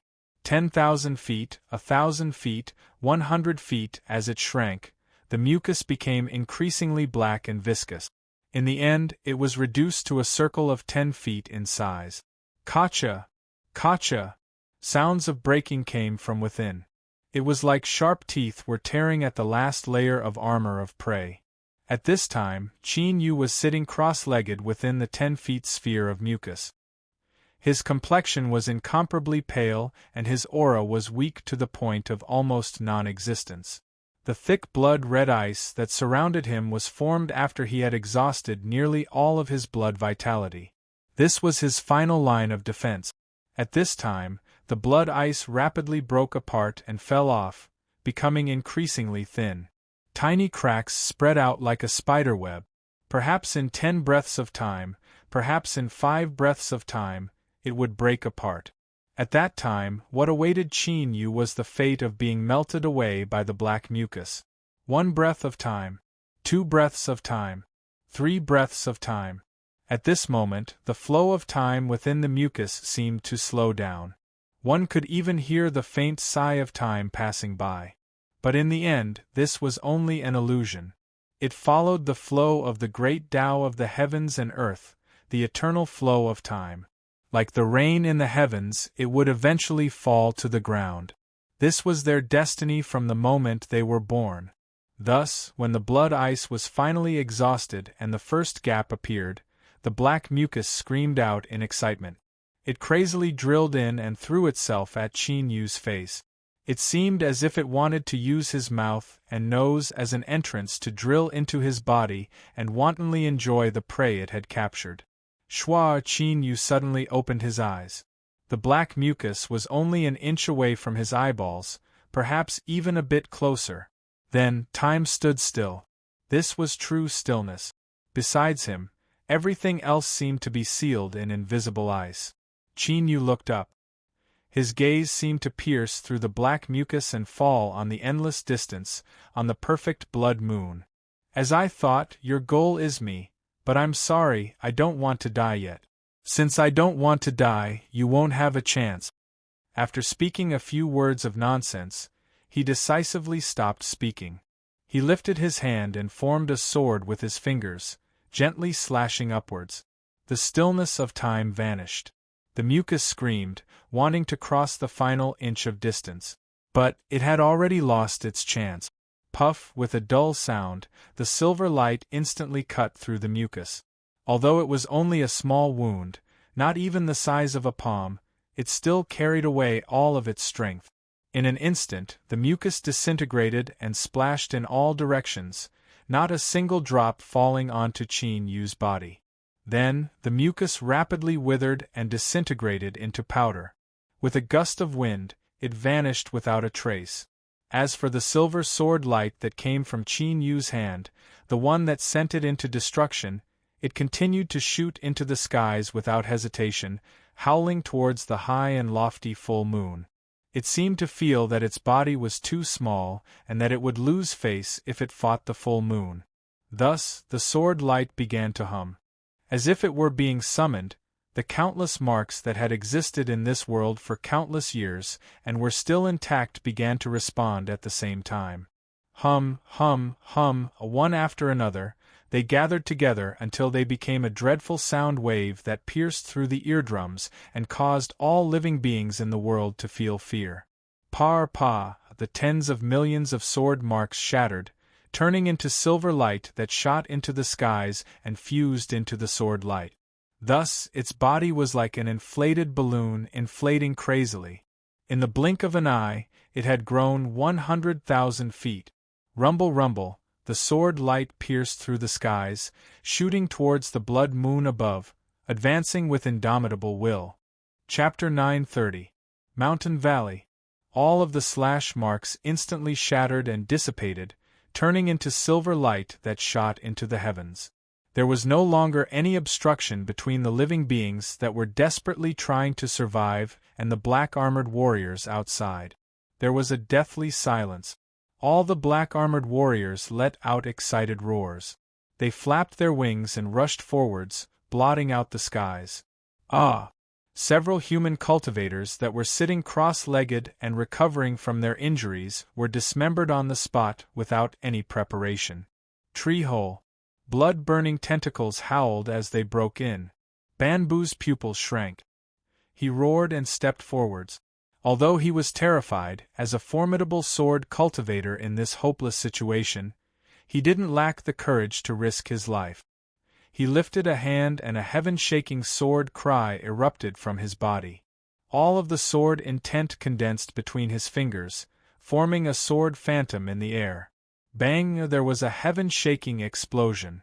Bamboo spat out a mouthful of blood. With the sound of bones breaking, his body caved in and he was sent flying backward. A massive number of blood tentacles were cut off. But in the blink of an eye, more rushed in. Bamboo, who was in midair, was instantly submerged by the tentacles. Sword light flashed and was extinguished. Lei Xiaoyu's gaze passed through the blood tentacles and fell on the world outside the tree-hole. Big Brother Qin, I hope you can survive, you must survive. The tentacles wrapped around his body. As expected, the burning blood-red flames were as cold as ice without the least bit of warmth. Instead, they emitted an endless chill, like thousands of needles as thin as a cow's hair that pierced into his flesh and blood. He seemed to hear a scream coming from within his body, one filled with fear, despair, and unwillingness. Lei Xiaoyu smiled. She knew that this sound came from the goo bug in her body. After torturing her for all these years, although I haven't been able to defeat you, I can still take you with me to death. Bang! A heaven-shaking explosion rang out from the distant skies. It was like two moving stars had collided together. The dazzling silver sword light suddenly vanished from sight, as if it had never appeared in this world. But it still existed. It had already pierced through the skies, leaving behind its final and strongest strike in this world. In the middle of the sky, the blood-colored full moon that illuminated the entire mysterious world and covered it in blood suddenly split into two. It didn't fall to the ground. Instead, it was like a bubble that had been dyed blood-red. The instant it was broken, it dissipated. Endless darkness descended, extinguishing all the color of blood in this world. Therefore, fear appeared in the eyes of all the terrifying creatures that had been resurrected under the blood moon. In the next moment they maintained their final movements. Their bodies froze on the spot, and the seal of death that had been opened closed once again. Not only that, but because the blood moon had reversed the rules and granted them rebirth, this itself had already violated the great Tao of heaven and earth. When the blood moon existed, they were protected and safe. Now that the blood moon had shattered, the backlash of the great Tao had arrived. What awaited all the resurrected creatures was the fate of being completely erased from the world, without leaving a single trace. This was the coldness and balance of the great Tao. It allowed a small number of powerful individuals to possess the qualifications to interfere with the rules, but once this interference was weakened or dissipated, they would suffer the most extreme and ruthless punishment. Whoosh, whoosh, the shrubs that were hiding underground seemed to have sensed the destruction of the blood moon. They crawled out of the ground at the same time and spread their branches and leaves wantonly, sprinkling dim light on the ground. Even though there was no wind, the shrubs still swayed back and forth, as if they were cheering in joy. Qin Yu furrowed his eyebrows, a bit of surprise in his eyes. He swept his eyes around and saw countless dim lights gathering around him like ripples in water. A dark golden light surged in his eyes. Then, the dim lights stopped and the phantom of an incomparably massive shrub appeared. It bowed like a person and respectfully bowed. Qin Yu hesitated for a moment. He lifted a hand and the phantom of the shrub dissipated. Then, the endless dim lights around him howled and gathered, condensing into a seed-shaped black crystal in his palm. Holding this object in his hand, Qin Yu could feel a mysterious connection between him and this world. It was like a coordinate. No matter how far away he was, he could lock onto this world and directly descend upon it. A fluctuation suddenly spread out in his heart. Then, a thought fused into his memories, world key. Condensed from the source of the world, a life form that obtained the approval of the world could borrow the strength of the world to open up a temporary space channel and descend upon this world. This thought came from the jade embryo egg. Qin Yu had already adapted to it. He looked down at the black crystal in his hand, a look of joy in his eyes. With this object, it was the same as having a life-saving card in his hand. Once he encountered a calamity he couldn't resist. He could open up a space channel and escape to this world. Qin Yu flipped his hand and put away the world key. He cupped his hands together and said, "Thank you." The invisible will that lingered around him immediately retreated. Qin Yu stood up. Without hesitation, he turned and stepped away, howling into the distance. His speed was over 10 times faster than before. Faintly, there was a sharp and tyrannical aura that emitted from his body. It was like 1,000 mountains and 10,000 rivers could be pierced through in an instant. But at this time, Qin Yu suddenly discovered that after obtaining the world key, his speed could be even faster. With a thought, the space in front of him began to ripple and he stepped into it. Lei Xiaoyu's eyes widened. The flames on the blood-red tentacles that wrapped around her body were extinguished, turning back into withered and cracked branches. She hesitated for a moment. Then, she reached out a hand and gently touched it. With a light cracking sound, the branches disintegrated into endless powder. It was like a chain reaction had started. The countless withered branches in the tree hole collapsed and dissipated. Even the tree hole beneath them began to disintegrate. "Ah!" Lei Xiaoyu cried out. A weak sword light flashed, supporting her body. The powder in the air parted to reveal Banbu's pale face. But now, his face was filled with joy. "We survived." It was Senior Qin. He could already feel that terrifying sword light that shot into the heavens and cut apart the blood moon. That sword light was marked with Qin Yu's aura. Lei Xiaoyu was about to say something when her eyes widened. Then, a smile bloomed on her face like a blooming flower. Big brother Qin. Ban Bu hurriedly turned around. He just happened to see Qin Yu step out from the spatial fluctuations. Before this, he hadn't been able to feel even the tiniest bit of Qin Yu's aura. Then, his eyes ached and tears tumbled down his cheeks. He quickly lowered his head, but great waves were already stirring in his heart. At this time, in front of him, Qin Yu was a transcendent divine sword that stood between the heavens and earth. Just the aura he emitted was enough to destroy all. If he had stared at Qin Yu for just a moment longer, he feared his eyes would have been ruined. As he thought, the one who cut apart the blood moon was Senior Qin. At this moment, Ban Bu's respect and reverence towards Qin Yu surged like a raging river. No, it should be called an endless ocean. Qin Yu stretched out his arms and embraced Lei Xiaoyu. He could feel her shivering body and the excitement in her heart. He smiled and said, "It's fine. I'm still alive. We will both be fine." Lei Xiaoyu didn't speak. She only hugged him tighter. After experiencing life and death, only then could she understand just how beautiful it was to reunite and live together in this world. Qin Yu patted her back. He looked at Ban Bu and said, "You did well." Looking at his current injuries, one could roughly guess what he had done to him earlier. Ban Bu didn't dare to look up. He bowed and said, "It's good that my lord has returned." Qin Yu's thoughts stirred. The sun-moon force field spread out and the terrifying sword intent around him was immediately isolated from the outside world. Ban Bu let out a long breath. But there was even more respect in his eyes. He was truly worthy of being called a senior.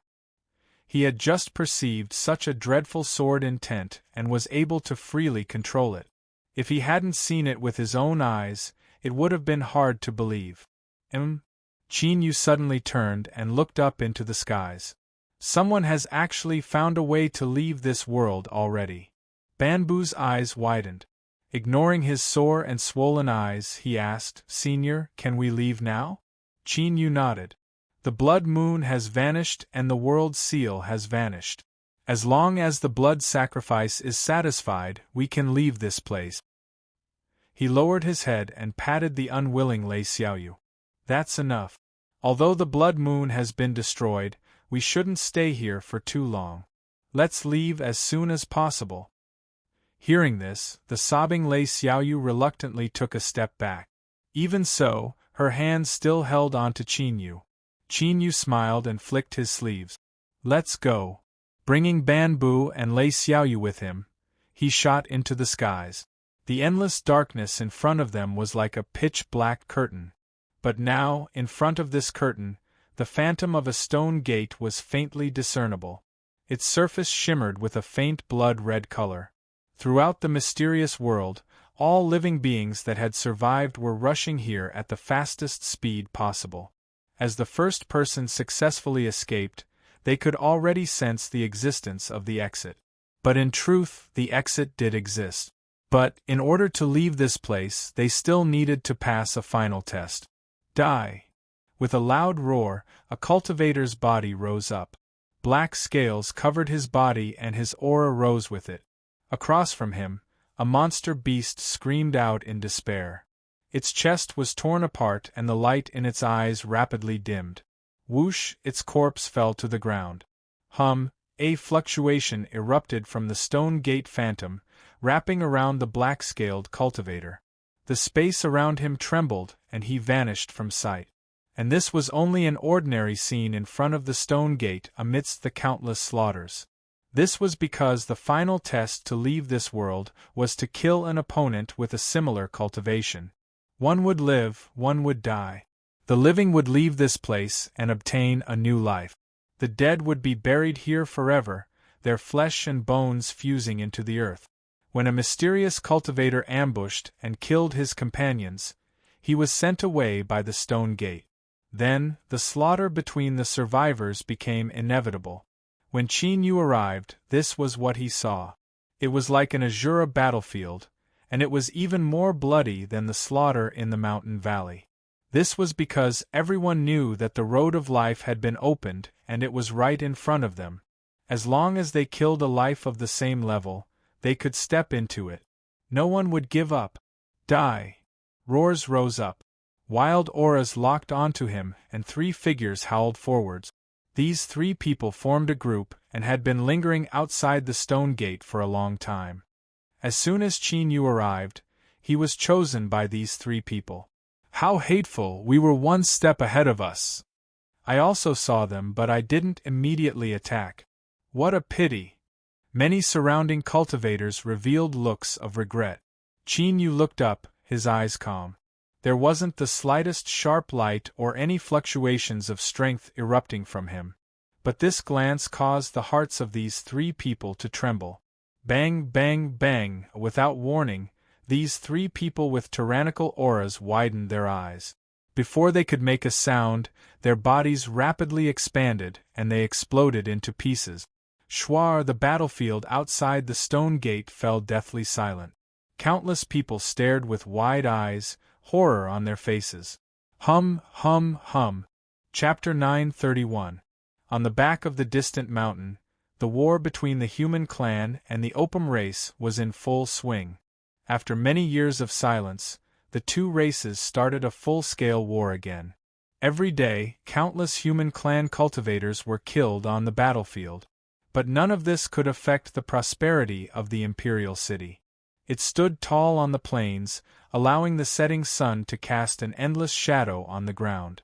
The sky was not dark yet, but the bustling streets in the city were already lit up with dazzling lights of various colors. On this ordinary evening in the imperial city, a group of carriages was driving on the wide, clean, and majestic street. The leading carriage was the most popular style among the nobles in the imperial city.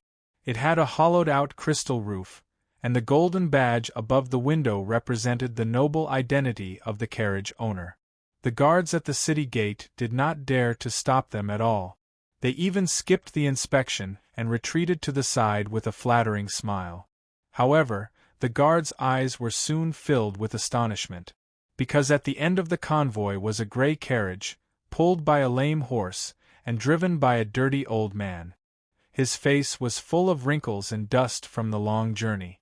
Is this the carriage of the Ding family? The guards were a little hesitant. They glanced at the guards around the convoy. Although they did not approach the carriage, they did not show any intention of driving it away. Forget it. It was better to avoid trouble. Let it pass. After entering the city gate, it was the most famous Chaotian Avenue in the imperial city. The convoy stopped on the side. After a burst of noisy footsteps, a large crowd came from the front of the convoy and stopped outside the last carriage. The famous red plume guards of the Ding family were scattered around. Although they seemed loose, they blocked all possible directions for a surprise attack. Miss Xiaoyu, we have entered the imperial city. I would like to invite you again to stay with me in my mansion. Of course, your elder brother and servants can also stay with you. Ding Hao was a famous playboy in the imperial city. His love affairs were spread in all the major brothels and embroidery shops. Not only did he have a good family background, but he was also a genius in cultivation. His EQ and IQ were both high, and he was willing to spend a lot of money for a beauty. In the imperial city, countless young ladies of noble families and courtesans of brothels fell in love with him. He had done many romantic things, but he had always been alone. He had never heard of any woman who could capture him. But today he was standing next to an ordinary carriage with a face full of deep love, on the side of the bustling Chaotian Avenue. Could it be that Lady Xiao Yu in the carriage was a fairy-like beauty who could tame this unruly white jade dragon horse? Many of the young men passing by revealed expressions of joy. They thought to themselves, "You bastard who seduced me and then abandoned me, you've finally met your match." There were also a few young ladies who were strolling the streets at night. Their faces changed, and their eyes were filled with sorrow. They felt as if their hearts were being cut by a knife. The bustling Chaotian Avenue became much quieter at this moment. After pausing for several breaths of time, the woman's slightly apologetic voice sounded out from the carriage. "Thank you for your kindness, young Master Ding. My elder brother and I have other plans, so we won't disturb you any longer. In the future, we will thank young Master for your help." The disheveled old man glanced at Ding Hao, who was extremely handsome and upright. He swung the half-broken horsewhip in his hand. The lame horse snorted and looked back at him discontentedly. Then, it galloped away. Ding Hao watched the carriage leave until it made a turn, left Chaotian Avenue, and disappeared from his sight. He sighed softly. A young man next to him rolled his eyes and said, "Brother Hao, it's the girl's good fortune to have you take a fancy to her. I'll order people to follow her. Within 3 days at the latest, she'll be willing to marry into the mansion. She'll be with you every day." Ding Hao looked calm. He glanced at him and then at the people around him. "All of you are not allowed to disturb Lady Xiao Yu. Otherwise we can't be friends." "Ding Hao, are you serious?" 100% serious. The corners of Ding Hao's mouth curled up. "I feel that all these years, she is the one I've been waiting for. No matter who Lady Xiao Yu is, as long as she is willing, I can marry her immediately." The carriage turned out of Chaotian Avenue and calmly drove through the alleys of the capital city. The hooves of the lame horse constantly echoed into the carriage. Lei Xiaoyu bit her lip. She glared at Qin Yu, who was suppressing a smile. She said with dissatisfaction, "Big brother Qin, I'm going to get angry if you keep this up." Qin Yu laughed out loud. No. I just think that this boy called Ding Hao has good eyesight. He can actually see that our Xiaoyu is a natural beauty. Not bad. This boy has a bright future. Are you sure you don't want to consider him?" Lei Xiaoyu stamped her feet. "Big brother Qin, I'm really angry." Fine. We won't talk about this anymore. It's been a long journey, so let's rest for 2 days. Qin Yu knocked on the carriage door. "Let's find a place to stay." "Yes," the driver respectfully said. 2 hours later, Lei Xiaoyu finished washing up and lay down on the bed, peacefully falling asleep. Qin Yu stood in front of the bed, calmly looking at her for a moment. Then, he reached out to cover the corners of the quilt, turned, and left. The transmission array had been destroyed, and he had fallen into a strange world. Although it was a daunting experience, he had still managed to obtain a great harvest. But to Lei Xiaoyu, the result was incomparably bad. Perhaps it was because the goo insects within her had been stimulated by that life-or-death experience, but they had become increasingly restless recently. If they weren't imprisoned, she feared that she wouldn't even last half a year before her vitality was exhausted. Towards Lei Xiaoyu, Qin Yu didn't have any romantic feelings. But, the more time he spent with her, the more he could feel the pure goodwill she had towards him. Such a good girl shouldn't die like this. Qin Yu took a deep breath and let out a breath. He turned to look at the shadows and smiled. "You've come." There was a slight fluctuation in the shadows and Xiang Shui stepped out. She looked him up and down. "I knew that there must be a reason why scourges can live for 1,000 years. You won't die so easily." Qin Yu shook his head. If she wasn't worried about him, then according to their agreement, she shouldn't have appeared here. But she was so stubborn. This woman, whatever, he wouldn't lower himself to her level. Qin Yu changed the topic. "My current status is that of a disciple of Beyond Objects Mountain. You appearing here can be barely explained. Since you've come, you might as well stay." Xiang Shui arched an eyebrow. "I'm still a maid?" Qin Yu shrugged. "There's nothing you can do about it. Your status has already been decided." Xiang Shui clenched her teeth. "Then you can keep changing." She turned and walked away. "There are several more eyes outside the inn. I'm guessing they're here for you. Qin Yu, I really admire you. No matter where you go, you can always stir up trouble." Qin Yu smiled. "You're wrong this time. They really aren't here for me. You will know tomorrow."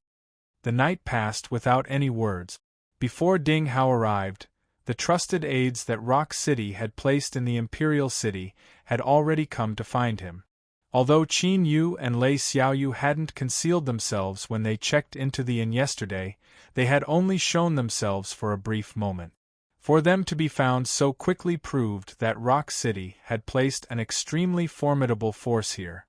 There were only two people, a man and a woman disguised as a middle-aged couple.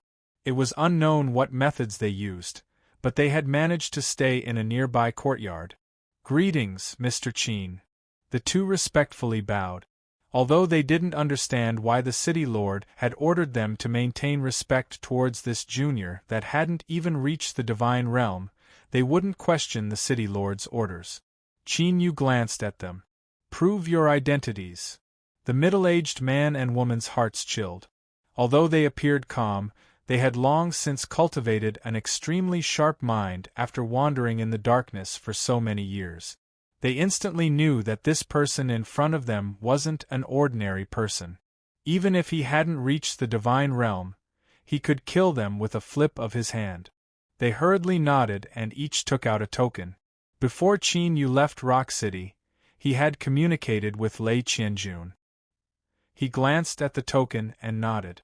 "Wait a moment. Xiaoyu hasn't woken up yet." The man hesitated. "Mr. Qin, the city lord misses the miss greatly." "I wonder if she is," Qin Yu said. "She's fine." The man nodded and moved to the side. After another hour, there was a sound from outside.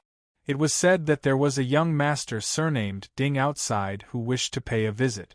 After Qin Yu declined, he turned and looked at the door. "Xiaoyu has woken up. You can go in." The two bowed and quickly walked into the room. During this time, there was another sound from outside. It was said that young Master Ding was in the building and that a banquet had been prepared. He hoped to see Mr. Qin. Qin Yu raised an eyebrow. This boy's eyesight was quite good. After thinking for a moment, Qin Yu gave some instructions to the servants and then pushed open the door. The inn they stayed in was called Outside Inn. It was quite famous in the Imperial City and had quite a few backers behind it. Thinking about it, it made sense. In the massive Imperial City, there were countless influences that intertwined with each other. It was unknown how many high-ranking officials and nobles gathered here. How could someone who could establish such a large business be an ordinary character? Even so, after Ding Hao arrived, he still had the manager personally greet him. He also ordered the chefs to do their best to serve this young master. The Ding family of the Imperial City. Although it wasn't as prosperous as it used to be, it was still one of the great trees in the Imperial City. It was one of the four great clans along with the Shao family, Mo family, and Li family. It had to be known that these were the four great clans of the Imperial City. In the entire Great Chu dynasty, even if one counted the various tyrants that ruled over a region, they were still the peak powers. Ding Hao was a direct descendant and was also a publicly recognized cultivation genius. He was deeply favored by the old ancestor of the Ding family and his future achievements were limitless. Who dared to rashly offend such a character? One only needed to look at the manager whose face was covered in wrinkles to know his identity. When Qin Yu arrived, the Ding family's red plume guard had already seen him and allowed him to enter the room. This place looked imposing from the outside, but only after entering did one realize how luxurious it was. Disregarding everything else, just the value of the materials used to decorate this room was enough to leave ordinary cultivators dumbfounded. Ding Hao smiled as he stood up. "Mr. Qin, you've arrived. Please sit." His smile was warm, without the slightest anger from being refused. The manager swept his gaze over Qin Yu, surprise flashing in his eyes, but it disappeared in the blink of an eye. He said with a face full of smiles, "Young Master Ding's friend is my Outside Inn's honored guest. Mr. Qin's expenses are waived for this trip.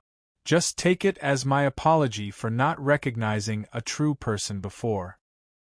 His words showed his level of skill, giving Qin Yu enough face and flattering Ding Hao. After he finished speaking, he cupped his hands and left the room with a smile, giving the two of them some space to be alone. Qin Yu's first words left Ding Hao surprised. I know your intentions, and to be honest, I don't oppose it. In fact, I am even looking forward to it. But Xiao Yu's identity is not ordinary. You will naturally know in 2 days, and then you can decide whether or not to approach her. Ding Hao smiled. Mr. Qin, rest assured that I am sincere. No matter what Miss Xiao Yu's identity is, I will not change it. Qin Yu looked at him. He lightly said, Since you are so determined, then I will remind you. If Xiao Yu doesn't dislike it, you can pursue her. But if she clearly refuses, then you must disappear from her world. Ding Hao's smile faded. At the entrance of the room, the 2 red plume guards had dark expressions, their eyes ice-cold. It seemed that as long as he looked at them, they would attack without hesitation and make Qin Yu pay the price for his words. Ding Hao looked at Qin Yu in silence for a long time. Then, he slowly let out a breath. Very well, I agree to Mr. Qin's request.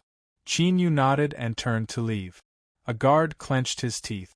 Young master, this person is so rude. Are you going to let him leave? Ding Hao sat back down. He picked up a cup of tea and took a sip. He shook his head. You don't understand.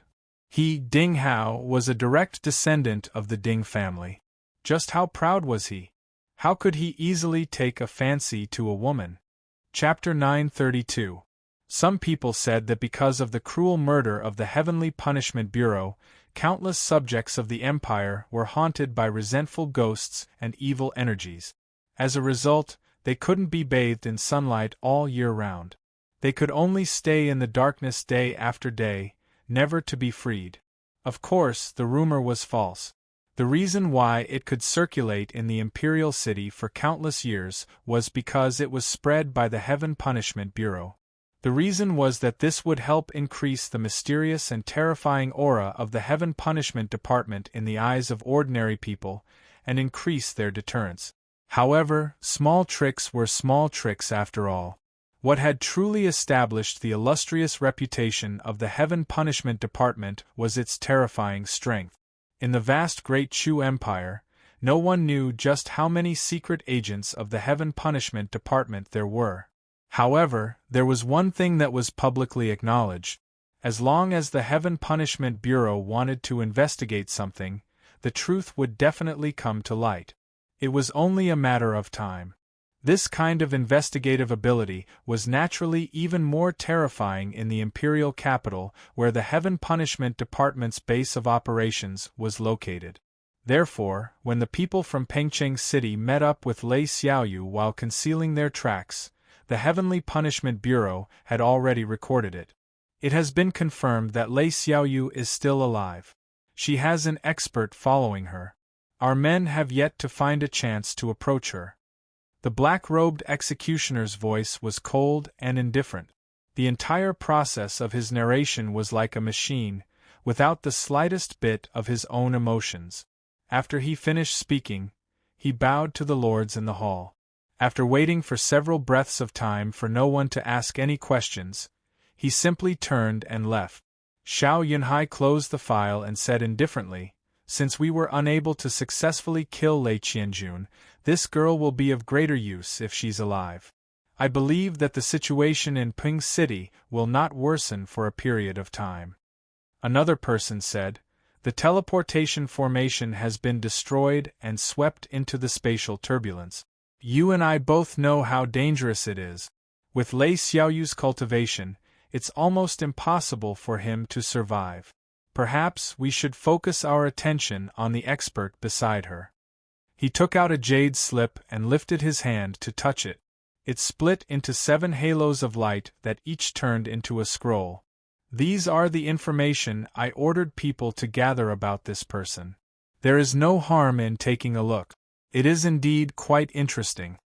Xiao Yunhai flipped through it several times and frowned. The database doesn't have any information on Qin Yu's background? The person who retrieved the scroll shook his head. That's the strange part.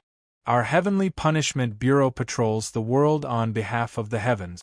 We have recorded every expert in a small city, and we update the records once every 3 months. We constantly check for loopholes, but we can't find a single trace. This Qin Yu clearly has a great background and is quite strong. Although he hasn't entered the immortal realm, he should have been famous for a long time. But now, the earliest traces of his appearance were in an ordinary nunnery in the Pengcheng district. It's as if he suddenly popped out from a crack in a rock. Indeed, there is something strange about this Qin Yu. For Lei Qianjun to have him bring Lei Xiaoyu to the imperial city, it is clear that he trusts him greatly. This might be a blind spot that we have yet to touch. We should follow up on it to avoid any slip-ups, another person said slowly. Xiao Yunhai nodded. If that's the case, instruct the department to pay close attention to Qin Yu's movements and also investigate this person's identity. One more thing. Ding Hao, a direct descendant of the Ding family, approached Lei Xiaoyu and seemed to be in love with her.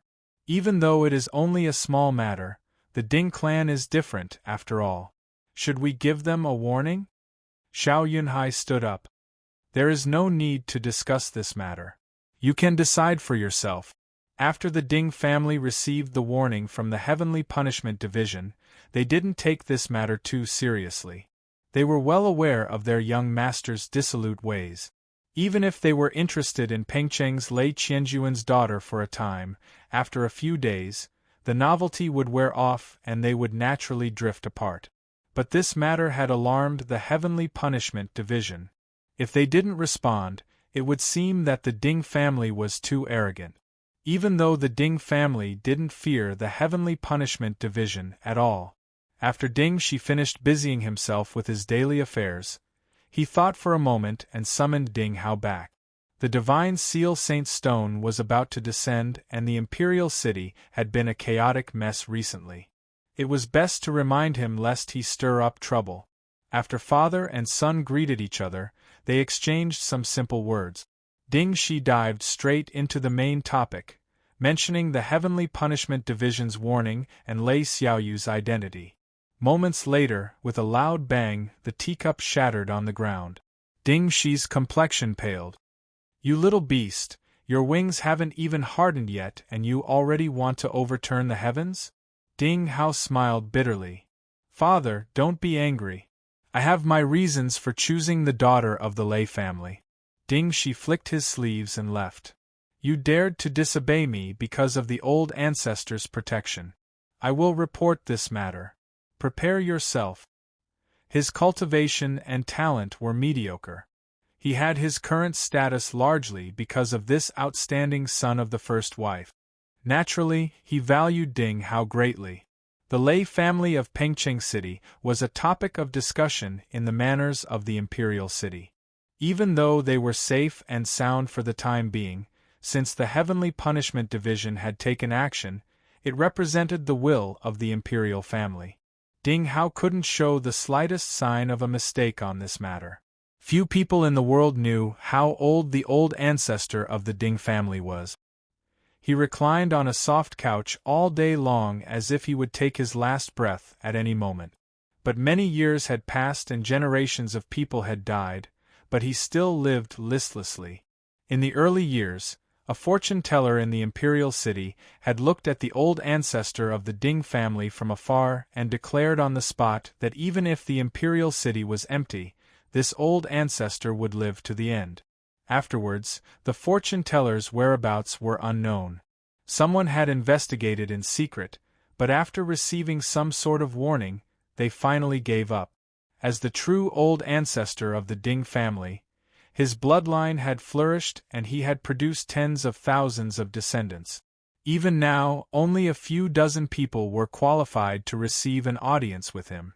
Ding Hao was definitely one of the top-ranked juniors. Many years ago, the old ancestor of the Ding family had expressed his fondness for this grandson. Greetings, old ancestor. Ding Hao bowed respectfully.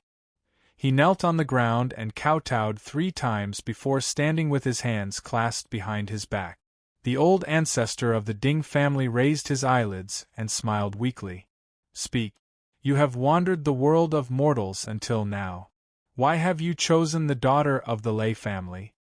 Faced with the old ancestor's question, Ding Hao naturally didn't dare to use the perfunctory response he had given Ding Shi before. He thought for a few breaths of time and said, "Old ancestor, I feel that this woman has great destiny. If I can marry her, I will obtain great benefits in the future." A bright light flashed in his half-closed eyes. The old ancestor of the Ding family lightly tapped the arm of the soft couch. "Are you sure you didn't see wrong?" Ding Hao said solemnly, "I am sure." Lei Xiaoyu, the youngest daughter of Lei Qianjun of Pengcheng City, was pushed by the Heaven Punishment Bureau when she was young. Through confusion ghost of Wu Ling City, a poisonous insect was placed in her body. This woman has lived to this day because Lei Qianjun has sought help from many sources. But heaven's will cannot be defied, and she does not have much time left in her. Even so, you still believe that she has destiny and can help you accomplish great things in the future? Ding Hao's eyes flickered. After a while, he took a deep breath. "Yes, I still believe that she is the one I should choose the most." A hint of praise flashed in the eyes of the old ancestor of the Ding family. Disregarding his judgment, his grandson's will was very firm. Anyone who achieved great things had a firm heart. If one could not even persevere in their own hearts, how could they overcome all obstacles and reach the other shore of success?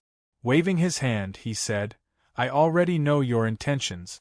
Until the holy stone of the divine seal descends, do not see her again. If you still do not change your mind after this matter is over, I will allow this matter." Old ancestor. Ding Shi's expression changed. The old ancestor of the Ding family waved his hand and said no more. The father and son bowed and excused themselves. When the surroundings quieted down, a person walked out from behind the curtain. He wore a long Taoist robe, and his black hair was tied up with a wooden hairpin. He obviously did not try to hide himself and only stood behind the curtain. However, Ding Shi and Ding Hao did not notice his existence from beginning to end. The Taoist bowed and said faintly, "Since Elder Ding wants to stop him, why give Ding Hao hope?" The old ancestor of the Ding family glanced at him. The daughter of the Lei family must have come to the imperial city for the heaven-eradicating abyss. Lei Qianjun must have received some news and wanted to use the original god's corpse to hatch his goo worm. Unfortunately, His Majesty's plan is fated to fail. Once the daughter of the Lei family dies, Ding Hao will understand that everything in this world can only be obtained with enough power. The Taoist sighed emotionally. Elder Ding indeed thinks highly of Ding Hao. The old ancestor of the Ding family smiled. Back then, you said that I could outlive everyone in the imperial city. You were right, and I have this confidence. However, there are millions of variables in the world. I can live without changing, but I can't guarantee that I will always be able to avoid the invasion of variables. The family is big. We should always prepare for a rainy day and choose a qualified successor. At least, the Ding family can continue its bloodline. The Taoist shook his head. Elder Ding, you are too serious. The old ancestor of the Ding family closed his eyes. If I am alive, one word is too much. However, if I die, even thousands of words cannot explain the calamity that the Ding family will have to endure.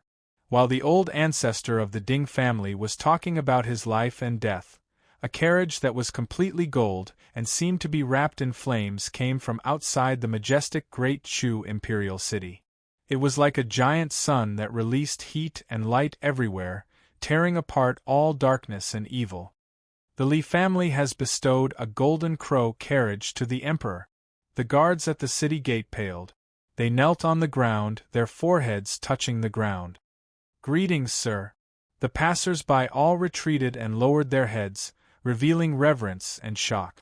Of the four great families of the imperial city, the Ding, the Shao, the Mo, and the Li were the most respected. The first three families had the most clansmen and mostly lived in the surrounding areas of the imperial city. Only the Li family, as long as they were talented, would go to the back of the mountain and be stationed at the front lines of the human race. To protect the Great Chu dynasty, they would fight with the Opham family in blood. Every year, many of their sons and nephews would die on the battlefield. Because of this, to show the Lee family's contributions and their unparalleled loyalty to the imperial family, His Majesty bestowed the Golden Crow carriage from the imperial carriage. It was an unparalleled honor in the Great Chu dynasty. So, even though the Lee family only had a group of mediocre juniors and an empty mansion in the imperial city, they still occupied one of the four great families. After so many years, few people dared to offend them. Although they didn't know who was driving the Golden Crow carriage to the imperial city today, it was definitely an important person of the Lee family. Who dared to be disrespectful? The Golden Crow carriage silently opened by itself, and a single-armed old man with a sword on his back walked out with large strides. His gaze swept the imperial city before him, and amidst his complicated gaze was a trace of pride. A white-clothed young woman followed behind him. Her blade-master clothes were ramrod straight, her hair was bound with a silver belt, and her expression was indifferent while her entire body emitted an icy cold aura.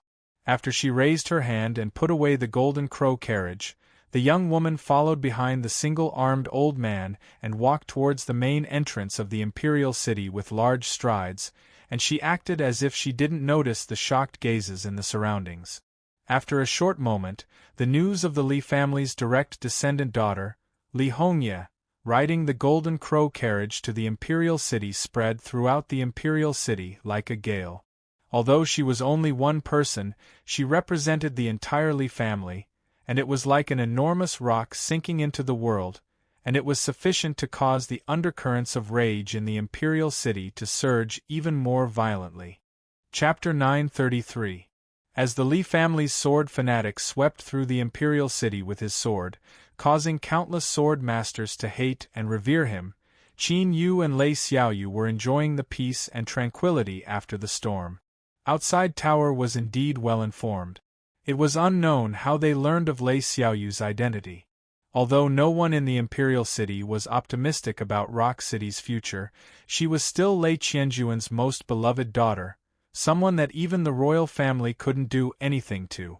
Her treatment was raised to the highest level, and even the Heavenly Punishment Division no longer bothered Lei Xiaoyu. They certainly didn't want to stir up any trouble. The manager ordered the kitchen to prepare many specialties of Rock City. But what was puzzling was that Courtyard 73 had never made any requests to the kitchen. Instead, in terms of logistics, a massive amount of cooking utensils and food was sent to Courtyard 73.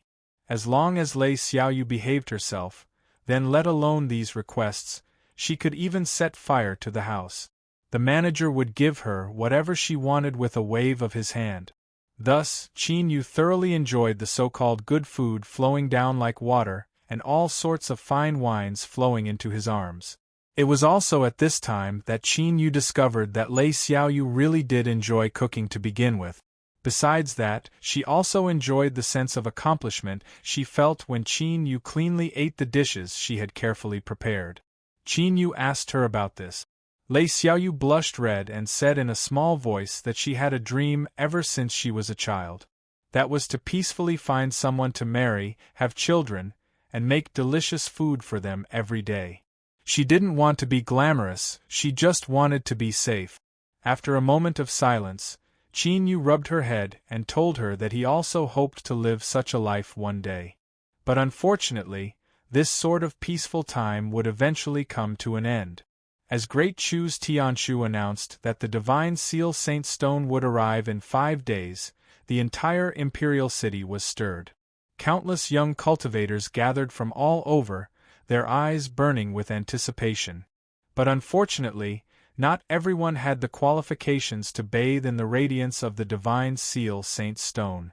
Thus, a massive examination began under the management of Great Chu's Tianshu. All cultivators within the borders of Great Chu that hadn't entered the divinity realm had the qualifications to participate. Survival of the fittest, this world was unfair to begin with. The resources obtained by the elites became stronger and the lowly became even more insignificant. But in reality, the injustice of the world was far from what could be seen on the surface. Any activity that was controlled by anyone with the goal of screening would definitely have loopholes and dark curtains that light couldn't shine through. It was the same for the assessment of the Divine Seal Saint Stone. Even though it had yet to begin, many people had already gotten their tickets. This was special treatment. Of course, because Qin Yu was with Lei Xiaoyu today, he was also one of the members who enjoyed special treatment. Therefore, for 3 consecutive days, during the busiest and most tense period of the exam, they still stayed in the inn, waiting to go through the motions. On the last day of the examination, he couldn't delay any longer. Qin Yu finished eating the last dish and smiled. "We should also go." Lei Xiaoyu was a bit reluctant. She looked around and said, "Big brother Qin, stay a little longer. Once we leave, we won't be able to return." After participating in the test, her identity as the beloved daughter of the Ping City Lord would be made public. Naturally, she couldn't continue staying in Lu Wailu.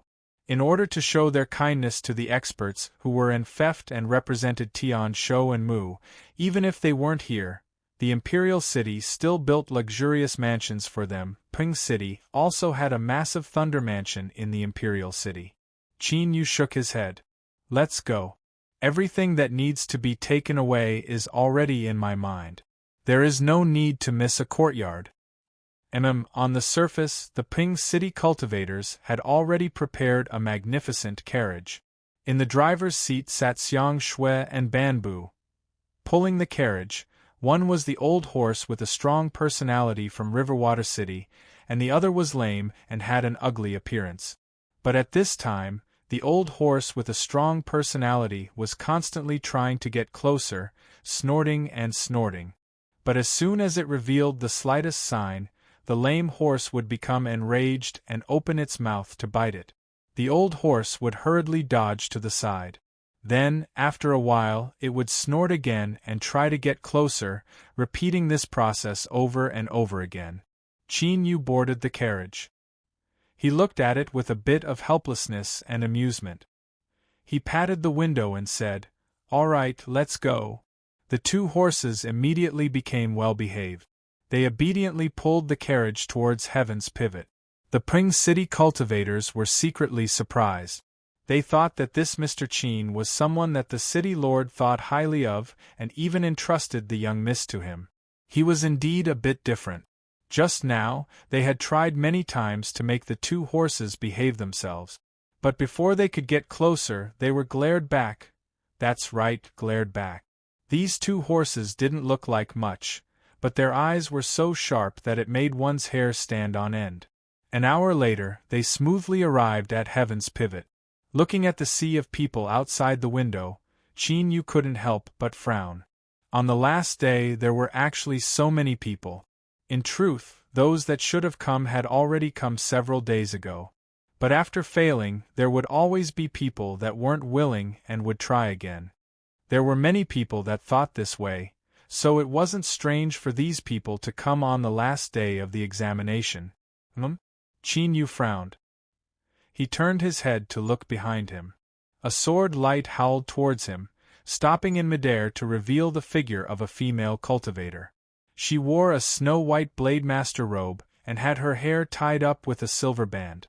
Even though Qin Yu hadn't taken a single step out of outside tower these past days, he still recognized her at a glance. The Li family's sword maniac, Li Hongye. Ever since she stepped into the Imperial City, she had challenged nearly every day and had yet to suffer a defeat. In fact, no one had been able to force her to erupt with her strongest strength. She could be called the person with the greatest limelight amongst the younger generation in the Imperial City. Moreover, the most important point was that Li Hongye had yet to step into the divine realm. There were already rumors that she would borrow the divine seal Saint Stone as a final test. She would reflect upon the flaws in her swordsmanship and make up for them. That would be the day she would break through her shackles and step into the divine realm. Such a Li Hongye's future achievements could be imagined. She would naturally be the focus of all. The Li family's sword maniac. She really came. To be able to witness the glory of the sword maniac, this trip to the imperial city wasn't in vain.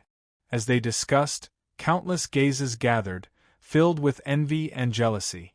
Soon, two cultivators flew out from heaven's pivot. They wore starry robes and cupped their hands together in greeting. "Miss Li, please follow us." Li Hongye coldly nodded. She followed the two people into heaven's pivot. From start to finish, there was silence. No one expressed any objections. With the reputation of the sword maniac, this was the treatment she deserved. Before everyone could turn their envious eyes away, there was the sound of breaking air. With a whoosh, the light scattered and Mo Yuan's figure appeared. She cupped her hands together. "Heaven's punishment dome, Mo Yuan requests to participate in the assessment." Whoosh, the crowd was thrown into an uproar once more. No one thought that the two most dazzling women in the imperial city would appear one after another. The brilliance of the sword maniac came from her descent like a star and the sword in her hand. Mo Yuan's brilliance came from her status, talent, and merit. Disregarding everything else, it was rumored that Mo Yuan had participated in the death of the great dragon overlord, a super powerhouse of the opium race. Just this point alone was enough to make her an outstanding talent of the younger generation. The two heavens pivot cultivators that sent Li Hongye away flew back once more. After greeting each other, they welcomed her in. Qin Yu looked away and revealed a faint smile. So she was actually so famous in the imperial city. Moreover, he could sense that Mo Yuan's aura was more than twice as strong as it was before. It could be said that she had been reborn. As he thought, while he was improving, the other geniuses of this world didn't stop growing either. If he wanted to maintain his superiority in strength and lead the way, he couldn't be careless in the slightest, otherwise he would eventually be eliminated by the times. Lei Xiaoyu blinked her eyes. "Big brother Qin, you know Mo Yuan?" Qin Yu nodded. "I used another identity to interact with her, but she doesn't recognize me now. Don't reveal any flaws." Lei Xiaoyu nodded obediently. She thought, "I won't let her know that Big Brother Qin is Big Brother Qin. You used to be very eye-catching, and now you've become even more eye-catching. You have to hide well." Mo Yuan followed the two into the heavens pivot. After a moment, a new decision was issued in order to ensure that the assessment was successfully completed. Anyone who had participated more than twice and failed would not be allowed to continue. There was a wave of restlessness. Countless cultivators loudly complained, their eyes filled with unwillingness. But in the end, they all fell silent. Heaven's Pivot's decision must have been approved by the imperial palace and could no longer be changed. Of course, the most important reason was that most cultivators were well aware that they had already failed twice. Even if they were given another chance, their chances of success would be nearly zero. The crowd in front of them began to scatter. Perhaps because they didn't want to leave this stage too early, they retreated to the side and didn't leave. An hour later, Qin Yu pulled Lei Xiaoyu out of the carriage. But at this moment, he suddenly felt a cold and gloomy gaze on him. He looked up and saw who it was. Their eyes met and Qin Yu's complexion changed. Cui Yongji. Now, he was wearing a wide starry robe and standing at the entrance to the heavens pivot. He had actually become a heavens pivot cultivator of Great Chu. He furrowed his eyebrows. When he first arrived at the exit of the mysterious world, he had relied on the world key to kill with a single glance and could even lock onto someone's aura. But he hadn't been able to find Cui Yongji's aura. It was clear he had left ahead of time. Qin Yu even suspected that the first person to sneak attack someone and complete the blood sacrifice was this person. Otherwise, with his severely wounded state at the time, it wouldn't have been easy for him to survive the chaotic battle. Lei Xiaoyu followed Qin Yu's gaze and also saw Cui Yongji.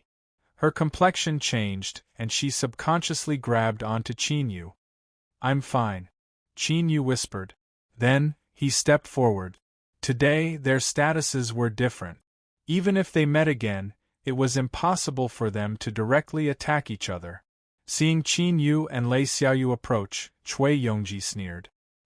He said a few words to the people beside him, and then turned to leave. Looking in the direction he left, Qin Yu remained expressionless. When the two of them had been on the verge of death, if it weren't for Lei Xiaoyu awakening her control over thunder and forcefully intervening, he feared he would have died. And in order to escape, Cui Yongji must have paid an extremely heavy price. There was already a life-or-death enmity between the two of them that could not be resolved. If this person left now, it wasn't because he was afraid of escaping. Rather, it likely wasn't simple at all. A cold light flashed in Qin Yu's eyes. He didn't feel any fear in his heart. Let alone the fact that Cui Yongji wouldn't give up, even if he wanted to escape, he wouldn't allow it. It was just that he couldn't kill him for the time being. After we enter, you must follow by my side. Lei Xiaoyu nodded. After verifying their cultivation and obtaining the token, the two of them smoothly stepped into the heaven's pivot.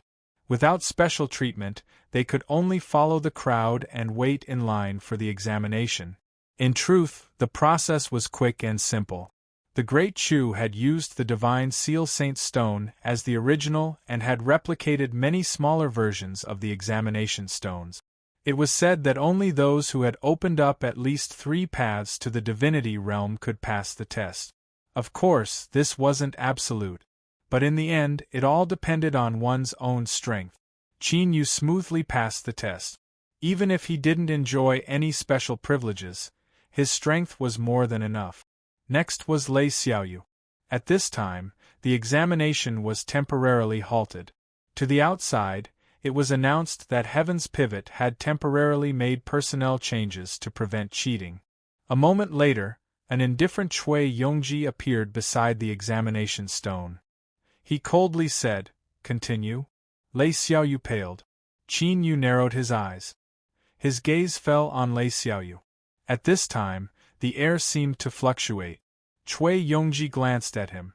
"Qin Yu, since you have passed the examination, leave." Qin Yu had no expression. "I was entrusted by the city lord to come here with Miss Lei today. I will naturally leave with her." By mentioning Lei Qianjun, he was putting pressure on him so that he wouldn't act rashly. Cui Yongji's lips curled up. "Good. If you want to wait, then wait." He looked at Lei Xiaoyu. "Don't delay. Begin immediately." Qin Yu nodded.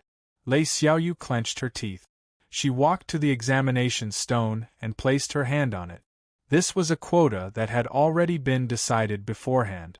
She had tampered with the token in her hand so that as long as she approached the examination stone, it would be triggered.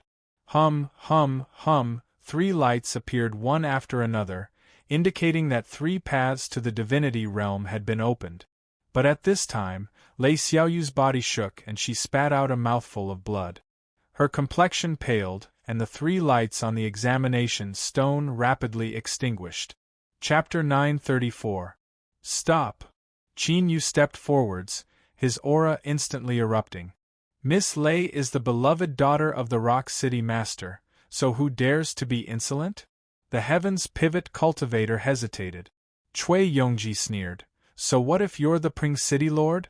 No matter how strong he is still a subject of my Imperial Chu and must abide by the Empire's laws. The descent of the Divine Seal Saint Stone concerns the future fate of billions of cultivators. No one is allowed to cheat. Violators will be severely punished. This is the Imperial Edict of His Majesty of Great Chu, the one who wields the peerless national weapon and authority. What are you standing there for? Take Lei Xiaoyu down." There was a loud cheer. Countless cultivators in the long line revealed looks of resentment. "The city lord of Pring City is so impressive, but this is the Imperial City. How dare you behave so atrociously here? You cheated in the examination. There must be a conclusion to this matter, or we will not let this matter rest. Vent my hatred. Over the years, there have always been some vermin who would snatch the spots that we should have. This lord's actions are the true bearing of a subject of my Chu dynasty. I'll surely capture this woman and make her pay the price she deserves." Lei Xiaoyu's body trembled, and her face grew paler. Qin Yu walked in front of her and turned around, shielding her behind him. Sparks exploded in Cui Yongji's eyes and his voice became even colder. Qin Yu, you dare to obstruct heaven's pivot from enforcing the law. Your crimes are even worse. This was the result he wanted. Lei Xiaoyu's status was high, and she had already obtained the quota by default. Even if she was taken away today, the matter would be left unsettled. What Cui Yongji truly wanted was to use this opportunity to enrage Qin Yu. As long as he dared to show the slightest bit of resistance, he could borrow the strength of heaven's pivot to kill him. Qin Yu's lips curled up. His icy cold eyes revealed a mocking light. He lightly said, "Sir, you keep saying that Miss Lei cheated, but what evidence do you have? What if it's a slander, a frame-up, or even a conspiracy? What should we do?" Heaven's pivot has its own means of inspection. If Miss Lei is truly innocent, I will definitely give her justice. A calm voice rang out, and the sound of footsteps could be heard as several cultivators approached. Dubhe and the others bowed. "Greetings, Grand Star Observatory." The restless and excited cultivators all shut their mouths, revealing looks of awe. The air quieted down. The corner of Cui Yongji's mouth twitched. That damnable junior seemed to have sensed something. Things were starting to deviate from their original course. But even so, he was not afraid. At most, he would give up this opportunity. There would be plenty of time in the future. Qin Yu cupped his hands together. "May I ask who you are?" Gao Xian's simple face was expressionless. "Dubhe Grand Observatory, Gao Xian." Qin Yu said, "You can make decisions." Gao Xian glanced at him. "Yes." There seemed to be stars circulating in his eyes, giving off a mysterious feeling, as if he could see through all the secrets of the world. Unfortunately, the Qin Yu in front of him seemed to be wrapped in endless fog. No matter how profound his eyesight was, all he could see was a blur. He subconsciously furrowed his brows. Qin Yu cupped his hands together. "If that's the case, then I ask the Grand Star Observatory to step forward and restore Miss Lei's innocence." He turned and drew back to the side, giving her a reassuring look. Gao Xian retracted his gaze, raised his hand, and pressed forward. Resplendent starlight erupted from his hand, enveloping Lei Xiaoyu within. After a few breaths, he raised his eyebrows and slowly said, "I haven't found a way to cheat." Cui Yongji didn't panic. He bowed respectfully. "There are countless ways to observe the stars in the world. The best way to test it is for Miss Lei to try again. If she can once again form a connection with the assessment stone without revealing any abnormalities, I will willingly accept the punishment." Gao Xian nodded. "Of course." Lei Xiaoyu bit her lips. But at this time, Qin Yu's voice sounded out in her ears. "Don't be afraid. Just step forward." Her heart calmed down. Lei Xiaoyu took a deep breath. "I ask the Grand Star Observatory to clear my name." She walked to the side of the assessment stone and pressed her hand down. The moment her palm touched the stone, there was a buzzing sound as 3 lights lit up. Then, after a breath of time, a 4th light appeared. Cui Yongji's eyes widened, disbelief on his face. His first thought was that this was impossible. He had already obtained information about Lei Xiaoyu. She hadn't even opened up a single road to the divine realm, so how could she possibly trigger a reaction?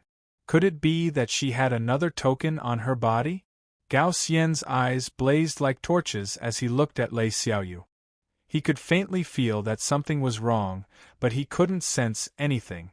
This was because this was indeed a strength that came from Lei Xiaoyu's body. There was no mistake about it. Lei Xiaoyu drew back. "Grand Star Observatory?" Gao Xian's eyes drooped. "Cui Yongji, your judgment was wrong. Apologize to Miss Lei." "Hold on." There was a loud shout. A Rock City cultivator ran over, his face full of shame as he bowed. "Miss, I came late and caused you to be alarmed. Once this matter is over, I will ask for punishment from the city lord." He turned, his voice icy cold. "Grand Star Observatory, Just how honored is my family's Miss status? Do you think an apology is enough to resolve this humiliation today? 4 roads to the divine realm. Lei Xiaoyu had quietly opened up 4 roads to the divine realm, and this was under the premise that the Miss had suffered from a serious illness when she was young and had yet to recover. Stationed in the imperial city, Dan Hong, the public face of Rock City, felt that he had finally found the reason why the city lord valued Lei Xiaoyu so highly. His family's Miss was a true cultivation genius. If Lei Xiaoyu could recover from her injuries, her future would be limitless. Quietly, Lei Xiaoyu's importance in Dan Hong's heart increased by 10 times. He certainly wanted to take this opportunity to fiercely express his loyalty in front of the Miss, not even hesitating to offend Tianshu. Grand Star Observatory did indeed have a high status, but so what? He was a trusted aide of Rock City. In this massive imperial city, he was an anomaly. As long as the city lord was safe and Rock City was as stable as Mount Tai, no one would dare move against him. There was no need for him to feel any scruples. Gao Xian frowned. What do you want? Dan Hong was about to speak when he suddenly paused. After several breaths of time, his complexion became even colder. I suspect that the Miss was plotted against by someone just now, and the one who did it was him. Cui Yongji sneered. What nonsense! In front of everyone, when did I do anything? Grand Star Observatory is here, so even if you are a subordinate of Rock City, you shouldn't be too insolent. Gao Xian remained expressionless. If there is no evidence, then even if Lei Qianjun were to personally appear, he wouldn't be able to save you. Dan Hong sneered. He turned and moved to the side. Mr. Qin, I ask that you step forward. Shuar, many eyes gathered. Cui Yongji's heart shrank. Although he had absolute confidence in his own abilities, he still felt a trace of fear when facing Qin Yu. Qin Yu said, Grand Star Observatory, so what if you have evidence? Gao Xian said, You will be severely punished. Good. I ask Grand Star Observatory to verify whether or not my Rock City has falsely accused Mr. Cui. Qin Yu lifted a hand and patted Lei Xiaoyu. Several wisps of black energy instantly shook out from her body. This thing seemed to have a mind of its own as it screamed and fled towards Cui Yongji. At this point, there was no need for further words. Whoosh, in an uproar, countless cultivators widened their eyes, all of them filled with disbelief. If even Dubhe, the one who managed the examination, was so dark, then how could this examination be trusted at all? The entire audience fell deathly silent. Gao Xian's complexion paled. The cold light in his eyes wished he could freeze Cui Yongji. Take him down. Cui Yongji sighed inwardly, deliberately revealing a look of panic. This subordinate pleads guilty and is willing to accept punishment. Qin Yu glanced at him and lifted a hand. Grand Star Observatory, I was entrusted by City Lord Lei to bring Xiaoyu to the Imperial City. Now that she has been injured, I ask that you give me a chance so that I can personally take revenge. Shuar, the atmosphere changed once more. Many people's eyes widened. They thought that these people from Rock City were actually so fierce. Not only did they overturn a Dubhe cultivator, but they also wanted to take revenge themselves. Although this was pleasing, they didn't place Dubhe in their eyes at all. Moreover, Gao Xian's Grand Star Observatory's attitude had always been firm and unyielding. He had even slapped down the face of the 4 great families of the Imperial City. As expected, Gao Xian revealed a displeased expression. He coldly said, I will deal with Dubhe and give Miss Lei an explanation. There is no need to speak of anything else. Qin Yu lightly said, Grand Star Observatory, I believe you are well aware that after today's events, it will inevitably deal a blow to Dubhe's reputation. If my Ping City doesn't let it go and make a big fuss about this matter, this blow will be multiplied. Facing Gao Xian's increasingly cold eyes, Qin Yu's speed didn't change. He continued to say, Today, I do not request that Mr. Cui be taken away. As long as he can withstand a single strike from me, no matter what the result is, I guarantee that Rock City will not pursue this matter any further. I can even cooperate with Dubhe to minimize the impact. I wonder what Grand Star Observatory thinks? Gao Xian stared at Qin Yu, nebulas swirling in the depths of his eyes. He didn't believe that Qin Yu proposed this on his own initiative, because of Dubhe. This person must have some other plan. But Qin Yu's cultivation hadn't reached the divine realm. Even if he had some cards in his hand, could he really kill someone with a single strike? Cui Yongji shouted out loud, Grand Star Observatory, because of my personal grudge with Rock City, I attacked Miss Lei in a moment of confusion and ruined the reputation of my Dubhe. I am filled with incomparable regret and fear.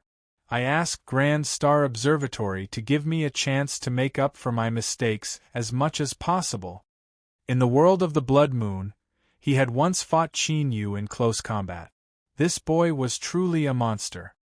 He hadn't even entered the divine realm, but he was already ridiculously strong. He didn't dare to fight him head-on, but if it was just a single strike, Cui Yongji naturally wouldn't fear it. Gao Xian let out a long breath. All right, I agree. He flicked his sleeves and starlight sprinkled down, freezing the void. Li Hongye was expressionless. She indifferently looked into the distance. What was happening left the two Dubhe cultivators embarrassed. Who is this person? Hearing her question break the silence, the two Dubhe cultivators relaxed. They hurriedly said, Miss Li, please wait a moment. After inquiring, one of them said, This person's name is Qin Yu. He comes from Rock City. Li Hongye's thoughts stirred. She suddenly thought back to several months ago when she was in Rock City. She had felt the residual shockwaves of a cultivator shaking the heaven and earth dragon gate. At that time, she had told her teacher that if this person appeared in the Imperial City, she would cut him down with her sword. Today, it was a cultivator from Rock City with a cultivation that hadn't reached the divine realm. He actually dared to make such a request. Just how arrogant was he? For some unknown reason, Li Hongye's sword heart began to stir. She was filled with curiosity towards what would happen next. She was a bit surprised by this but soon composed herself. Since she was curious, she would continue watching. Once she learned the result, she would no longer be curious.